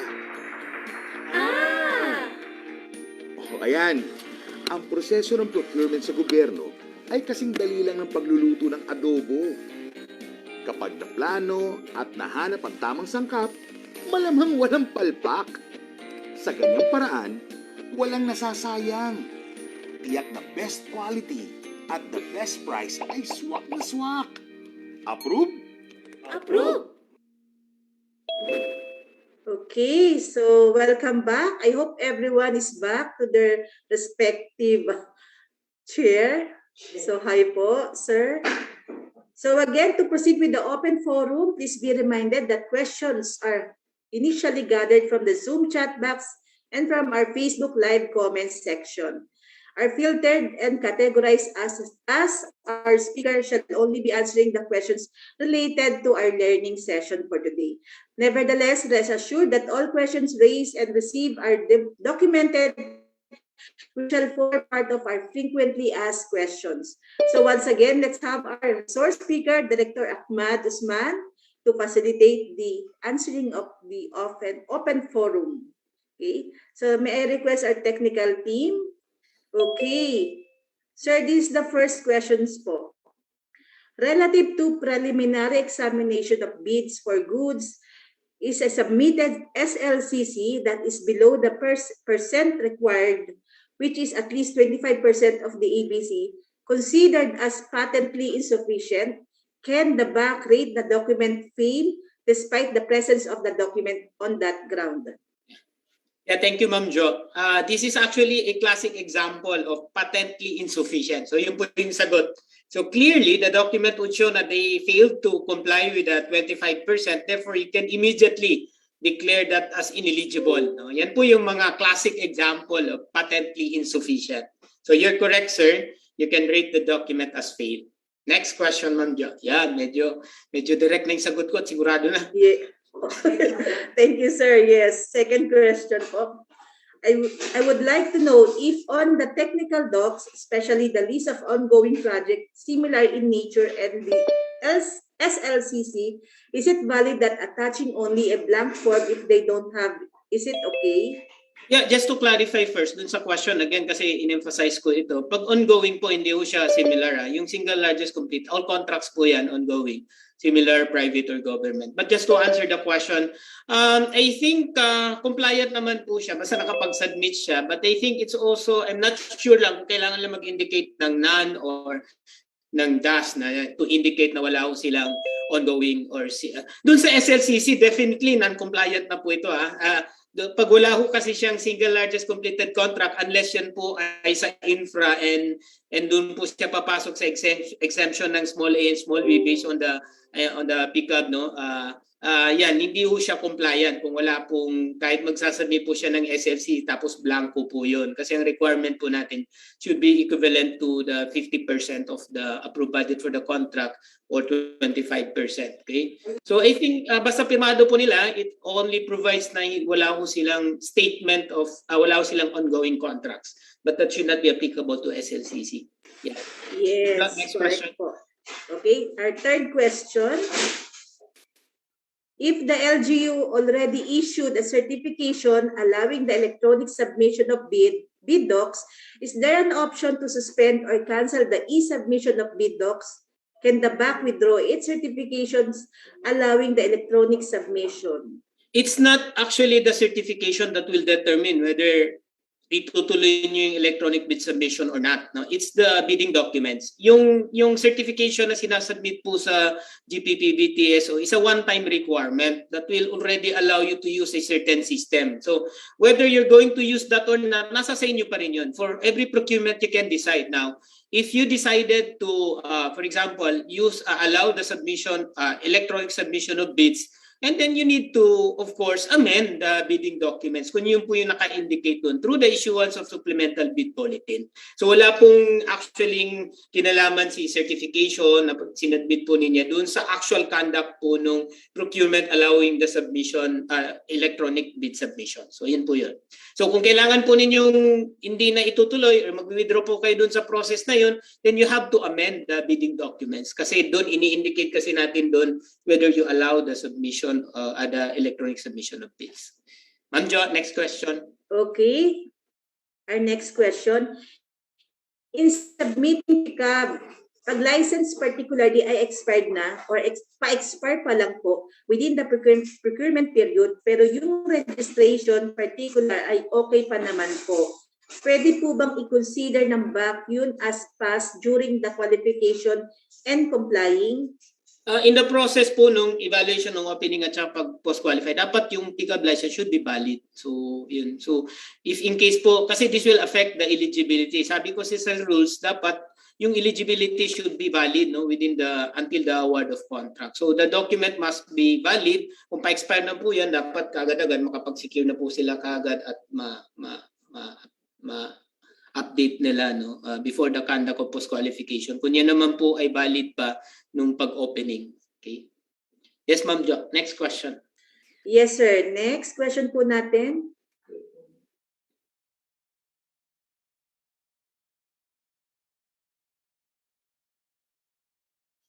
Okay. Is it mandatory that the list of ongoing projects similar and SLCC submitted forms be filled up in order to be valid? Okay, substance po tayo dito sa forms na ito. There's no required form, no? Kung hindi po yan properly filled, hindi po siya magiging compliant dun sa requirement, especially kung may mga signatures, etc. But if this is related to the previous question na wala naman kasi silang ongoing, sir, so po pwede bang blank na lang? So, but I'm not really sure. Supposedly none yan or dash na lang just to set na. But I think it's already compliant pag nakita ko natin na blank yan, but not again the single largest completed contract because it should contain at least a single contract similar. Again, ongoing projects is hindi lang ho limited to similar, similar or not similar, basta ongoing projects contracted with a private entity or government agency should be included in the statement of ongoing. So substance over form po tayo, wala namang prescribed dito na form or template. Okay, thank you, sir. How about if the bidder did not disclose all ongoing contracts in their submitted statement of all ongoing contracts form, but their NFCC is high? Do we need to verify their undisclosed ongoing contracts and ground for disqualification? Yeah, because the requirement is all. So pag may na-establish ko kayo na hindi ko nila na-include yan sa statement, even if this will not affect the NFCC, meaning the NFCC can still be equivalent to the approved budget for the contract, nakalagay kasi dyan sa requirement natin all ongoing, all ongoing. So I think in my opinion, this is already a ground for disqualification. Okay, do we need to verify their undisclosed or verify their undisclosed ongoing contracts and grounds? Do we need to verify their undisclosed ongoing contracts?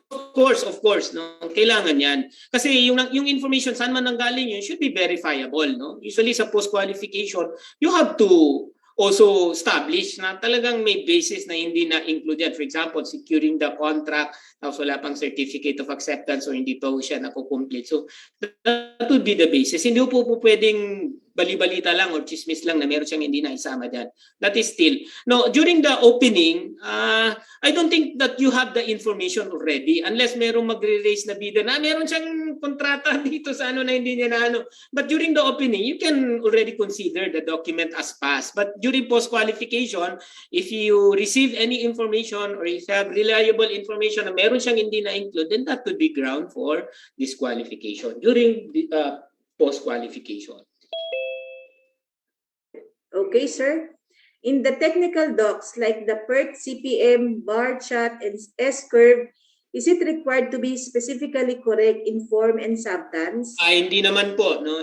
Actually, that could only be part of the technical requirements. So they have to indicate the submission of these requirements. And in fact, hindi nga ito requirement during the opening. Kasi sabi nga natin, hindi tayo pwedeng magdagdag ng mga documentary requirements. But during post-qualification or even the notice of award, then we can require the winning bidder to submit the PERT CPM as part of the technical requirements po natin. I don't think that it's necessary to follow a certain format. Marami pong ways in preparing the PERT CPM, the S-curve, or the Gantt chart for that matter. No? Kung titingnan ho ninyo, even in the Excel, marami pong paraan po paano po gumawa po nito. So I don't think we need to ensure that this is in accordance with the prescribed form with the procuring entity. I think substance po yung magmamatter po dito. In fact, even the templates po, yung mga forms po na nire-require under the Philippine Bidding Documents, for example, the bid form, the bid price, etc., hindi po mandatory yung form. Substance po talaga yung requirement. Although we highly encourage to use the template para siguradong kumpleto po yung information. But going back to that earlier question na yung necessary information, yung makikita natin doon sa statement of ongoing and single largest completed. Kasi naka-enumerate po yung necessary information na kailangan i-reflect po na bidder. I think that will also address the question whether kung may ongoing ba siya o wala na included. Because dapat maglalagay siya ng information kung meron ba o wala. Kasi requirement po yun. Yan. Okay, so our next question po, sir. How do we differentiate the hiring of consulting services vis-a-vis highly technical consultants under negotiated procurement? Sige po. Yung pong highly technical consultant is an alternative method that is applicable to consulting services. Yung diniscuss natin ngayon ay public bidding for consulting services. Meron din po siyang alternative method. In fact, even the small value can also be used for consulting services. So highly technical consultants is another alternative method that you can use when you hire consultants. So under po siya sa consultant, pwede applicable po siya sa consulting services. Okay? So wag po kayong malito. I-discuss natin is the public bidding procedure. Yes. Anyway, i-discuss naman po yung alternative method sa next na lecture. Yes, sir. Okay, so next question. Is it requirement for a consultant to be under the umbrella of COFILCO? Depende ho sa anong COFILCO, yung umbrella. Depende ho sa ipro-procure na. Actually, teka, unless limit matawag. Yeah, I'm not familiar with the COFILCO, pero mukhang hindi naman siya talaga mandatory na under po siya dapat sa COFILCO, no? I'm not sure what is this services na No? Wala ho dapat limitation. Wala hong requirement na nabanggit sa rules na dapat maging member po sila ng any umbrella organization po or association or leagues. Yan. Okay. Next question. Questions about the bid validity of 120 days. What if the BAC reverts to the consultant or bidder after the said validity days? Technically, the financial offer is expired. Can the bidder still update the financial proposal? Oh, okay. Yung sinasabi natin kanina, dapat within the bid validity, dapat ma-accept mo yun. So pag hindi mo accept, napaso na yung bid validity, there's nothing to accept and therefore you cannot award anymore. Now within the bid validity, kung pasok pa rin siya at malapit na mag-expire, what you can do is to write or request the bidder to extend the bid validity. So in that case, extend yung bid validity but he cannot update anymore the financial proposal. Hindi na po ina-allow yun. So kung ano yung sinadbit niya, yun na po yung gina-guarantee niya, no?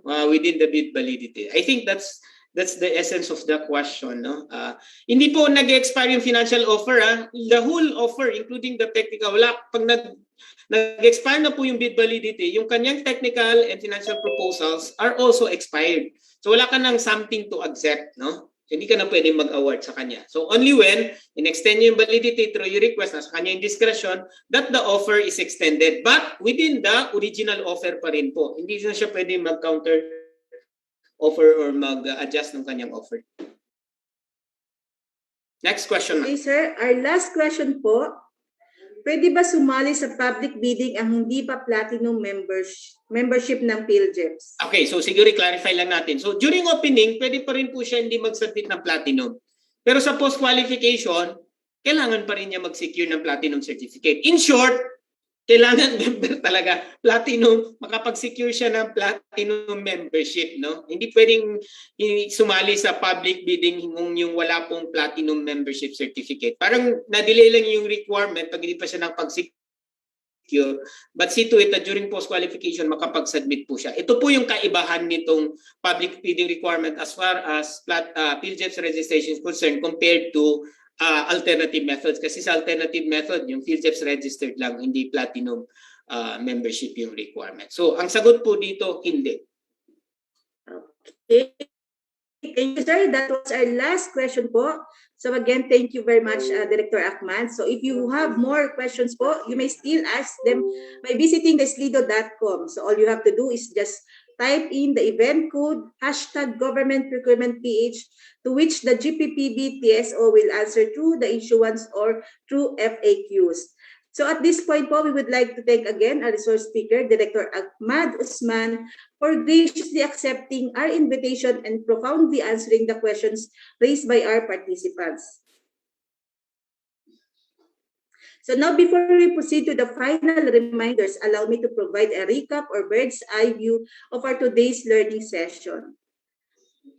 So today we had that entire session on standard bidding procedures for goods, infrastructure projects, and consulting services, where we had a comprehensive discussion on the key concepts in the bidding procedures for the procurement of goods and services, infrastructure projects, and consulting services, where we highlighted the general principles of the consideration of the respective procurement undertakings, led, of course, by our resource speaker, Director Ahmad Usman. So once again, we do hope that we're all able to have a deep dive in our today's learning session on standard bidding procedures for goods, infrastructure projects, and consulting services. Okay, so reminder po to our Zoom participants to kindly accomplish the OTMS po. So not only accomplishing the evaluation of the resource speakers every day, but also can kindly accomplish the general evaluation and presentation materials provided in the OTMS. Aside for that, for the final important reminders, again, we would like to remind the participants to please accomplish the participants' daily attendance form by visiting the link provided in the chat box. Rest assured that all information gathered for this online training shall be treated most confidentiality consistent with the provisions of the Data Privacy Act. And for our early bird winners and PC winners, again, kindly check your respective emails or chat box and kindly respond with the details needed.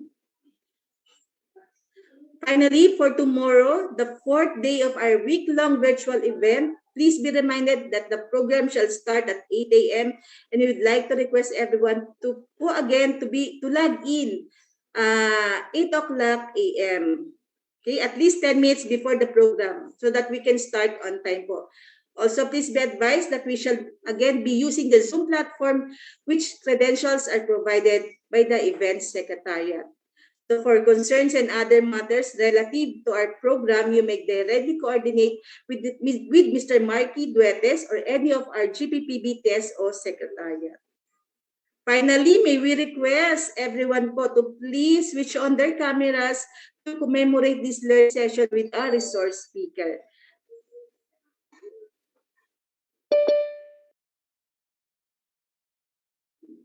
Okay, so we shall be having 2 shots in my count po. So naka-open na po ba inyong mga camera? So minsan lang natin makasama si Director Ahmad ng DBM 12. Okay? So in my count, sir, smile. Ready?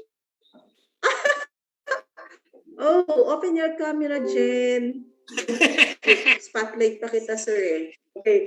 In count, ready? 1, 2, 3. Another one po. Okay. In my count, ready? 1, 2, 3.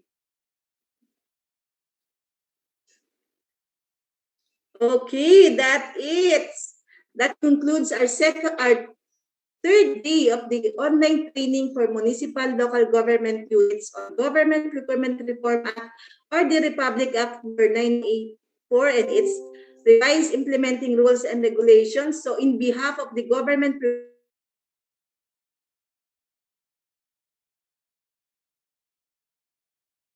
Procurement Policy Board, Technical Support Office, for sharing your knowledge in procurement po. Hello, sir. Thank you, sir. Bye po. Bye. Thank you, RD. Thank you, sir.